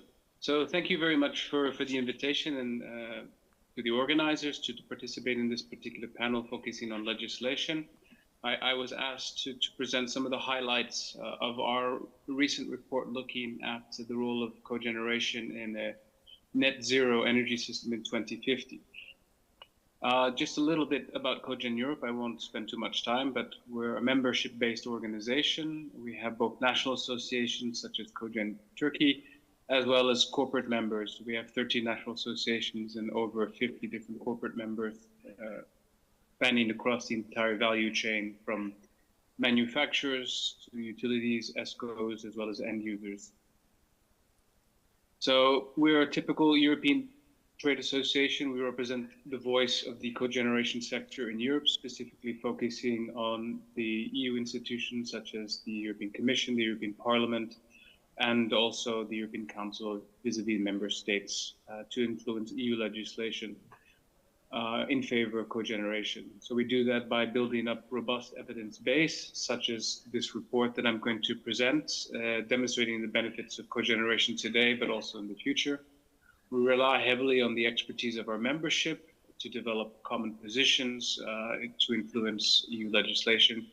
And we also work with many different associations around Brussels, like-minded organizations, especially those sectors that use CHP cogeneration, like the paper industry, the chemical industry, basically any energy-intensive industry in Europe, for the most part, uses CHP one way or another, either for the electricity or the heat and electricity. So I'm going to present the highlights of this report, but you can find the full detailed report on the Cogen Europe website, including PowerPoint decks as well as modeling and a lot more detailed information. So in 2018, we, the cogeneration sector, adopted a new vision for the future. The vision was supported by 60 plus members spanning the entire value chain. The vision outlines our sector's commitment to creating a resilient, decentralized, and carbon neutral European energy system by 2050. Where we see cogeneration as its backbone.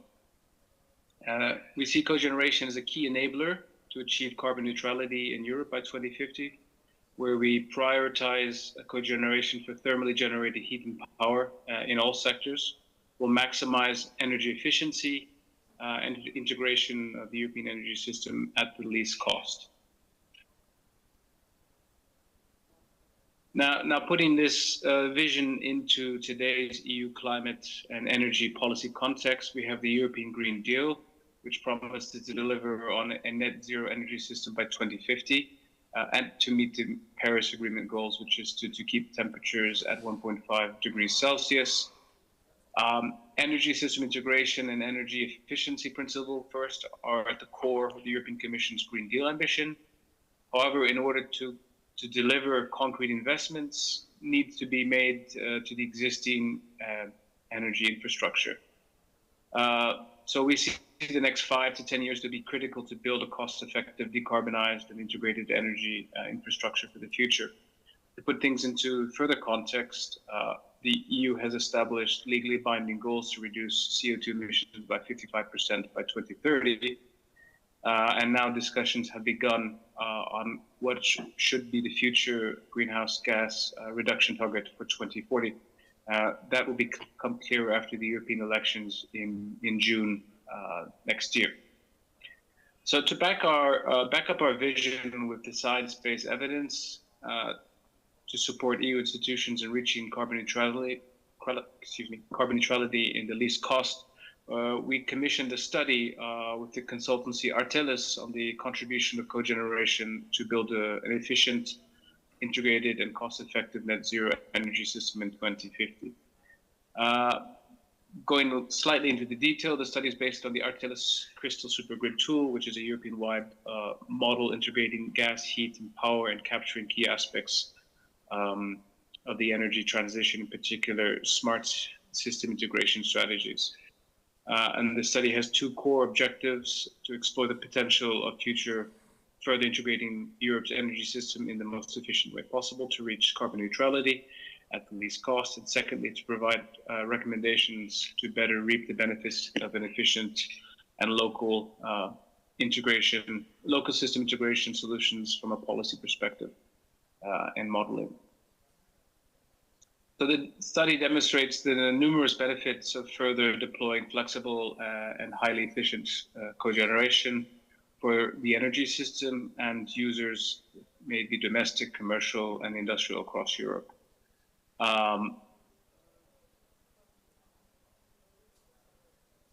Basically, the study demonstrates the benefits of optimizing further the deployment of cogeneration in both scenarios in all sectors to reach higher system cost savings primary energy and CO2 reductions compared to the Europeans' own projections.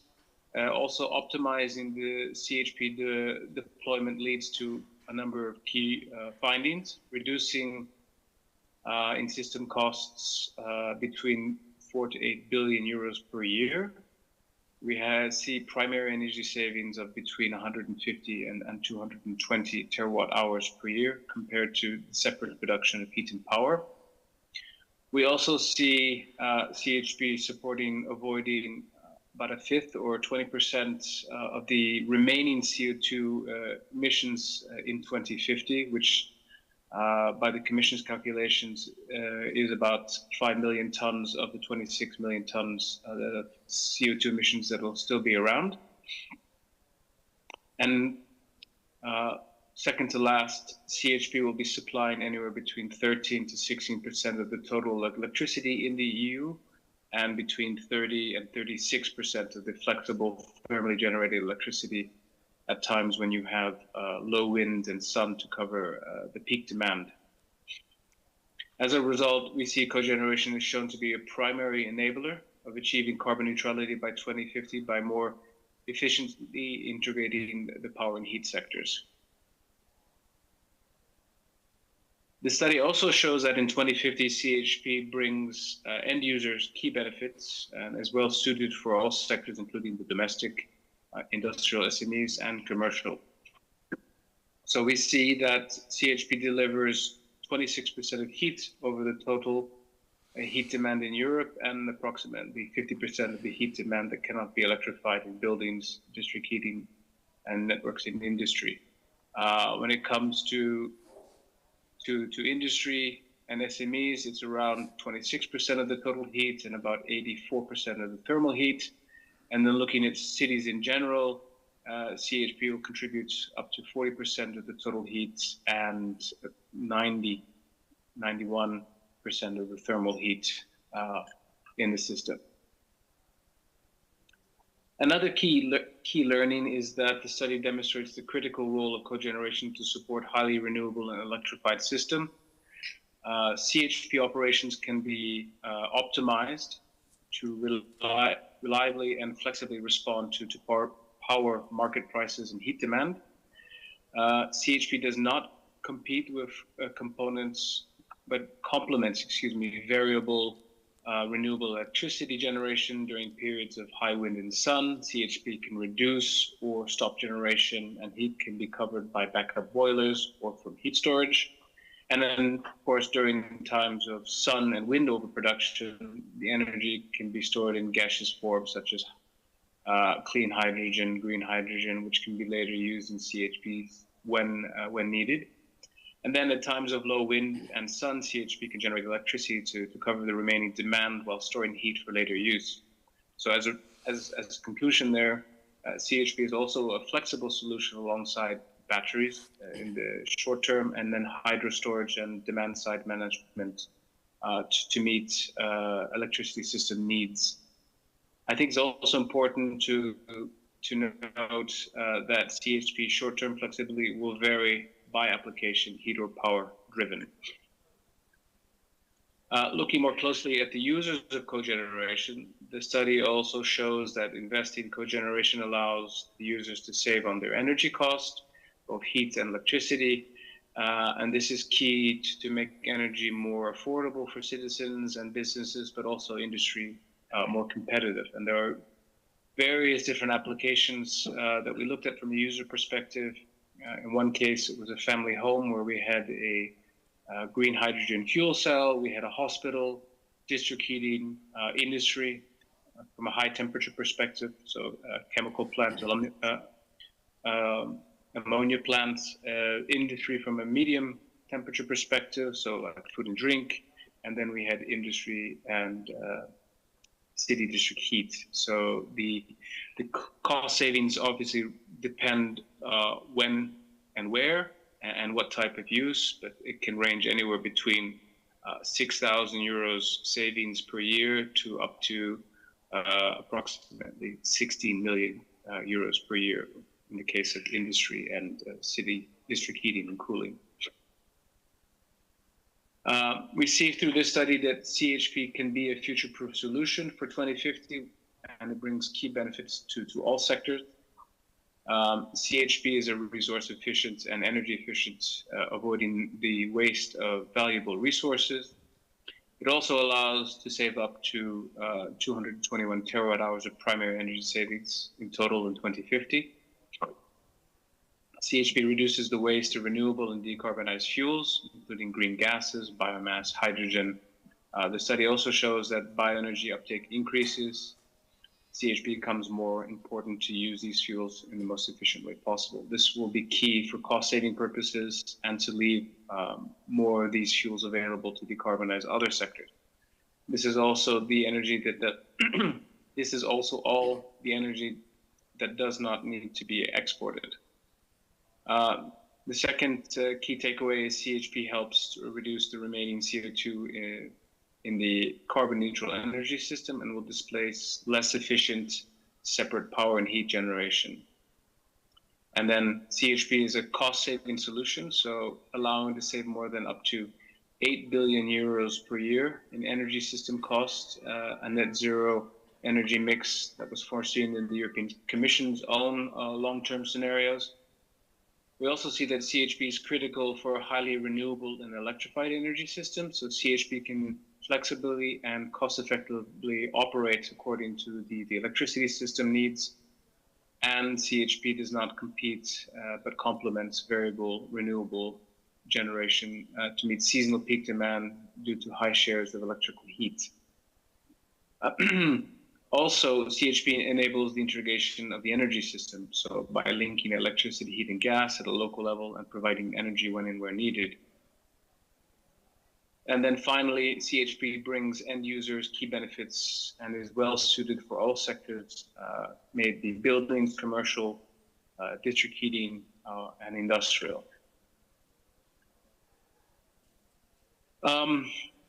There is an important cost-effective potential for highly efficient cogeneration in 2050 carbon neutral energy system. Today, as a reminder, CHP in Europe provides 11% of electricity in Europe and provides about 15% of the heat. We know that there is the technical and economic potential through various studies to double the share of electricity generation by 2030 and increasing heat potential from CHP from 15% to 25%.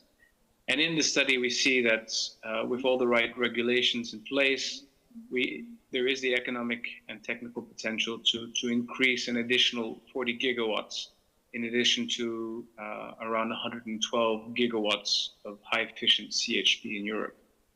So that is a very high-level overview of the study. Of course, next year, the European Commission in particular will start looking and modeling what things will look like in 2040, and we will see how close we get to when we reach 2050. But it's clear that CHP has potentially a very important role to play today, tomorrow, and also in the long term. So thank you all for your attention. I hope you found this useful. Yeah, thank you, Hans. It's obvious that we are just in the middle of an energy transition, aiming for a decarbonized future. And in that road, the importance of CHP technologies are getting higher and higher. Thank you for the expressions. It's my pleasure, and good luck with the continuation of your conference. Thank you, bye-bye. Evet, buyurun. Avrupa perspektifinden de Okay, so we listened to the European perspective, and Hans talked about what CHP will bring to the table going forward. So we talked about incentives, and Ertuğrul Yıldız, General Coordinator of EZO Energy, will be taking the floor now, and he will talk about what steps to take when starting into a cogeneration project.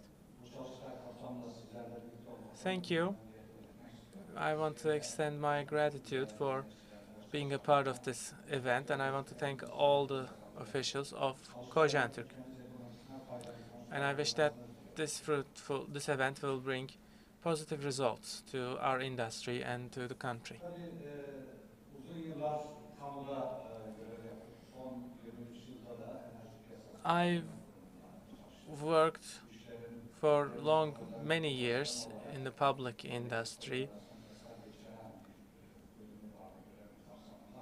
Aynı and zamanda I worked in cogeneration biomass practices. santrallerinde de And I also focused on özellikle son biomass dönemde and thermal bünyesinde plants. kojenerasyon restrikman And sanayi especially tesislerinin recently, enerji açılımlarında da mevduat anlamında we desteklerine gayet supported various institutions. Şimdi bildiğiniz gibi dünya nüfusunun artışına paralel olarak As you gelen know, sanayi ve teknolojik in gelişmelerle parallel to increase in birlikte the world enerjiye population, ulaşma isteği de artmakta. the Doğal need olarak da for enerji access to fiyatları energy artmaktadır. is also increasing. Halen dünyada Still, belki in milyonlarca the world, insan elektriğe ulaşma around noktasında millions of devam people, ediyor. hundreds of millions of Diğer people are taraftan enerji ihtiyacını having karşılamakta difficulties in terms of kullanılan accessing kaynakların electricity. çevreye olan olumsuz etkileri At the sonucunda same time, due to oluşan çevresel sorunlar ve iklim negative effects to the değişikliği environment, nedeniyle we talk ekolojik about sistemde ciddi sorunlar disruptions to the yaşanıyor. ecological system Hatta son yıllarda as a result of ülkeler climate arasında change. çok sık olarak In fact, that is rastlanıyor. what we Yaşanabilir bir practically dünya feel için in enerji daily sektörü life çevresel etkileri en as of late. maksimeye indirecek ve gerekse To reduce teknolojileri damaging the environment planlı anlamda and verimli also olarak to kullanmak ve achieve uygulamak hedeflenir. efficiency Sağlıklı ve modern bir yaşam için bu is çerçevede uygun iklim koşulları ve çevresel a şartlar need in sürdürülebilir front of us that we have to sürdürülebilir enerji focus on. alımı gerekiyorlar. And we require sustainable Enerji bildiğiniz gibi supply en geniş of anlamda energy iş as well yapmak as en iyi using yemek it olarak efficiently. tanımlanıyor. İş ise enerji harcayarak üretilen ürün ve değer olarak ortaya çıkıyor. So of Benim course de we know the kojenerasyon definitions tesisinin of sürü energy sisteme verdiğimiz and work enerjiyle and sisteme efficiency. faydalı olarak aldığımız enerjinin In case of pazarlaması cogeneration, efficiency is all about değer olarak the energy you put into the system and the energy you get. üretilen iş miktarının veya aynı iş And ücretine efficiency, üretilmesi productivity sunulmakta enerjilerin kıyaslanması olarak elde edilen değeri ifade ediyor. comes into play when you compare different systems, and productivity is an important aspect in sustainable development and economical development.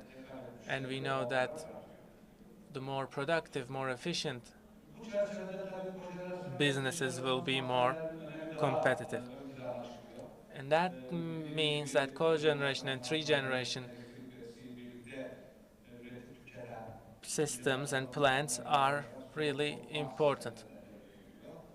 Böylece bunların girdi olarak verilen And this way, %95'lere ulaşan verimlilikte kullanan kojenerasyon ve we have cogeneration and three generation facilities that have up to 95% efficiency. sistemlere oranla çok yüksek So compared to traditional systems, verimli olarak kullanma imkanı. this means we can use energy much more efficiently. Elektrik piyasasında üretim faaliyetine baktığımız zaman tabii elektrik piyasasının en önemli faaliyetlerinden birisi olan üretim faaliyeti lisanssız ve lisanslı And of course, looking at the electricity market, you can produce it licensed or unlicensed. When you do it unlicensed electricity production, you actually contribute to supply safety, and you basically incentivize producing locally and using locally. But the conditions of the country currently actually change the scope of this unlicensed electricity production. Sistemlere entegrasyonunda sanayi tesislerinin kendi bünyelerinde kurulum esaslı. Sadece kendi çatılarına başlamış durumda. And at first, these industry institutions could only do it under their operations. But because most of the industry is located in the western part of Turkey, and because finding the land was difficult, these facilities couldn't really cover for their electricity needs using cogeneration practices. Kendi ihtiyaçları karşısında mahsuslaşma imkanı getirilmiş oldu. Lisanssız elektrik And üretiminde in the unlicensed electricity production, as I've said, the scope has changed, and that changed a lot of things. As you would remember, at one point, licensed cogeneration facilities were actually ending their licenses. And that was a roadblock in terms of solar plants especially, but that has been changed and the things are now reversed. Because a company that owns a licensed cogeneration facility now has the chance to operate both under the license and also outside of the license. I don't want to go too much into detail of regulations, and I try to keep it as simple as possible, and I can share the presentations with you if you want. So this is a simplified version. Especially this, as we know, 51H regulation about unlicensed electricity production.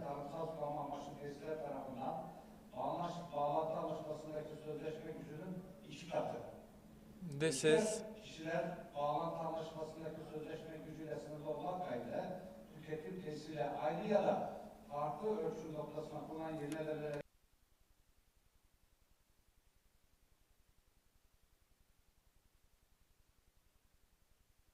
So this article in this regulation means that those industry institutions who have their cogeneration facilities or the other renewable hybrid solutions, that means they can use it for their own operations as well as having the chance to build unlicensed facilities in some other areas.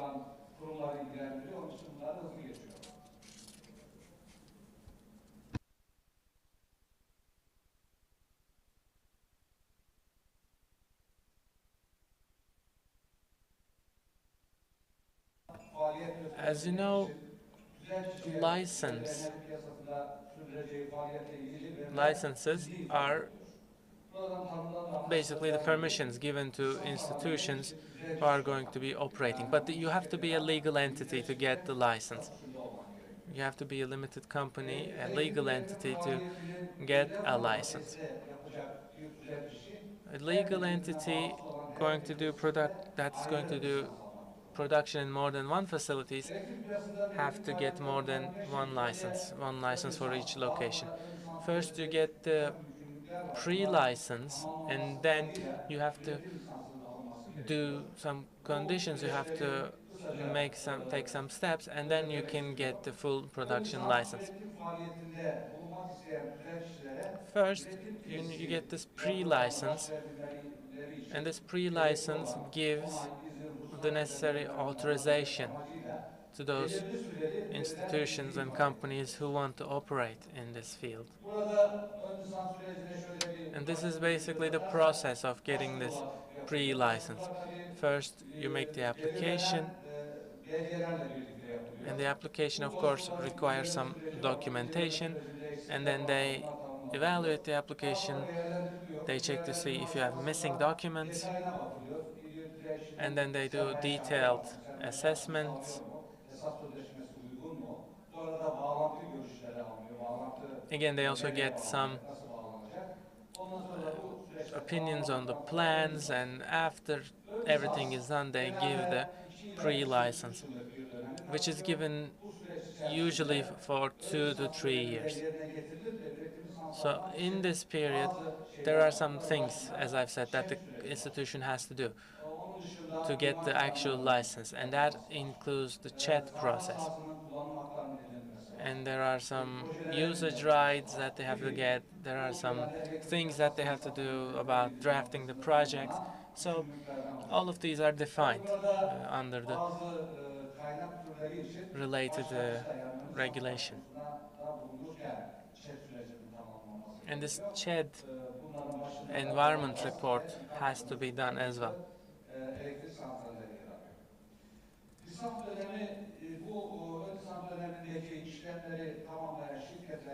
So when the companies complete all these steps, again, as they give their documents, they do all of the things, and if they are not lacking in any area, they give the full licenses.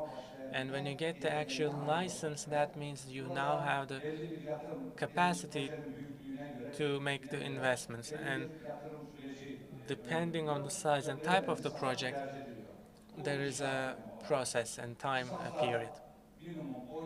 Licenses are given for minimum 10 years, all the way up to 49 years. And at the end of this period, you can, of course, renew the licenses. Evet, bunları özetlemiş olduk. Burada tabii bir iki hususu And there are a few aspects that I'd like to mention. lisans başvurusunda bulunacak. When you are applying for the pre-license in the initial stage, that legal entity has to have some things. If they don't have those, their application will be refused. There are like 4 or 5 different things that they have to have, and those are available online. And also, the company that is going to apply for this pre-license has to have minimum capital, at least 5% of the whole project.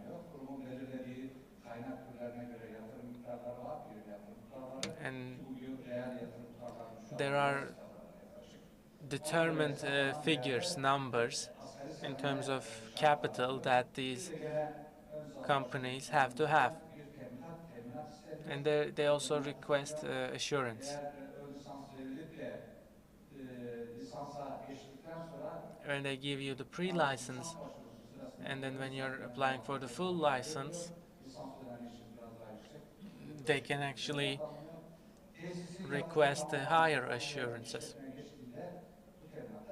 And when the facility is completed and it starts its operations, they give that assurance money back.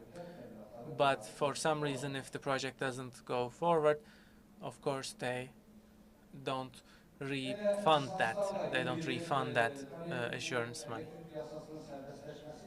And of course, with the privatization of the electric industry, we got thousands of investors. Some of them still talk about megawatts of capacity. And I have to also say that these licenses can't be transferred. But a production facility that has a license can be transferred to someone else. Or if the project hasn't started the operations, they can transfer the rights of the project to some other party.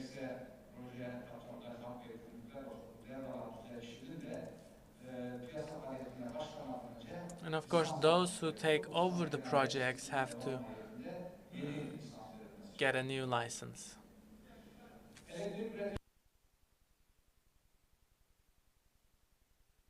And I also want to talk about some hybrid applications when it comes to electricity production.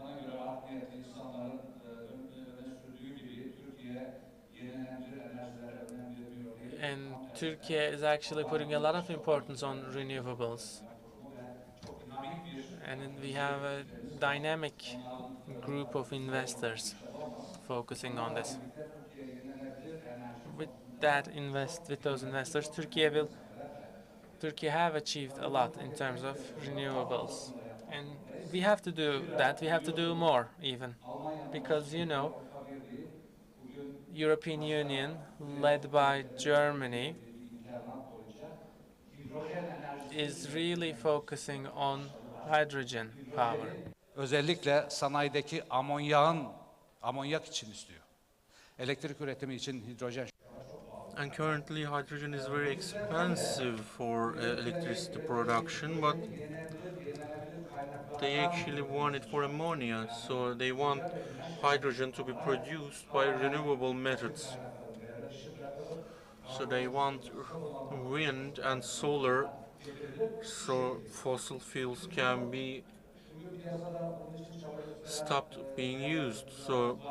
we have Ama bunu variable sadece investors tek bir working on ülkenin that, but işlememesi gerekiyor. this is not something that we Biliyorsunuz want for kendi them. sanayicimiz için yapmak zorundayız. We should do it Zira for ourselves. önümüzdeki dönemde Otherwise, in the son future, Rusya-Ukrayna kriziyle bu konu biraz with sekteye the uğradı. Russia-Ukraine Eğer Avrupa crisis, of course, this has been kendi taken a fosil bad turn. But kaynaklarını if EU değerlendirmeye zaman were to lower their requirements, they will put a quota to Turkish product because we are using fossil fuels. So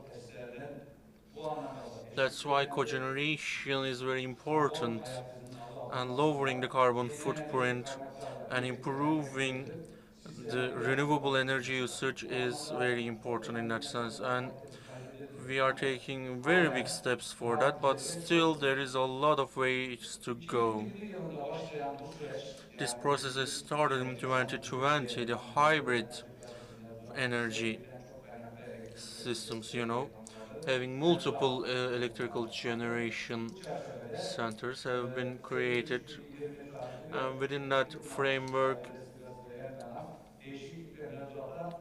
with the new regulations,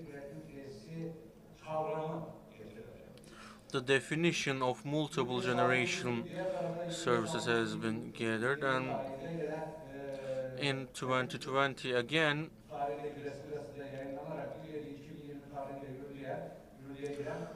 new electricity market pre-licenses and licenses regulation also have been made. So why am I talking about this, especially for the currently active power plants?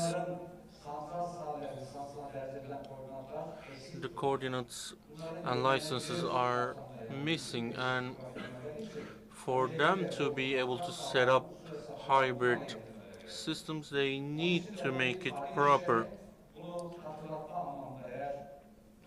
And people who are viewing us, our industry leaders, should do what is required. Currently, we don't have the capacity, but in the future, possibly we'll get capacity, and if possible, solar and wind together. If it's not possible, only solar should be made, and it is going to be utmost important in the future. Friends, people are warning us. Can you finalize your speech within 2 minutes, please? We are over our time. Of course.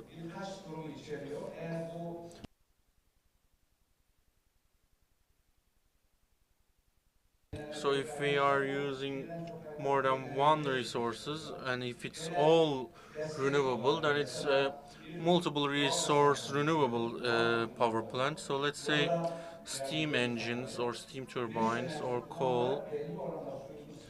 You can use solar as an auxiliary resource. So again, you can have more than one primary resource in the same facility.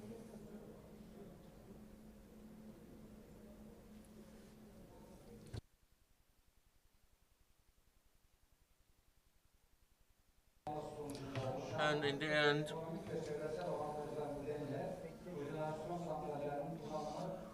cogeneration centrals should be incentivized more to improve the efficiency and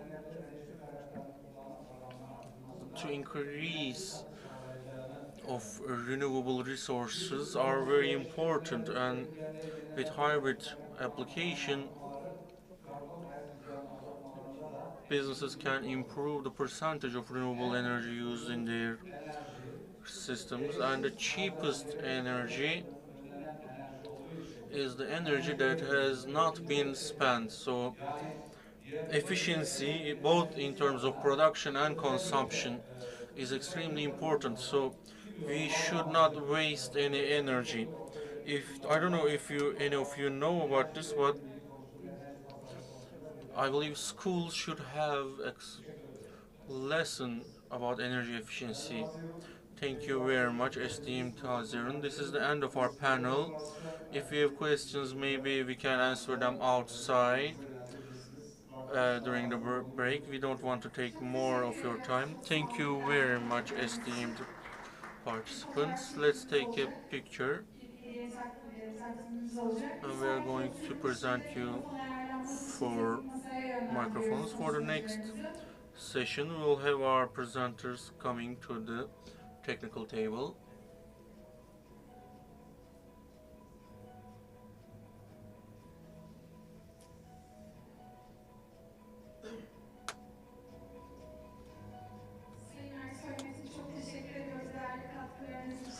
Thank you very much to Ersoy Metin and Ertuğrul Yıldız. Have a nice trip home. Thank you.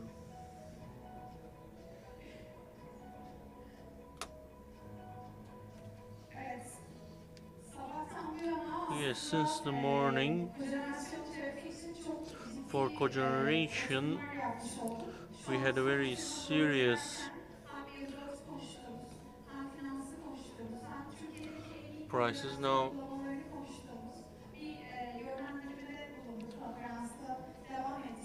we have continued about cogeneration's legislation. Now we'll talk about innovations and the future of cogeneration. Now we'll have 5 very valuable speakers. Meral Baysal Ergin from Kocan Turk's board will be the moderator. Their microphones are being put on right now, and I will be announcing their names as they come. Again, Miss Meral Baysal Ergin will be our moderator.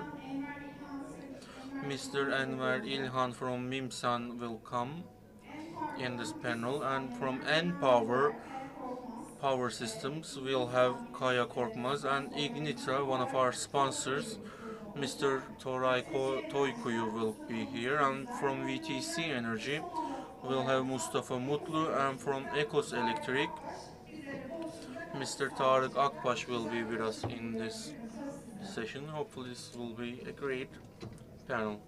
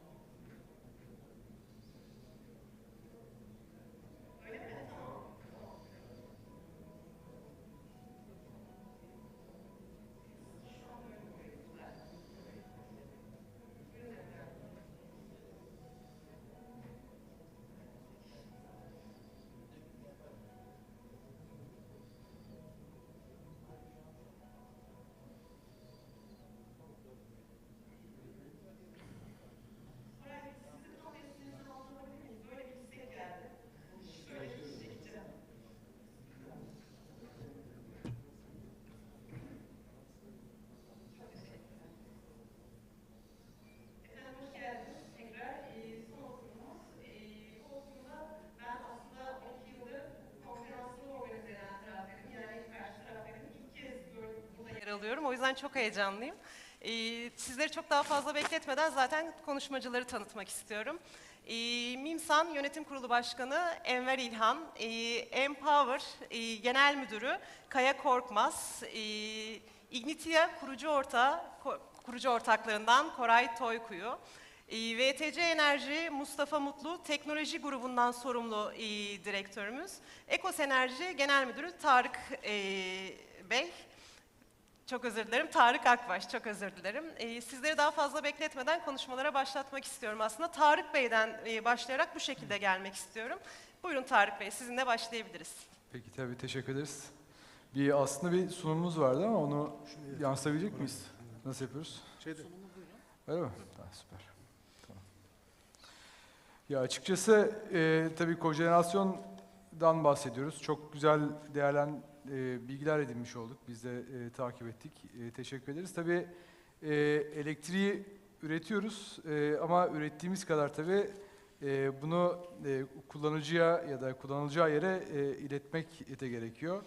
Bu bağlamda tabii elektrik altyapı ekipmanları oldukça büyük bir önem arz ediyor. Biz de Ekos Elektrik olarak bu elektrik altyapı ekipmanlarını üretiyoruz ve ben de biraz daha konuyu biraz daha o tarafa doğru evirmek isterim. Biz önce bir şeyden bahsetmek isterim. Yani bizim yaptığımız iş alanlarımızdan. Yani biz aslında tabii elektrik altyapı ekipmanı deyince burada trafo merkezlerinden bahsediyoruz. İşte bir orta gerilim ya da işin iletim tarafı olabiliyor. Yani bir elektriği ürettiğinizde işte 12 kV'dan 36 kV'dan üretip şebekeye basmanız gerekebiliyor ya da tesisinizde kullanmanız gerekiyor. Bu bağlamda ürettiğiniz elektriği ya gerilimini yükselterekten ki elektriğin gerilimi şu bağlamda önemli. Özellikle uzun mesafeler taşıyacağınızda gerilimi yükseltip akımı düşürerekten kayıpları azaltıyorsunuz. Bu yüzden çok önemli. Tabii burada biraz daha detayına bahsedeceğim elektrik altyapı ekipmanlarından. Tabii aynı zamanda bir elektriği üretirken burada bu sistemlerin otomatize olaraktan çalışmasını sağlamanız gerekiyor. Biz de bu bağlamda yaklaşık 20'den fazla yıldır General Electric firmasının katma değerli satıcısıyız ve burada otomasyon projeleri gerçekleştiriyoruz, enerjinin otomasyonu. Tabii aynı şekilde trafo merkezleri, mobil trafo merkezleri olsun. Bunların komple anahtar teslimi projeleri olsun, yani inşaatından kurulumuna, test devreye almasına kadar. Böyle geniş bir ağda çalışıyoruz. Tabii bir yandan da tabii bu enerjinin dönüşümüyle birlikte, elektrikli araçlarla birlikte şarj istasyonu sistemleri kurulumunu da yapıyoruz. Geniş bir coğrafyada çalışıyoruz. Yaklaşık 4 kıtadan 30'dan fazla ülkeye ihracatımız bulunuyor ve bu çok geniş bir coğrafyada. Yani bizim Avrupa'dan Afrika'ya, Asya'ya, yani Bangladeş'te de kurulu bir şirketimiz var, Portekiz'de de. Bu bağlamda çok geniş bir coğrafyadan sektörün ya da işte elektrik altyapısı olsun, enerjinin üretimi olsun ne tarafa gittiğini çok net bir şekilde görebiliyoruz. Burada tabii bahsetmemiz gereken konu elektrik altyapı ekipmanları, trafo merkezi deyip aslında geçmemek gerekiyor. Bu çok büyük bir önem arz ediyor. Bu yani şu bağlamda bir trafo merkezi çünkü tesislerde tabii yer sıkıntısı olabiliyor. Bu açıkçası hepimizin yani bakması gereken bir konu. Burada tabii trafo merkezlerinin alanının ne kadar dar kullanabiliyorsanız ya da operasyonel maliyetlerini ne kadar düşürebiliyorsanız o kadar avantaja geçmiş oluyorsunuz. Burada tabii trafo merkezlerinde özellikle anahtarlama ekipmanı dediğimiz, yani trafonun hem korunmasını hem de bir ring şebekesini oluşturmasını sağlayan ekipmanlar var. Bunlar da ikiye ayrılıyor aslında genel tabirle. Hava izoleli ve gaz izoleli sistemler olaraktan ikiye ayrılıyor. Tabii hava izoleli sistemler biraz da adından da tahmin edebileceğiniz üzere çok daha büyük, geniş ekipmanlar ve bir trafo merkezini koyduğunuzda ya da yaptığınızda çok daha büyük bir alan gerektiriyor. Burada tabii alanın dışında aslında burada operasyonel maliyetleri de öngörmek gerekiyor. Çünkü hava izoleli dediğimizde burada havaya maruz kalan oldukça geniş bir ekipman var yani bir hücrenin içerisinde. Bu tabii işte özellikle endüstriyel tesislerde ya da denize yakın tesislerde korozyona sebep olabiliyor ve bu da atlamalara, arızalara sebep olabiliyor. Sürekli gidip bakım yapmanız gerekiyor. Burada bunun alternatifi olarak gaz izoleli sistemler var. Bir SF6 gazıyla yalıttığımız, ki bu SF6 gazını da kısaca değineceğim. Sektör için de çok önemli bir yer tutuyor. Bu tabii SF6 gazıyla yalıttığınız sistemlerde çok daha, yani hatta yarıya varacak derecede yer avantajı sağlıyor ve bütün bu anahtarlama işleri bir tankın içerisinde gerçekleştiğinden dolayı bakım maliyetleriniz neredeyse sıfıra yaklaşıyor diyebiliriz. Tabii SF6 gazın önemli bir gaz, bizim sektörü dönüştüren bir gaz. Belki eski hatırlayacak da eskiden yağlı tip kesiciler vardı. Bunlar tabii çok daha büyük ve hantal ekipmanlardı. Bir de bu yağda bir sızıntı vesaire olduğunda tabii doğaya karıştığında çok çevreyi kirleten bir gaz. SF6 gazı bu bağlamda bizim sektörümüzde çok önem arz ediyor. Bir dönüşümü sağlamış oldu. Tabii ister istemez bir tankın içine de koysanız, sızdırmazlığını da sağlasanız burada arıza oluşabilir ya da herhangi bir sebepten dolayı bu SF6 gazı doğaya salınabilir. Bu SF6 gazı da bir sera gazı. Bu bağlamda tabii dekarbonizasyondan bahsediyoruz. Karbon kredilerinden bahsediyoruz. Avrupa'ya ihracatımız için, hatta sonuçta Türkiye'de buradaki Paris İklim Anlaşması'ndan dolayı bundan da etkileniyor. Bu bağlamda bizler de şu anda hem EKOS olarak hem de sektör olarak da şu anda SF6 gazının alternatifleri üzerine çalışmalar gerçekleştiriyoruz. Bu işte hatta bir markanın da geliştirdiği bir gaz vardı, ancak onu da iptal ediyor, ama burada işte kuru havayla olan sistemler şu anda geliştiriliyor. Bizim de Ar-Ge çalışmalarımız bu anlamda devam ediyor. Bu bizim sektör açısından ve özellikle dekarbonizasyon hedeflerimiz açısından çok büyük önem arz ediyor. Bunda kısa süre içerisinde, yani muhtemelen mesela 2025 itibariyle özellikle 24 kW seviyesinde Avrupa SF6 gazını yasaklıyor olacak ve 2030 itibariyle de 36 kW seviyesinde bu SF6 gazını alternatif gazlarla kullanmamızı isteyecekler. Bu bağlamda bizim de bu dönüşümü bir an önce gerçekleştirmemiz önemli. Yani kapatacak olursak da az önce de bahsettim. Tabii bir enerjinin üretilmesi kadar bunun kullanılacağı yere ulaştırılması çok büyük önem arz ediyor. Bu bağlamda az önce de bahsettiğimiz elektrik altyapı ekipmanları burada çok kritik öneme sahip. Bu kadar. Teşekkür ederiz. Sağ olun.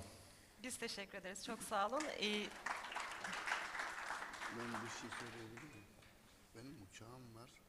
Sunumumu yapıp gitmek istiyorum. Tabii ki. O zaman size geçeriz. İzninizle bir şey söyleyeceğim. Sizi Buyurun. Bir öncekiler geciktiği için ben planlayamadım. Çok haklısınız.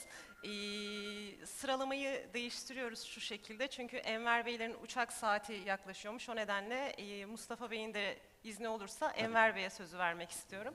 Biraz önce Tarık Bey'i tanıtırken genel müdür demiştim. Düzeltiyorum, kendisi çok alçak gönüllü, beni düzeltmedi. Heyecanıma verin lütfen.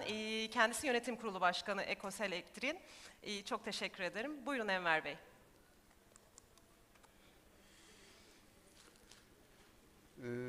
Şimdi kojenerasyon konusuyla ilgili benden önceki arkadaşlar çok değerli bilgiler arz ettiler.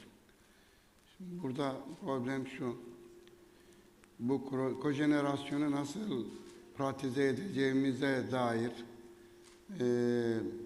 bir takım ezber bozucu faaliyetlere ihtiyaç var.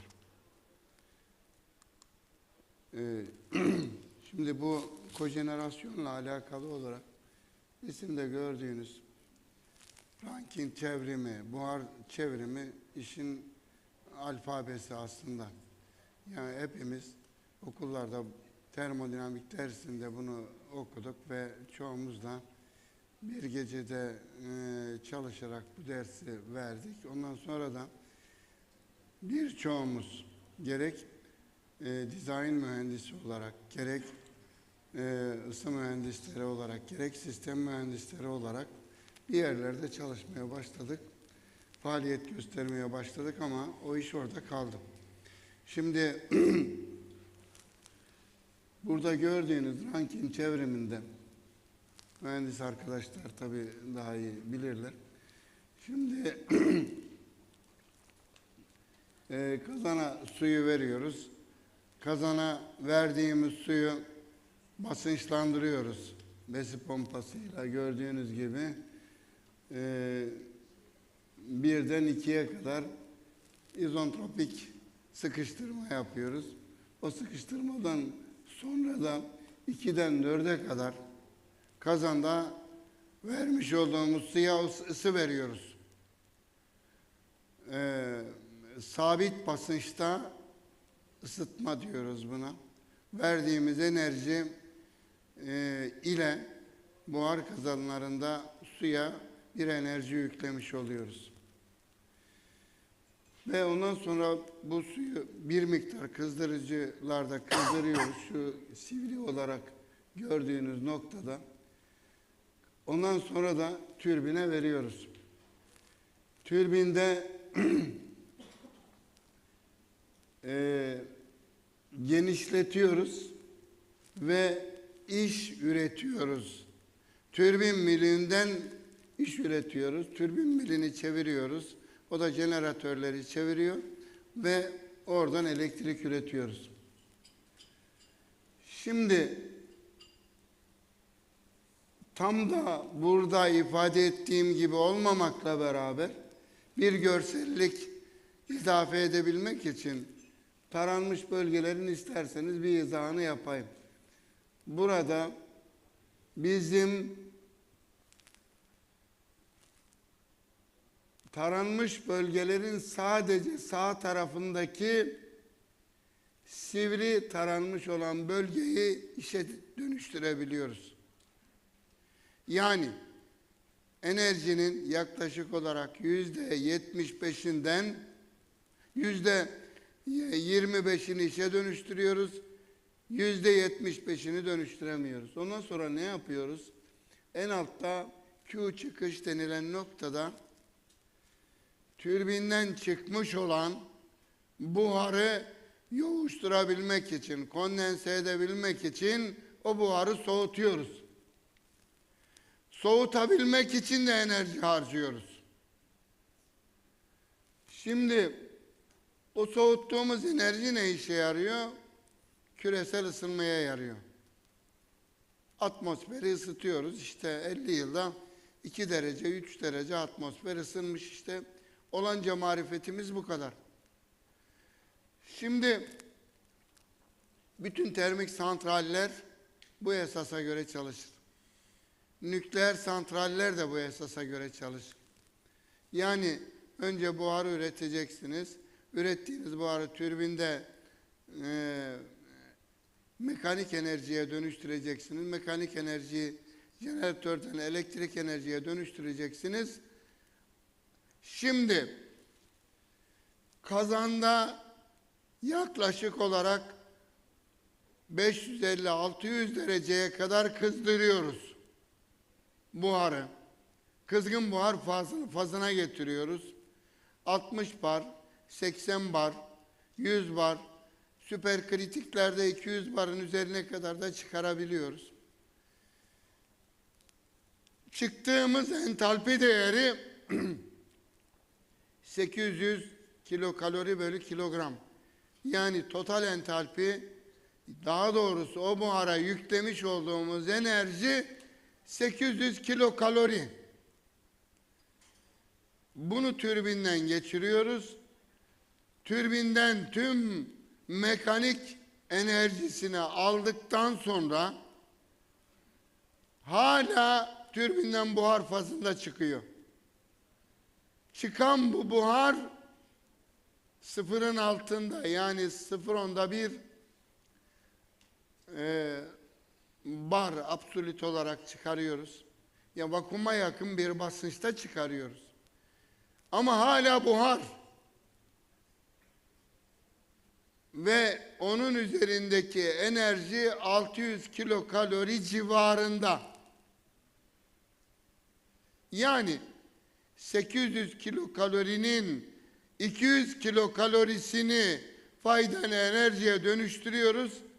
Geri kalan 200 kilokalorisi, 600 kilokalorisini ne yapıyoruz? Soğutma kulesinden havaya atıyoruz. Havaya atabilmek için de dünya kadar fan çalıştırıyoruz. Sirkülasyon çalıştırıyoruz. Yani ürettiğimiz enerjinin yaklaşık olarak %3'ünü, %4'ünü kullanmak suretiyle bu buharı yoğuşturuyoruz. Yani enerjiyi öldürüyoruz. Öldürebilmek için de para harcıyoruz. Fakat burada devasa bir enerji var. İsterseniz bundan sonraki kısımlarda arz edeyim. Burayı biraz yavaş geçmek istiyorum. Tekrar döneceğim bunlara.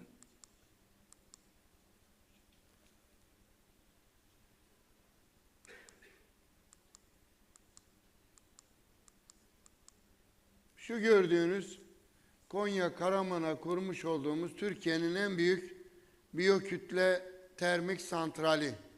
Yenilenebilir enerji kapsamında yaptığımız, temiz enerji kapsamında yaptığımız bir santral.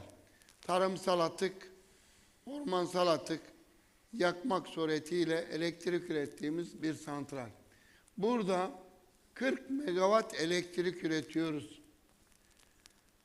Ama kullandığımız termik enerji 160 megawatt. Yaklaşık 160 megawattın 40 megawattını ancak elektriğe dönüştürebiliyoruz. Burada heat balance diyagramında da gördüğünüz gibi türbinin egzozundan atmış olduğumuz buhar miktarı gördüğünüz gibi 135 ton. Türbine giren elektriğin buhar miktarı ise 200 ton yaklaşık. 152 ton görüyoruz. Attığımızda 105 ton. Yani 3'te 2'sini buharın egzozdan atıyoruz. Attıktan sonra ne yapıyoruz? Gördüğünüz noktada soğutma kulesinden soğutarak yoğuşturuyoruz. Pompalarla, sirkülasyon pompalarıyla ve fanlarıyla soğutuyoruz. Şimdi orada üretmiş olduğumuz elektrik yaklaşık olarak 100 megawatt attığımız enerji var. Bu 100 megawatttan neler yapılabilir? 1000 dönüm sera ısıtılabilir. 1, 2, 100 bin nüfuslu bir küçük şehrin komple şehir ısıtması yapılabilir.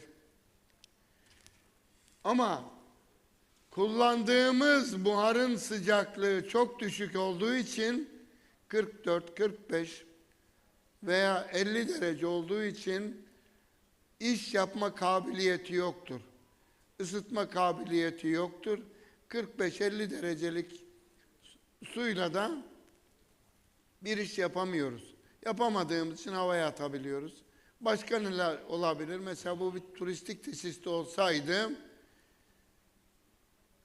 yine en az 100 bin metrekarelik bir açık hava havuzu ısıtılabilirdi. Yer kaloriferleri yapılabilirdi.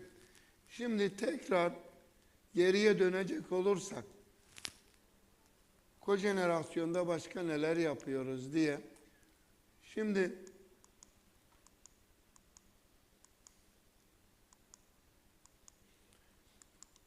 şu gördüğünüz kağıt fabrikası Türkiye'nin ilk biyokütleden elektrik üreten kojenerasyon tesisi. Oyka kağıda yaptık. Ağaç kabuğu yakabilen bir sistem ve buradan yaklaşık 40 ton saat kapasiteli 480 derece 60 bar basıncında buharı türbine veriyoruz ve türbinden de 8 bar buhar çıkıyor.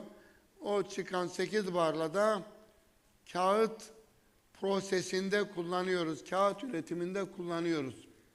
Şimdi bu ne? Bu bir kojenerasyon ama ideal değil. Sadece türbinden çıkan 8 barlık kısmı kullanabiliyoruz. Bunun elektrik miktarını artırabilmek için egzozdan çıkan miktarın basıncının düşürülmesi lazım. 40 tondan ne yapıyoruz? 8-9 megawatt elektrik üretiyoruz.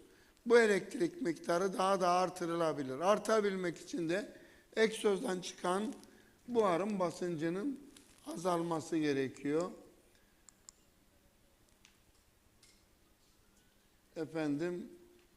Burada bir gıda firmasına en son yapmış olduğumuz bir nişasta fabrikası bu.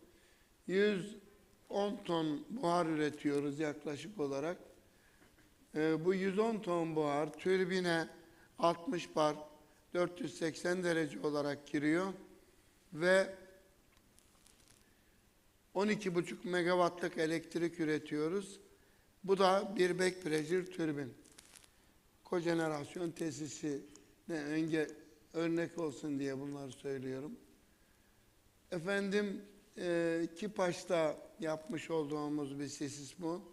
Bu da yine 60 bar 480 derece buhar giriyor ve egzozdan 8-9 bar çıkarak tekstil boyahanesinin proses buhar ihtiyacını karşılıyor.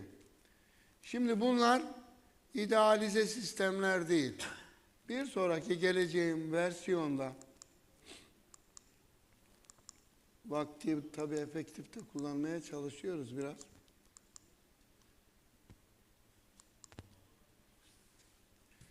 Bir kağıt fabrikası için yapmış olduğumuz bir çalışma. Şimdi öncelikle şunu söyleyelim. Biz kojenerasyonda attığımız enerjiyi nerede kullanacağımıza karar veremiyoruz. Şimdiye kadar benim mantığım şuydu. Benim işim kazanda başlar, kazanda biter. Ne kadar buhar isterseniz o spesifikasyona göre buharı veririm. Hadi bana müsaade diyordum. Türbinci de diyordu ki bana buharı verin. Ne kadar elektrik istiyorsanız onu ben size üreteyim.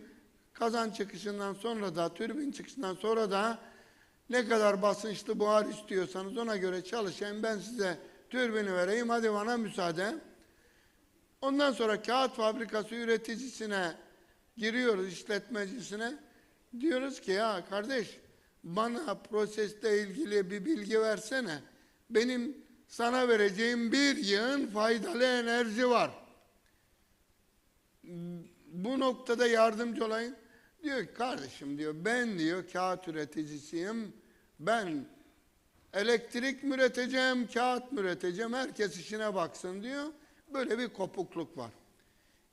Ne zaman ki özellikle acizane bu kardeşiniz bu manada sahaya epey emek verdi. Prosesle ilgilenmeye başladım. Prosesin neye ihtiyacı var? Şimdi kağıt fabrikasının %98'i kağıdın su.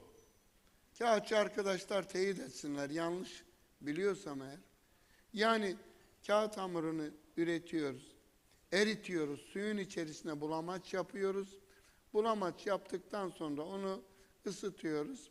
Isıttıktan sonra ne yapıyoruz? Tamburlara sarıyoruz. Su fazından başlıyor tamburlara sarılmaya ve aşama aşama kuruyarak tamburun içerisinden buhar veriyoruz. Dışarısından ısı veriyoruz ve kağıt haline getiriyoruz. Ne yapıyoruz? 1 saatte 200 ton ham su veriyoruz. Ve bu ham suyu su fazından buhar fazına geçiriyoruz. Yaptığımız iş bu. Yani suyu kaynatıyoruz, buharlaştırıyoruz. Şimdi bunu kaynatabilmek için bana verdikleri sıcaklık 15 derece. Diyorum ki ya siz 15 derecelik bu suyu neyle ısıtıyorsunuz? Buharla ısıtıyoruz. Kaç bar buharla ısıtıyorsunuz? 10 bar bu. Niye diyorum ya? Benim size atmış olduğum enerjiyle ısıtın. Condensing sistemde 40 derece, 45 derece, 50 derece benim çürük buharım var. Onunla ısıtayım. Müsaade ederseniz kimse kafa konforunu bozmuyor. Dolayısıyla şurada gördüğünüz heat balance'ta arkadaşlar burası ara çekişli kondensing türbin. Epey emek verdik. Biz de, türbinci de sağ olsun yatırımcımız da aynı dilden konuştuğu için burada ne yaptık? 3 multi çıkışlı olan bir türbin bu. Yani 3 tane çıkış verdik. 2 farklı basınç. Bir yerden 4 bar, öbür yerden 6 bar. En sondan da absolut buharı verdik. Vakum buharını verdik. Ve maksada uygun buhar ürettiğimiz için bu türbinde elektrik miktarını artırdık. Yani 2 kere 2'nin 25 olduğunu ispat etmeye çalışıyoruz. Kojenerasyon dediğiniz iş bu zaten. Şimdi burada dedik ki ya ben dedi atık yakıyorum, yatırımcı firmamız. Dolayısıyla benim yakıtım ucuz. Bir miktar da condensing elektrik üretmek istiyorum. Önemli değil dedi. Ne yaptık? Biz 105 ton buhar girdik. 105 tonun yaklaşık olarak 70 tonunu kağıt üretimine verdik. Yaklaşık 40 ton civarındaki kısmı ben tam göremiyorum rakamları. Soğutma kulesinden kondense ederek yoğuşturuyoruz. Onu da kazana dönüştürüyoruz. Tabii bu noktada benim yatırımcı arkadaşın yetkili mühendisi de aramızda. Onlara teklifim şu. Diyorum ki burada benim 46 derecelik condensing çürük buharım var. Bunu soğutma kulesinde soğuttuğum zaman 40 derece su üretiyorum. Bu 40 derece su ile senin proses suyunu ısıtayım. 15 dereceden 35 dereceye veya 40 dereceye kadar ısıttığım zaman 7 milyon kilo kalori civarında bir kazanımım var. 7 milyon kilo kalori yaklaşık 1000 metreküp civarında doğal gaz demektir. 1000 metreküp doğal gazla bir saatte ne yapıyor? 10 bin lira, 12 bin lira para yapıyor. 10 bin lira para dediğimiz takdirde de 8 bin saatte 80 milyon lira para yapıyordu. Yanlış hesap ettiysem düzeltin lütfen. Şimdi arkadaşlar yani atık enerji demek kalori demek. Kalori demek para demek. Yani biz tüccar mühendislik yapmak zorundayız. Şimdi bu durumda birçok fabrikalarımız enerjinin %30'unu, %40'ını bu manada dışarıya atmaktadır. Tasarruf dediğimiz zaman yatırımcılarımızın önce işçi çıkarmaktan başlıyorlar. Onu da yaparken önce çaycıyı, çorbacıyı çıkarıyorlar. Bundan bir şey çıkmaz. asıl el atacağınız konu enerjidir. Vaktim nedir bilmiyorum. Toparlarsak mutlu olurum. Peki. Ya 15 dakikada kojenerasyon anlatılmaz ki. Yetmiyor, Yani haklısınız. bu şimdi Zaten mümkün değil. efendim Mümkün değil 15 dakikada. yani neyi anlatayım, hangisini toparlayayım ki? Yani?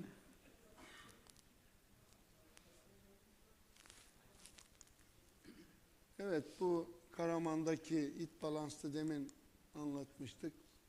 Bu Kırşehir'de Çağlayan Enerji'ye yapmış olduğumuz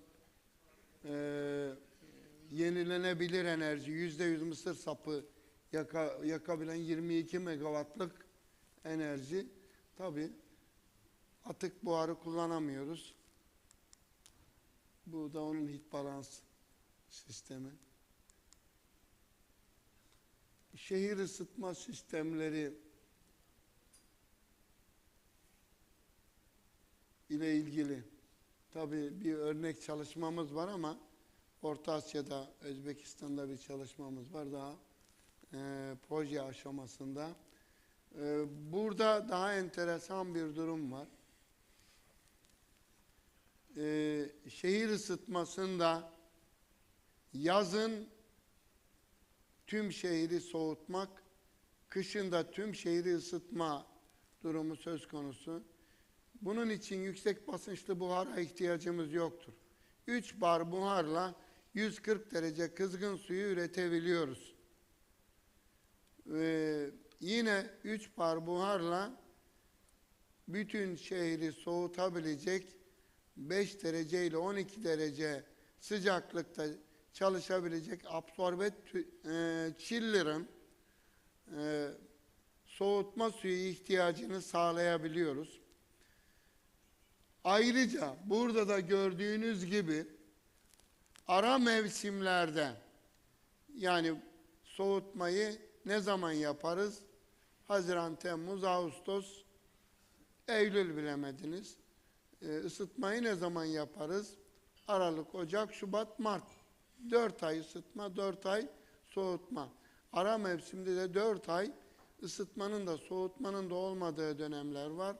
O dönemlerde de aynı termik santralin atıl kalmaması için yine çalışması lazım. Bu durumda full condensing çalışması lazım. Full condensing çalıştığı zaman da soğutma kulesinden çürük buharı atmamız icap eder. Biz yetkililerle görüştük. Dedik ki bu buharı nasıl kullanırız? Kullanmamız mümkün mü? Onlar da dediler ki bizim yakınında bir olimpiyat köyümüz var. Oranın havuzları var, oranın ısıtılması var. Havuz ısıtılması kaç derece? 27 derece. Bizim attığımız buhar kaç derece? 46 derece. 46 derece 27 dereceyi üretir. Veya bu santralin yakınına 200 dönüm veya 300 dönüm sera yapabiliriz. Bu manada da ısıtma söz konusu olabilir. Bu durumda condensing buharın basıncını bir miktar artırırız. Ürettiğimiz elektrik hafif miktar azalır ama termal enerjiyi kullanabiliriz. Burada %100 verim sağlayabiliriz. Şimdi acizane buna çalışıyoruz. İnşallah iyi bir netice alacağımızı düşünüyoruz. Bütün dünya içinde. Yakıtımız ne? Pamuk sapı. Yani dünyanın en temiz enerjisini üretiyoruz. Burada verimliliği artırabilmek için bir şey daha var. Baca gazından sonra ıslak filtreler kullanıyoruz. Elektrostatik filtreden sonra ıslak filtreler kullanıyoruz. Islak filtreden de baca gazından ki bulunan rutubeti, nemi çökertmek suretiyle ayrıca bir enerji üretmemiz mümkün. Oradaki rutubet de buhar. O buharın da içindeki enerjiyi almak istiyoruz. alabildiğimiz takdirde bu sistem yaklaşık olarak %108, %105 verimli çalışacak, dünya çapında ödüllü bir projeye dönüşecektir. Sineğin yağını da çıkarmış olacağız. Saygılarımla arz ederim. Çok teşekkürler. Eğer geç kalıyorsanız, çıkmanız gerekiyorsa sizi uğurlayabiliriz. Ben çok özür dilerim. Arkadaşlarımıza da saygısızlık etmek istemem. Onlardan da özür diliyorum. Onlar beni dinlediler. Ben onları dinlemeden çıktığım için de kusuruma bakmasınlar. Yani uçak konusunu çok planlayamadık. Biraz da bir önceki programlarda bir miktar hafif uzayınca böyle bir durumda kaldım. Kusura bakmayın. Çok teşekkür ederiz paylaştığınız değerli bilgiler için. Ben alayım onu. Arkadaşlarım orada ilgilenecekler. Evet, MİMSAN Yönetim Kurulu Başkanı Enver İlhan, çok teşekkür ederiz paylaştığınız değerli bilgiler için. VTC Enerji Mustafa Mutlu. Buyurun beyefendi. Merhabalar herkese. Şimdi işin proje ve mühendislik tarafını dinledik çok detaylı bir şekilde. Ben farklı bir perspektiften dijital enerji yönetimi tarafını anlatacağım. Öncelikle çok kısa bir şekilde VTC Enerji olarak neler yapıyoruz bundan bahsedeceğim. Biz enerji sektöründe bütüncül olarak uçtan uca dijital teknolojiler geliştiren bir şirketiz. Elektriğin planlamasından, üretimin planlamasından, piyasa işlemlerinin yürütülmesine, kapasitelerin TİH'a bildirilmesi, dağıtım şirketi ve tedarik şirketleriyle olan bütün faturalaşma ve süreçlerin yönetimine kadar bütün farklı dikey alanlarda dijital çözümler sunuyoruz. Aynı zamanda bu faaliyetleri yürütürken VTC Enerji kendi bünyesinde hem elektrik tedarik lisansı, hem doğalgaz tedarik lisansı, hem de bir enerji verimliliği danışmanlığı şirketi lisansını barındırıyor. Bu lisanslarla birlikte aynı zamanda lisanssız statüsündeki oyunculara, daha çok sanayi şirketlerine de enerji yönetimi faaliyetlerinde yardımcı olabiliyor. Tabii ki bütün bu faaliyetleri yürütürken güçlü bir teknoloji altyapınız olması gerekiyor. Piyasa işlemleri çok dinamik, 365 gün, 7/24, her gün bir sonraki günün 24 saatlik planını yapmanız gereken dinamik bir piyasa, lisanslı oyuncular için. Ve aynı zamanda gün içerisinde gerçekleşen bakım, arıza, talep değişikliği gibi bütün durumlarda da dengesizlik maliyetleriyle karşılaşmamak için bu değişkenlikleri doğru bir yöntemle piyasa işlemlerine dönüştürmeniz gerekiyor. Hali hazırda VTC Enerji olarak yaklaşık 8 terawatt saatlik bir enerjiyi yönetiyoruz. Burada pek çok, her kaynak türünden lisanslı santraller var. Fakat uzmanlık alanımız ve sektöre girip büyüdüğümüz alan bizim kojenerasyon santralleri.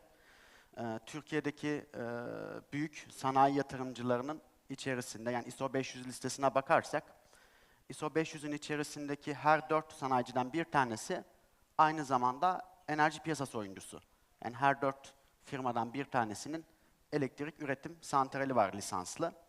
Bu 125 santralin 1/3'ünü de şu anda Vegan platformunda yönetiyoruz. Kojenerasyon tesislerinin bütün piyasa işlemleri ve aynı zamanda TİH'la yürüttükleri TPS süreçlerini bizim yazılımlarımız vasıtasıyla ilerletiyoruz. Son 2 yıl, 2021 ve 2022 yıllarında Fortune 500 listesine girdik ve aynı zamanda Kapital 500 listesinde de yer alıyoruz. Şimdi enerjide dijitalleşme neden bizler için önemli? Pek çok yerde şu anda yenilenebilir enerji kaynakları konuşuluyor. Başta Avrupa olmak üzere elektrifikasyona da çok ciddi yatırımlar yapılıyor. Burada 2025 yılı projeksiyonunda şebekeye yaklaşık 36 milyon yeni noktanın girmesi bekleniyor. Bunların pek çoğu elektrik üretim noktaları, çatı GES'ler, şarj istasyonları, elektrikli araçların satış rakamlarının artması ve buradaki projeksiyon 2030 yılına gelindiğinde de yaklaşık 89 milyon. Burada tabii ki bu yıllara geldiğimiz zaman şu anda global ölçekte satılan araçların da yaklaşık %17-18 artık elektrikli araçlardan oluşacak. Yani 125 milyon adetlik bir elektrikli araç kullanımından bahsediyoruz. Bu kadar dağıtık enerjinin mevcut geleneksel yöntemlere göre yönetilmesi tabii ki yine geleneksel yöntemlerle mümkün olmadığı çok açık. Hızlı bir şekilde dijitalleşmeye geçmek gerekiyor. Hem arz tarafının planlaması, hem talep tarafının planlaması, hem bu değişkenliğin yönetilmesi, dengesizliklerin tahmin edilmesi çok ciddi bir iş yükü. Burayı dijital sistemlerle yönetmek, dengesizlik maliyetlerini de, yani enerji planlamasında yapılan hataların sönümlenmesinde ciddi derecede kolaylaştıracaktır. Burada şu anda hali hazırda mevcut sorunsuz bir şekilde işleyen sistemlerimizde dijital yatırımları yapacağımız zaman belki biraz bir nebze kararsız kalıyor olabiliriz. Acaba bu feasible mı? Ben hali hazırda zaten kolay bir şekilde yönetiyorum. Santralim standart bir modda çalışıyor diyebiliriz. Fakat şu anki lisans başvurularına baktığımızda sanayicilerin de ciddi anlamda özellikle GES, çatı GES ve arazi GES'lere ciddi bir yatırım yaptığını, lisans başvurusu yaptığını görüyoruz. Buradaki üretimin toplu bir şekilde planlanması ve yönetilmesi ciddi anlamda önem arz ediyor. Biz şöyle bir ölçüm yaptık. Bu bir iyi senaryo. Lisans sahibi bir katılımcı gün içerisinde enerji piyasaları ile ilgili operasyonlarını yapabilmek için, yani bir gün önceden yarının planlamasını yapma, EPİAŞ'a bu teklifi iletme, yapmış olduğu teklif ve bildirim eşleşme sonucunu alma, aldığı bu sonucu TİAŞ'a bildirme, emre amade kapasitesi, kesinleşmiş gün öncesi üretim planı bilgisi, bunları iletme ve gün içerisinde olası bir bakım arıza durumunda girip yeniden bu işlemi yapma. Yaklaşık 38 dakikalık bir ortalama sonuç çıktı. Bu aslında birazcık ekstra durumların olmadığı, daha çok tek bir santral, tek bir yatırımcı senaryosunda ortaya çıkan rakam. Bunu bir yazılım ürünü, dijital servislerle yaptığınız zaman da harcamanız gereken süre en fazla günlük 3 dakika. Ve bu girip günlük dinamik değişken bir senaryonuz varsa, eğer gün içinde değişken bir senaryonuz yoksa, haftalık ve aylık planlama yapabiliyorsanız, hiçbir şekilde ekran başına geçmeden bütün enerji yönetimi işlemlerinizi yapabilirsiniz. Yani maliyetleriniz dinamik değilse, gün bazında değişmiyorsa, bu şekilde bir planlamada yapabilirsiniz. Bunun yanında sahada ölçtüğümüz veriler, yani sadece sayaçlardan yaptığımız ölçümler, şebekeden yapılan çekiş ve şebeke yapılan verişten bahsetmiyorum. Tesis içerisindeki kojenerasyon tesisinde üretilen elektrik miktarı, burada üretilen buhar miktarı, bu buharın proseste kullanım oranı, aynı zamanda bu bir hibrit tesisse, çatısında bir GES varsa veya ayrı bir arazide GES varsa, bu GES'in gün öncesinden planlaması, bunların tamamının okunması, izlenmesi, bu verilerin bir araya getirilmesi gerçekten yoğun bir operasyon. Bunların Excel'ler üzerinde yapılması, manuel hesaplamalarla yürütülmesi ciddi risk faktörleri barındırıyor. Bizim bu noktadaki bakış açımız şu. Şu anda hali hazırda piyasa oyuncularının sunmuş olduğu altyapıları düşündüğümüzde gerek EPİAŞ olsun, gerek TİAŞ olsun, gerek dağıtım şirketleri olsun, şu anda hali hazırda bir enerji departmanı çalışanının gün içerisinde rutin olarak yürüttüğü bütün faaliyetler, bu atomik derecedeki fonksiyonlar, yani girip oturum açma, işte santralini görüntüleme, bunların tamamı dijital olarak sunulabilir durumda. Yani bir web servisle de aynı işlemi yapabiliyorsunuz. Yani ben gün öncesinden ne kadar elektrik üreteceğimi planladığımda bunu bir ekrana açıp buraya elle girip kaydet butonuna basmak zorunda değilim. Ve bu zaten bir kişiye bu sorumluluğu vermek, bu bir kritik fonksiyon. Ve ciddi anlamda ticari sonuçları da olan, bir virgüle, bir noktaya yanlış basmanız, bir şeyi işte piyasa takas fiyatı yerine şeyi yazmanız, üretim miktarını yazmanız gerçekten size ciddi anlamda ticari kayıplara yol açacak faaliyetler. Biz buradaki bütün faaliyetlerin dijitalleşmesini destekliyoruz ve bunun için de platformumuza gerekli yatırımları yapıyoruz. Kojenerasyon santrallerine gelecek olursak, kojenerasyon santrallerinde izleme neden önemli? Pek çok farklı yakıt türünde, pek çok farklı sektörde uzun yıllardır kojenerasyon santralleriyle çalışıyoruz. Kojenerasyon santrallerinin çalıştığı tesislerde işletme gün öncesinden elektrik tüketim planlamasını yapıyorken iki farklı parametreye bakabiliyor. Bir, şebekeden yapmış olduğu çekiş miktarı tarihsel olarak bu bilgileri dağıtım şirketinden alabiliyor veya iletimden bağlı ise TİH'ten. Diğer yandan da prosese soruyor. İçerideki ünitelerde, atölyelerde nasıl bir üretim planı var, ne kadarlık bir tüketim öngörülüyor. Bunlarla birlikte bir talep planı yapmaya çalışılıyor.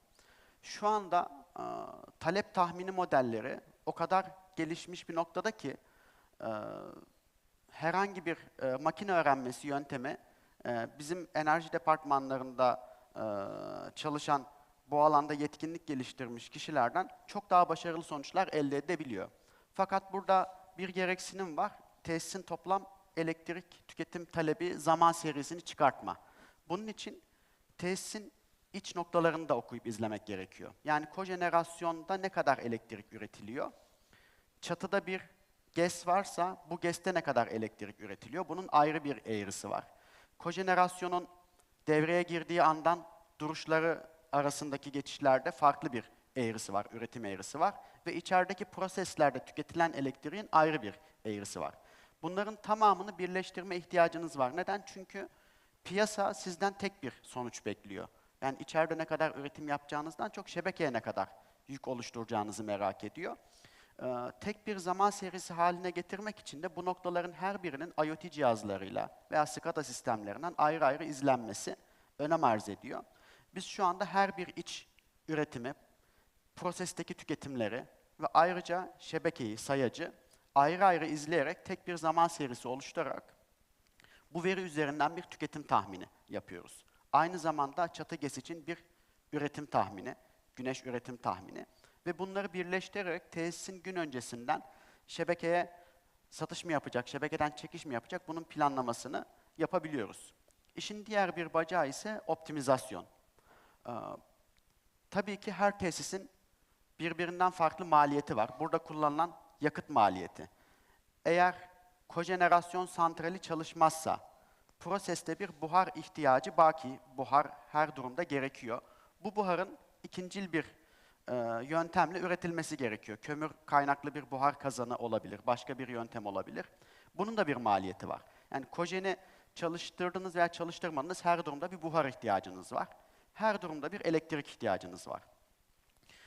Bu değişkenler sizin yine çalıştırdığınız ünite, türbin ve bunun amortisman giderleri, işçilik giderleri, bununla ilgili yapmış olduğunuz diğer bakım giderleri ile birleşik toplam bir maliyetin hesaplanması gerekiyor. Bunun dışında bir de piyasa dinamikleri var. Şebekeden çekiş yaparsanız elektrik üretmek yerine dağıtım şirketine veya TİH'e bir çekiş bedeli ödersiniz. Eğer fazlanız var, veriş yapabilecek durumdaysanız bu verişi yaptığınız durumda şebekeye de veriş bedeli ödersiniz. Aynı zamanda piyasa takas fiyatı var. Piyasa takas fiyatı siz bütün bu hesaplamaları yaparken belirsiz. Yani siz aslında piyasa takas fiyatına göre pozisyon almanız gerekiyor. Tesisi çalıştırıp çalıştırmayacağınızı belirlemeniz gerekiyor. Tüm bunların dışında bir de yekten var. Yani ay sonunda yenilenebilir enerji kaynaklarına, yenilenebilir enerji kaynaklarını destekleme mekanizması gereği tüm piyasa katılımcıları ilave bir ödeme yapması gerekiyorsa bu ödemeler kimden tahsil ediliyor? Çekiş yönünde kalan sanayicilerden. Çekişleri oranında bu bedel dağıtılıyor. Eğer yekdem öngörünüz tesiste ay bazında çekişte kaldığınızda bir ödeme yapacak şeklindeyse o zaman üretim yapıp iç ihtiyacınızı karşılamanız daha anlamlı olabilir. Tüm bu parametreler girdiğinde sizin sürekli lineer olmayan bir optimizasyon problemini her gün, her saat için çözmeniz gerekiyor. Bunu biz yazılım aracılığıyla yapıyoruz. Bütün değişkenleri tesisten toplayıp bu bilgileri girerek gün öncesinden EPİAŞ'a kırılımlı bir teklif iletiyoruz. Yani benim maliyetime göre şu anda örnek vermem gerekirse piyasa takas fiyatı 1800 liraya kadar çıkarsa ben tesisimi çalıştırmam, şebekeden çekiş yaparım. İşte 1800 lirayla 2300 lira arasında çıkarsa tesisimi, kojenerasyonu sadece tesisin elektrik ihtiyacı kadar çalıştırırım. 2300 lirayla 2700 lira arasında çıkarsa da fazlamı satış yapabilirim piyasaya şeklinde. Aslında o ihaleye girdi oluşturabilecek değişkenleri günlük olarak hesaplıyoruz. Bu hesaplamaları ilgili işletme doğalgaz piyasalarındayken de doğalgaz tarafındaki değişken fiyata göre de yapıyorduk. Şu anda aktif olarak bunu Doğalgaz piyasalarında ciddi bir hacim olmadığı için işleten bir firma yok fakat altyapımız buna da hazır. Bunun yanında hibrit tesislerden bahsettik. Bununla birlikte de toparlayacağım. Pek çok sanayicinin şu anda hali hazırda gerek arazide olsun, gerek farklı tesislerinde olsun çatı GES yatırımı var. Bunun yanında aynı holdinge ait birden fazla farklı tüzel kişiliğin farklı coğrafyalarda yapmış oldukları lisanslı santral yatırımları da var. Ve lisanslı santral yatırımlarının yanında bazı senaryolarda lisanssız, normal serbest tüketici ama büyük sanayi tüketicileri de olabiliyor. Lisansa derç edilen bir üretim kapasitesi var. Cogeneration sahibi işletme yapmış olduğu üretim karşılığında belirli noktalara piyasa takas fiyatından satış yapabilir kendi üzerinden, herhangi bir tedarikçiye vermeksizin.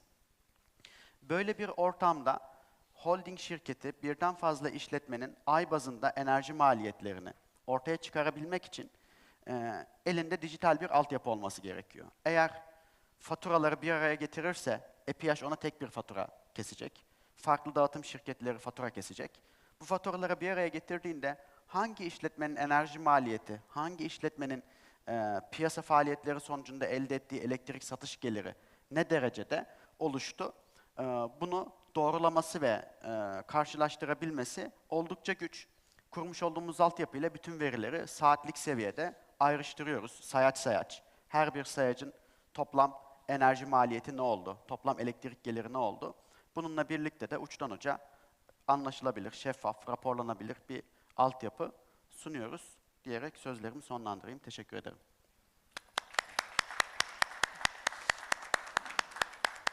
Teşekkürler Mustafa Bey. Ignitia kurucu ortaklarından Koray Bey, buyurun lütfen. Herkese merhabalar. Günün son oturumu, neredeyse son konuşmacı olarak sabırla burada olduğunuz için çok teşekkür ederek başlamak istiyorum konuşmamıza. Ve Meral Hanım'dan aldığım yüksek enerjiyle de izninizle nacizane sunumumuza başlıyorum. İsmim Koray Toykuyu. Bugün burada Ignita firmasını temsilen bulunuyorum. Ve çok değer verdiğimiz bir organizasyon olarak Cogeneration bugünkü organizasyonda bulunmaktan gerçekten mutluluk duyuyoruz. Size Cogeneration bizim için önemli kısaca özetlemek isterim. Biz Ignita'yı kurduk. İlk yaptığımız başvuru marka tescil başvurusu. İkinci yaptığımız başvuru Cogeneration üyelik başvurusudur. Bunu da dipnot olarak söyledikten sonra devam ediyorum. Bir de görüşlerine çok değer verdiğim bir arkadaşım Koray iyi hoş. Güzel sunumlar yapıyorsun ama senin sunumlar çok sıkıcı oluyor. Bence buna bir el at dedi. O yüzden sunuma ayrı bir yorum getirdim bugün. Şimdi bugün buraya geldiğimizde etrafta birkaç tane Ignita yazan roll-up ya da yaka kartlarımızda Ignita yazısını görmüş oldunuz ve muhtemelen pek çoğunuz bu firmayı tanımıyordunuz. Ben kısaca firmamız hakkında size bilgi vermek istiyorum. Ignita gaz motorları için çözüm ortağınız. Burada kritik nokta gaz motorları. Yani herhangi bir içten yanmalı motor değil, gaz motorları üzerine çalışan bir firmayız. Gaz motorlarınızda çözüm ortağı derken neler yapıyoruz? Biz satış sonrası hizmetler tarafındayız. Kurulu olan tesisinizin düzgün, güzel, verimli bir şekilde çalışması için yanınızdayız. Ne gibi hizmetlerimiz var? Öncelikle bir yedek parça tedarik firmasıyız. Kojenerasyon santralinizin kalbi olan gaz motorları için yedek parça temini yapıyoruz. Uzman arkadaşlardan oluşan bir servis bakım ekibimiz var. Bu arkadaşlar da geliyorlar, motorlarınızın bakımını yapıyorlar. Arıza tespiti, arızaların giderilmesi konusunda çalışıyorlar. Üçüncü faaliyet alanımız da teknoloji. Zaten bugün bu konuya değiniyor olacağız. Şimdi burada bir slaytım var. Ignita ve inovasyon. Yani şimdi düşündüğümüz zaman bir firma kuruluş amacı gaz motorlarına yedek parça ve servis hizmetleri sağlamak. Yani böyle bir firmanın inovasyonla bir ilgisi olabilir mi? Acaba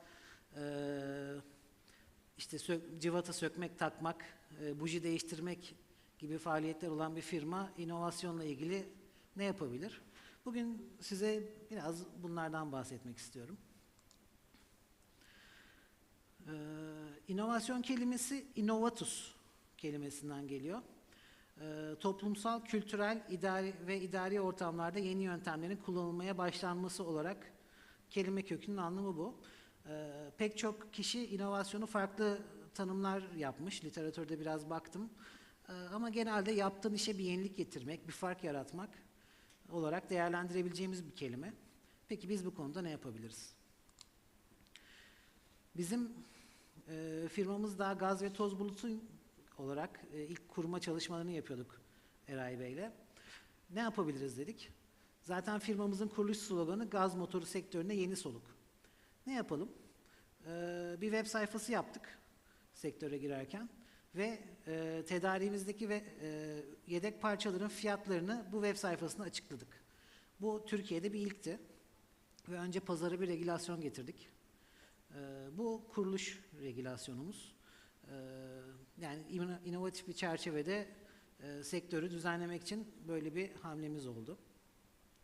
Şu anda da web sayfamız geliştirerek kullanıma devam ediyor. Müşterilerimiz siparişlerini de takip edebiliyorlar, ürünlerin stok durumlarını da görebiliyorlar.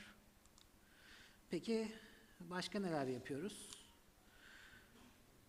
VTC Enerji ya da diğer sunumlarda da gördüğümüz gibi kojenerasyonumuzda marşa basmak mantıklı mı? Yani ben bugün tesisimde ısıyı brülörden brülörü kullanarak kazanda elde edeyim, elektriği şebekeden mi alayım yoksa marşa basayım, kojenerasyon motorum çalışsın, elektriği oradan üreteyim, ısıyı da atık ısıdan mı kazanayım? Bu hepimizin kafasındaki bir soru. Ama biz bu soruya ikinci bir sorumuz daha var. Burada eksik mi çıkmış? Burada bir ufak bir eksik. Siz hala tesisin ilk günkü fizibilitesini mi kullanıyorsunuz? Sorumuz da bu. Şimdi burada tabii kojenerasyon santralimizi belki 5 yıl önce kurduk, belki 10 yıl önce kurduk. O günün teknolojisiyle kurduk. Bugün yıl 2023, yeni şeyler konuşuluyor. Belki çoğumuz tesisimize bir güneş enerjisi kurduk. Onun dışında farklı kaynaklardan yine enerji tedariği yapabiliyoruz ya da battery storage gibi teknolojilerle elektriğin fazlasını depolayabileceğimiz teknolojiler işin içine girdi. Isı pompaları hayatımıza giriyor. Yavuz Başkanım'la Haziran sonunda Cogen Europe konferansındaydık ve ısı pompaları gerçekten çok verimli sistemler ve gün geçtikçe hayatımıza girmeye devam ediyor. Bizim prosesimiz 10 yıl öncenin şartlarıyla mı incelendi? Acaba 2023 şartlarıyla incelense daha verimli, daha feasible şeyler bulabilir miyiz? Bunun dışında yaptığımız hesaplarda tabii İGT'nin kuruluş amacı olan işletme maliyeti. Yani ben bu motoru çalıştırdığım zaman saatlik yaklaşık ne kadar bakım maliyeti ödüyorum. Yani doğalgaz hesabını yaparken, elektrik fiyatlarını hesaplarken bir de marşa bastığımda ben bu motora ne kadar bakım maliyeti ödeyeceğim. Bu da çok önemli bir parametre. Biz İGNIT olarak zaten birinci hedefimiz bu parametrenin üzerinde etkili olmak. Sonra diğer bahsettiğim konularda verimliliği nasıl iyileştirebiliriz, neler yapabiliriz, kendimizi nasıl geliştirebiliriz? Bu da bizim diğer çalışma alanlarımız. Yine ilk günlerimizde ne yapalım dedik? Cogen Master projesi üzerine çalıştık. Cogen Master, kojenerasyon izleme yazılımı. 2020 yılında bu proje üzerine çalışmaya başladık. ODTÜ Teknokent'te faaliyet gösteren bir firma ile ön yüz çalışmalarını yaptık. Bunların algoritmalarını planladık. Tasarımı yaptık. Nasıl bir tesis olacak? İşte bir tesisi nasıl izleyeceğiz? Kaç motor olacak? Bir firmanın birden fazla tesisi olursa bunları nasıl entegre edeceğiz? Tesiste bakım maliyetlerini de takip etmek lazım. Bunun için bir modül hazırlayalım. Onun dışında işte reaktif enerjiyi takip edelim. Müşteriler reaktif enerjiden mesela ceza yemesinler gibi kavramları geliştirdikten sonra front-end tasarımı tamamladık. Ondan sonra yine bir yazılım geliştirici firma ile beraber backend tasarlandı ve yazılım bir tesiste kurulabilir hale geldi. Bu konuyu bizim şirketimizde Eray Bey takip ediyor, kurucu ortaklarımızdan. Bunun dışında size bahsetmek isteyebileceğim ısı ve verimlilik yönetimi. Bu gördüğünüz Cogen Europe'un web sayfasından bir alıntı. Tesisimizde bunun ısıyı daha verimli nasıl kullanabiliriz? Burada ısı pompaları mesela devreye giriyor. Biz bu konuda araştırmalar yapıyoruz. Daha önceki oturumda kendisi videoyla bağlandı Hans. Cogen Europe Başkanı, onlara daha önce bu konuyu konuştuk. Örnek uygulamalar. Isı pompası ile kojenerasyon tesislerinin birleştirilerek verimin çok daha yüksek seviyelere çıkartılması üzerine çalışmalar yapıyoruz. Bu da örnek bir çalışmanın ekran görüntüsü. Polonya'da yapılmış. Kojenerasyon tesisinin atık ısısıyla ısı pompası birleştirilerek çok daha verimli bir sistem yapılmış. Ve bu da doğal olarak verimliliğini arttırdığı için karbondioksit emisyonlarında bir azaltmayla doğa dostu yaklaşımların önünü açıyor. Bu konularda destek veriyoruz. Modernizasyon projelerimiz var. Modernizasyon ne demek? So, you see the photos from one of the projects that we are actively working on, working together with our partner in Czech Republic, Comop. We disassemble the electronics from an engine and we put our own electronics. And these engines come with a software that is not available to customization. And what we do is we remove all of the locks from it so that it can be a system that is focused completely on the needs of the customer. And this is the first step to make an improvement in the systems, because with this application it becomes a tailor-made system from just default system. This is a really special project we did to a public institution, and these engines had a different approach that didn't cover the needs of the customer at all, but we changed it. For example, we increased the engine power about 20% as well, based on the needs of the customers. Previously, they had to shut down the whole system and just one by one work on it. But with our effort, they don't have to do that anymore. And what we do is, first of all, because you take control of the engine, you don't need different companies for service and maintenance. So you basically have total control over the engine. This is a key for future improvements as well. We currently have a customer. The customer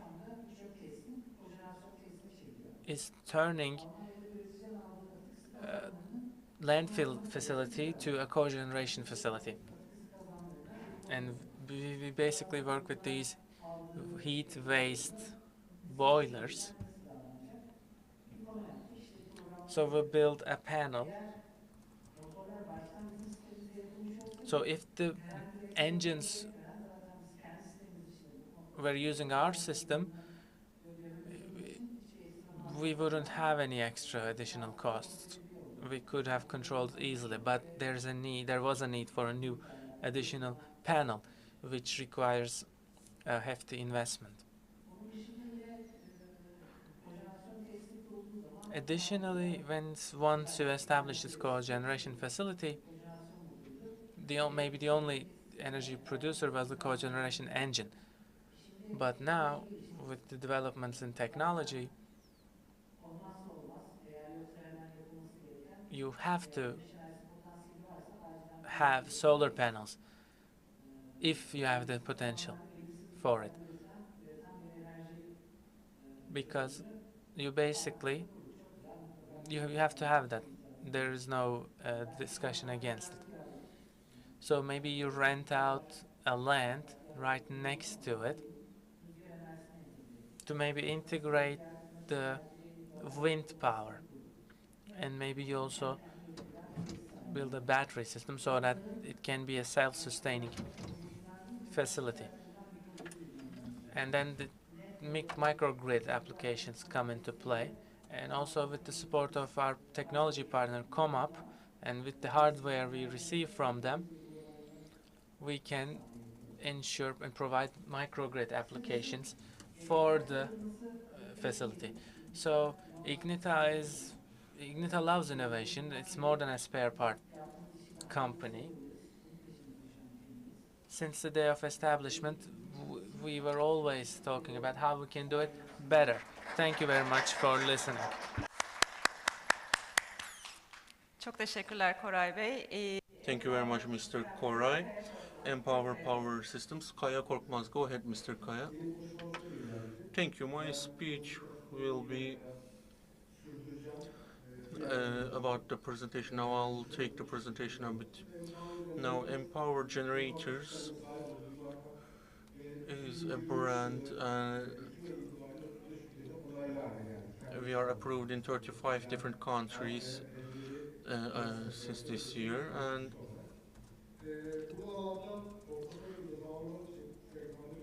in that context, these portative devices are in our scope as well.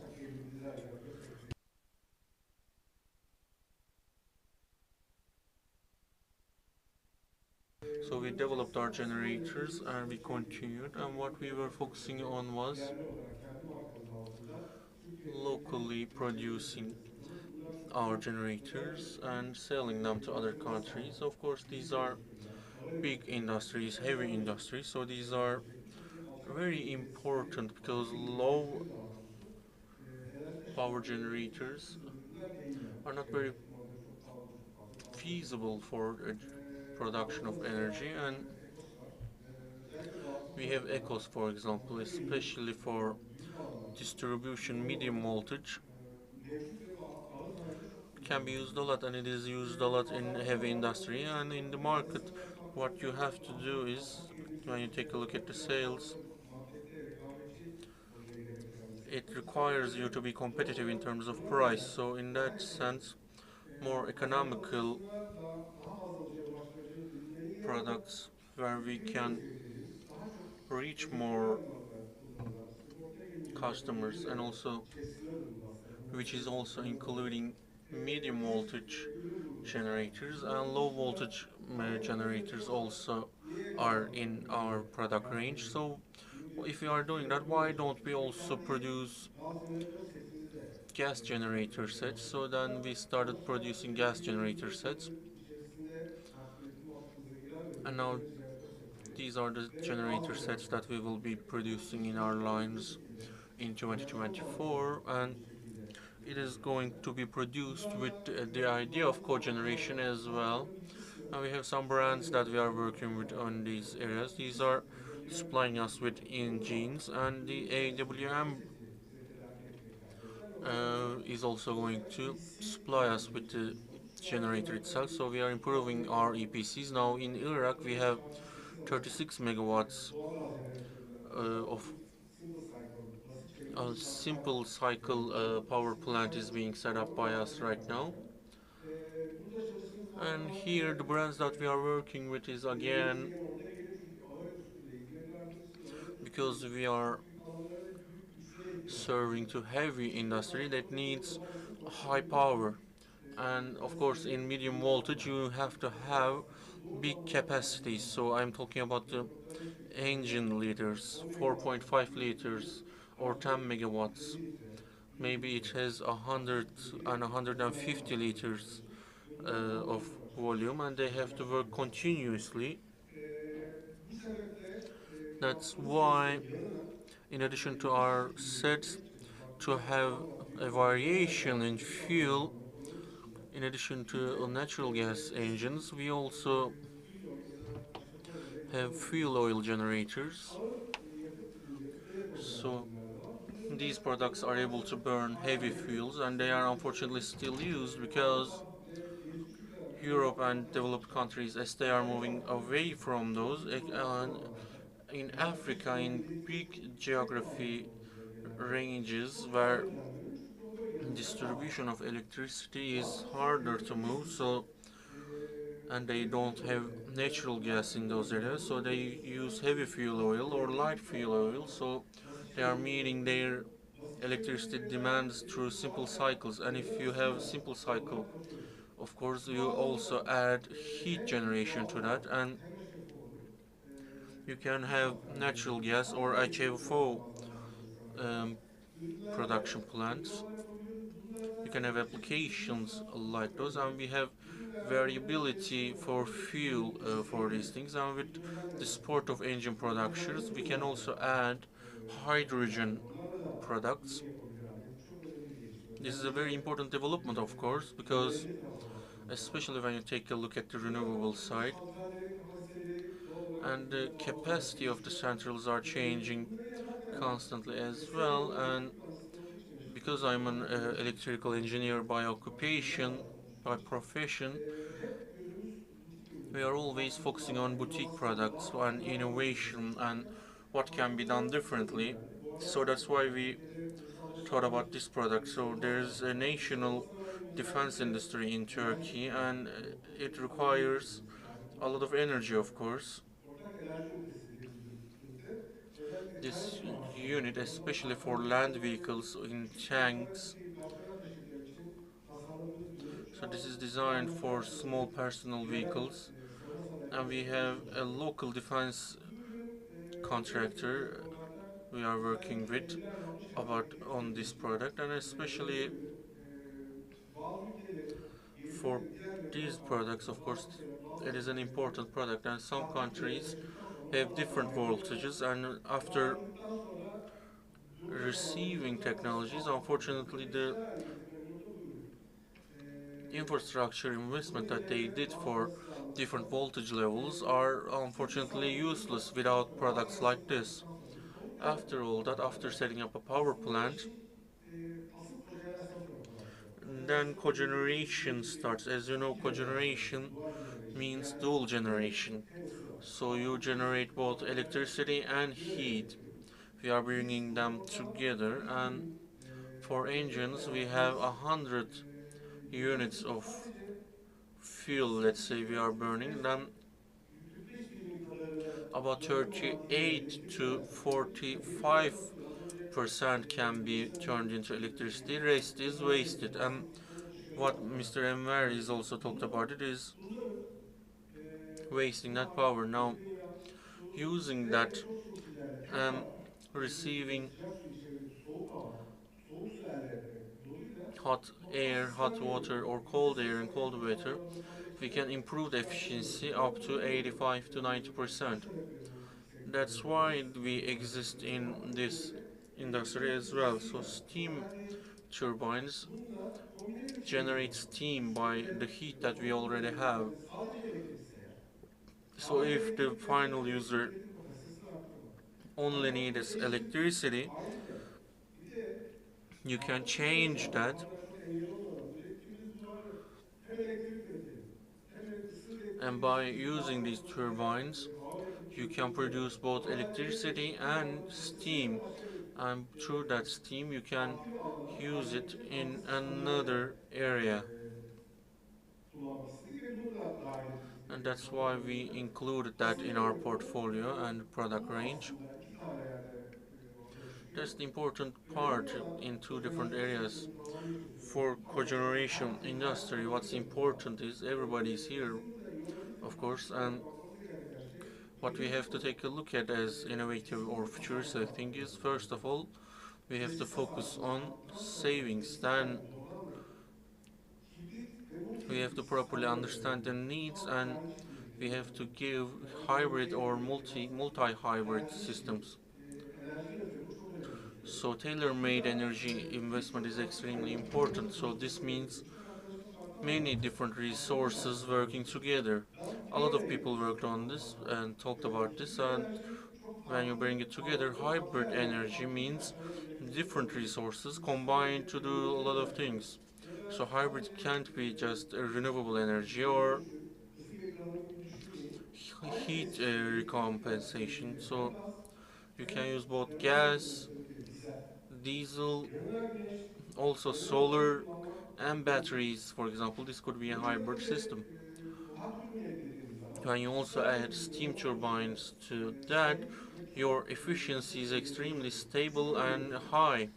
This is an important process. There are a lot of firms working on these mechanics or software. So another thing that is important about this, I want to stop right here.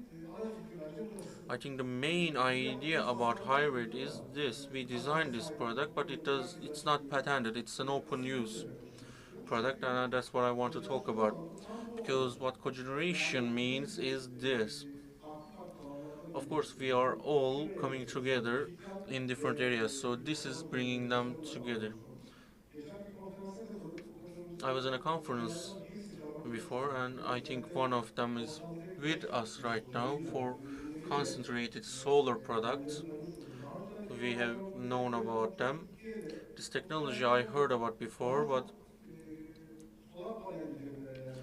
they are mostly producing for solar panels or others, but Cogeneration has a very important mission about that, and everybody realizes that, and that's why we have an organization like this.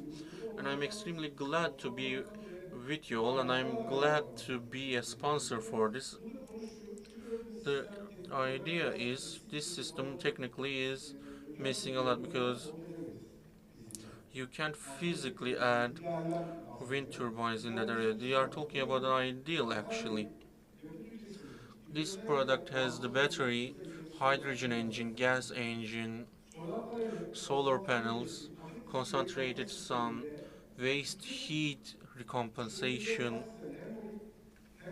both in a mobile way or in a conventional way. This product combines them all together.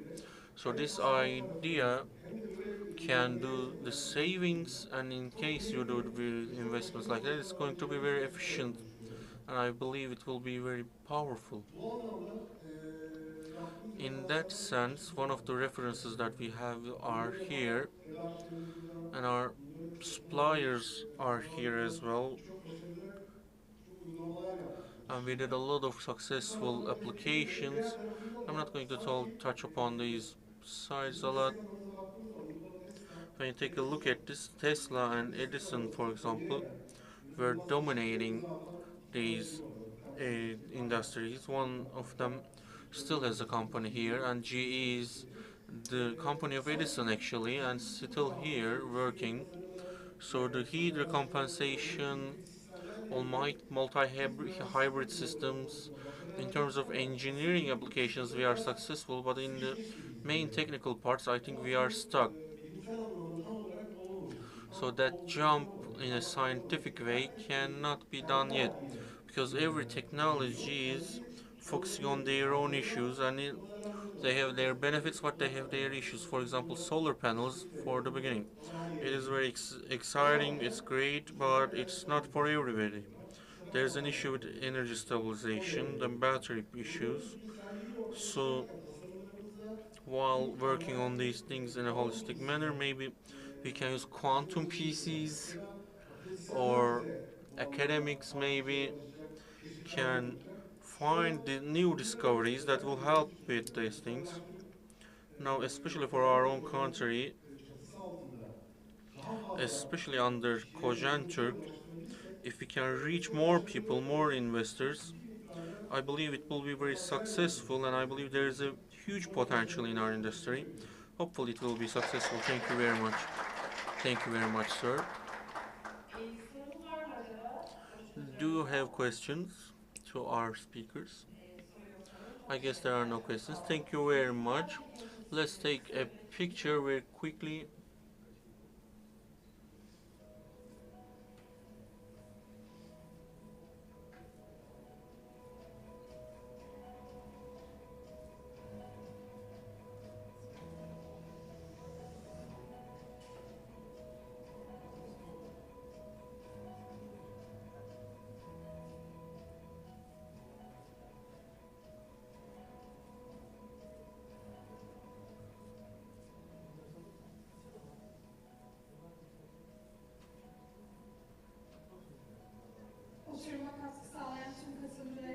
Thank you very much to all of our participants.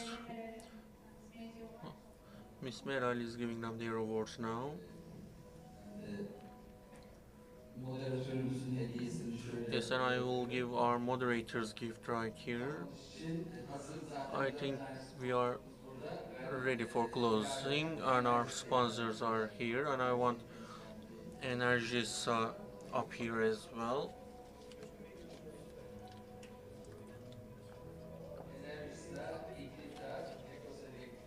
Energisa Ecos Electric Empower. Mimsam had to leave because they had to catch a flight. Yammar BTC. Do we have anybody from that? Yes, they are here. Okay. And Mr. Yıldırım from Myanmar.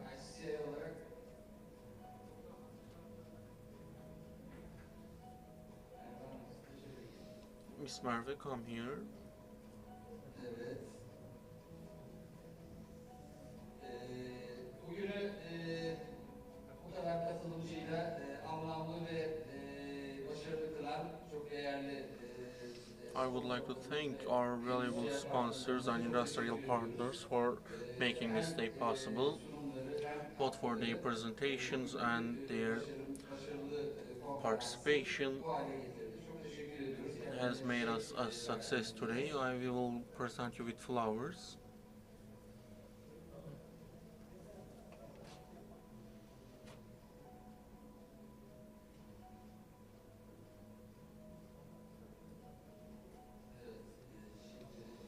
Yes, let me get the flowers.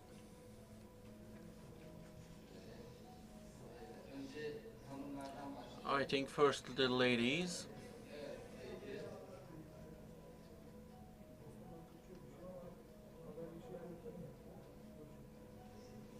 Thank you. Thank you very much.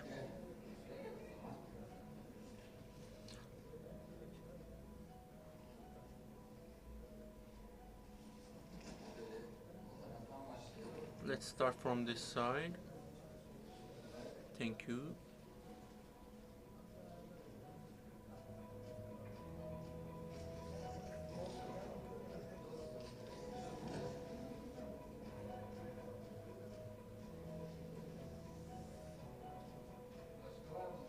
Do we have any other?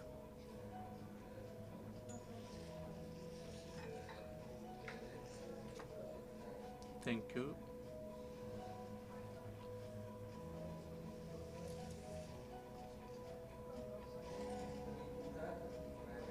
Mr. Koray.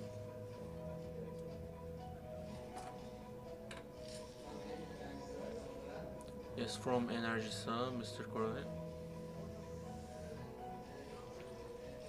And BTC, Mr. Mustafa.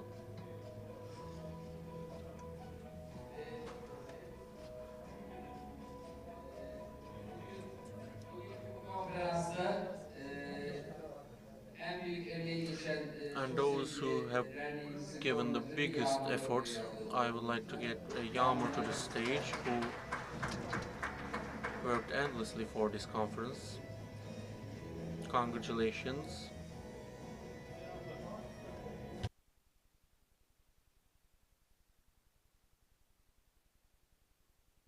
Yes, thank you everybody for your participation. And about the cogeneration, we have some notes and missions that we have taken, and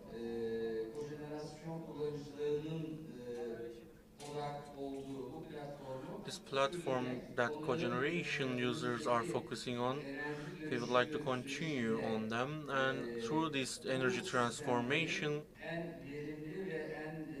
we want these systems evolving in the best way possible by adding hybrid systems and having fuel transformations and getting ready for hydrogen.